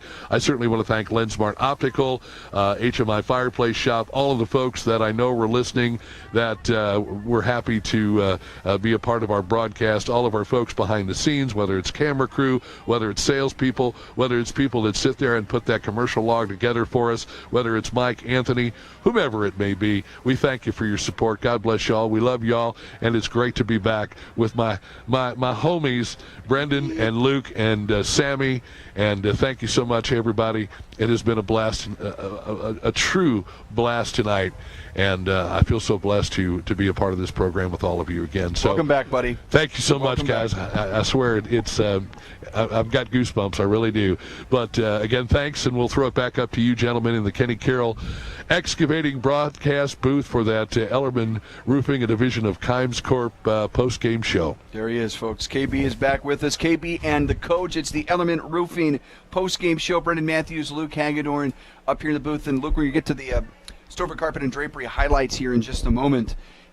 I don't know how often it happens. It kind of happened last night in the Mizzou game. They scored 51 points, and there's still some elements with this team. They probably could have been even better. Left some on the table, for 53 sure. tonight, knowing that you might have left 3 touchdowns on the board. This team looks like a real talented group, and one that, hey, it's great, though, as KB mentioned with Coach, hey, here are the things to work on. There are plenty of things to work on, but those things, when you work on those things, Luke, they feel a lot better, and I feel like they can connect a lot better when you're coming off a win like the Lakers did tonight. Yeah, sometimes it's hard to convince a team, hey, you have things to work on, even though you put 50 points up on the road in your first game in the conference. And the other thing, Brendan, is how good is this Jays team? How good is this program? I think they're on a path to being something great. Obviously, all the building blocks are here. The facilities are here. This community support is here. This can be a great program again. Are they yet? Only time will tell. Right. And we may look back on this a couple weeks down the road and say, hey, that was actually a pretty good Jays team that we beat. Or we could look back on it and be like, ooh, that was a Jays team that didn't quite have it all put together. Week 1, you don't know the answer to that question yet. But it's a great start here for the Lakers. Let's get to our Stover Carpet and Drapery Laker highlights after this 53-28 win. Michael Machino in the game at receiver as Dernan rolls to his right, feeling some pressure. Wants to throw one down the right boundary into coverage. A battle for the football that might have been picked, and it was. The Jeff City Jays pick off a long Dernan pass in the end zone, intercepted by Kendrick Johnson. Carson Dernan pump fake, wants to throw down the right boundary. He's got a man open this time, and it's caught at the 10-5, touchdown Lakers. Owen Borbay with the Lakers' first touchdown of 2024. Got a flag in the back, boys. There's a flag in the backfield. Borbay to the right, looking left, now right. Little pump fake, two pump fakes. Dernan rolling to his right, throwing on the run for the end zone, caught. Touchdown, Lakers, no flags on the field. And it's Caden Bowen. Second down, Wilson fakes the handoff, and it's intercepted on a great heads-up play by Dickerson. Elijah Dickerson, not in the opening game depth chart, but he's made a couple of plays already tonight. Dernan wants to run in himself down the left boundary, looking for the pylon. He's in. Touchdown, Lakers. 9 yards out, Carson Dernan with his feet. He gives the Lakers a lead. It's 13-7, just underway here in the second quarter. This is second down and long for the Jays as they are pinned inside their own 5-yard line again. High snap. The ball is loose. It's at least going to be a safety, and that's exactly what we have. Safety for the Laker defense. They got beef, but we got pork. This is true. And a Frito pie, apparently. Third down and long. Wilson wants to throw here far side. It's intercepted. This could be a pick six to the 15, 10, 5. Touchdown, Lakers. It's DeMott, and it's 6 for that Purple Haze defense. Wow. Did you know that Jeremiah was a Bullfrog? Was a good friend of mine. He was? Yeah. Never understood a single word he said, but, you know. You drink his Kool-Aid? Exactly. On several occasions. And there was something in that Kool-Aid. Third down and 13 for the Jays at their own 40-yard line between the hashes. Lincecum with an empty backfield takes the snap. Looking right field, some heat, throws down the seam, and it's intercepted. Picked off by the Lakers. Trying to find a little bit of help. Stacked up and dropped at the 31-yard line on the interception by Quentin Cruson. Dernan wants to tuck it and run. QB keeper up the middle. QB1 is in for a second rushing touchdown of the night. The Lakers extend their lead. It's 28-14 with 1:14 to go in the half. Second and 15. Throwing down the right boundary. In stride, connects. Going down the sideline of the 15, 10, 5. Touchdown, Lakers. And that is Owen Borbay to the house. And it was a race to the pylon, and Borbay came in with the gold medal. 6 points for the Lakers. Here's Dernan rolling out of the pocket left, trying to find a block at the 5, looking for the goal line. He will stroll in for a touchdown. First down and long here for the Lakers. Nip the snap. Wants to throw down the left boundary. Wide open catch. Touchdown. Machino. His first Laker varsity score. Oh, that was pretty. That was pretty. That's going to do it. The Lakers are winners here in week 1 in the CMAC Conference. Their debut and their first regular season game and first regular season win ever over Jeff City. 53-28. Your Stover Carpet and Drapery highlights family-owned business located on Highway 54 in Camdenton, 573-346-2208. Let's head down the road here, down to our State Fair Community College Score Center. Sammy Staub is standing by. Updates, games still going on, games going late, games going into overtime.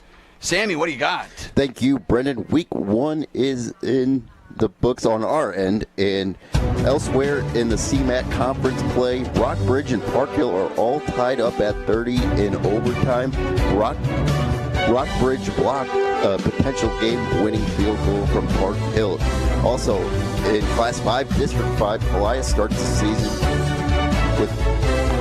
season 1-0 with a 31-20 win over Cannibal. Elsewhere, Smith Cotton falls to Warrensburg by the final score of 42-26.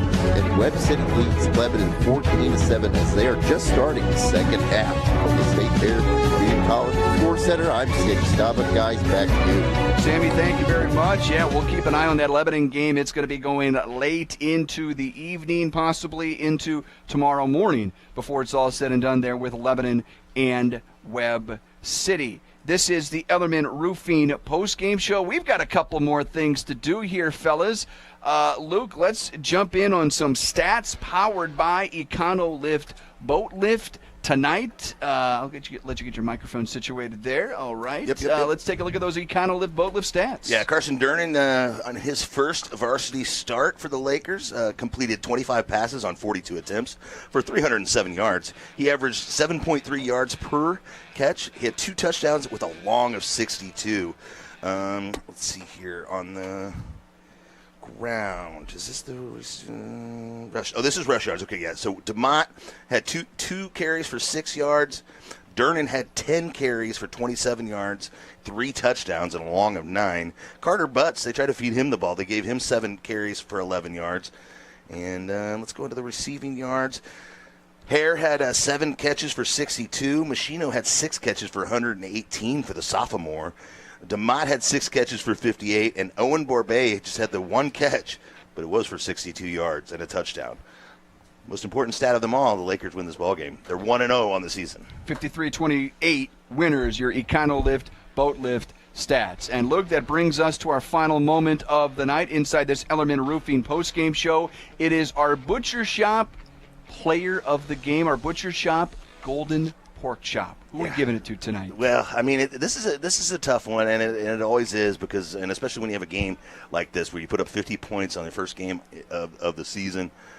Durnan clearly had a great game. There's three touchdowns on the ground. I think he's going to have an opportunity to get a bite of the pork chop from time to time. That defensive line, man, were dominant.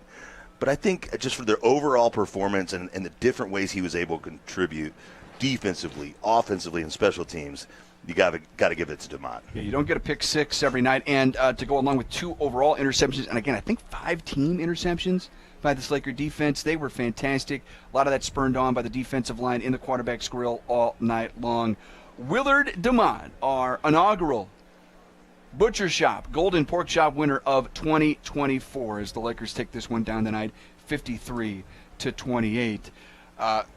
Marathon broadcast here. Thanks to Mike Anthony back in Osage Beach for managing this whole thing, this 4.5-hour excursion, if you will.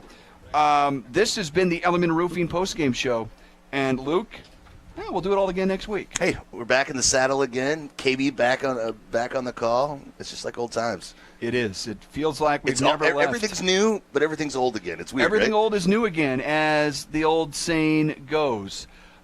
For Luke and KB and Sammy, for Mike Anthony, for our KRMS TV crew with Matt and CJ, Dennis and Ken and Carolyn, the whole gang. This is Brendan Matthews saying so long for now from beautiful downtown Jefferson City, Missouri. We'll see you next week down in Branson. 93.5 Rocks the Lake and KRMS. Good night. At Jennings Insurance Group, we specialize in retirement solutions and employee benefits. We use insurance as a tool to positively impact the lives of those we serve. Our goal is to provide you with the best possible coverage and the knowledge to use it. Your team at Jennings provides a holistic approach to retirement solutions using tools to help with comprehensive will and trust documentation, assistance in funding trust, medical directives, and powers of attorney. We work with many companies, but we work for our clients. Health insurance strategies are a big part of financial planning. It is one of the 5 financial risks that we address. At Jennings, we'll address other financial risks, including inflation, taxes, market volatility, and longevity. Call or visit Jennings Insurance Group online today and learn more about how we can help you protect what matters most.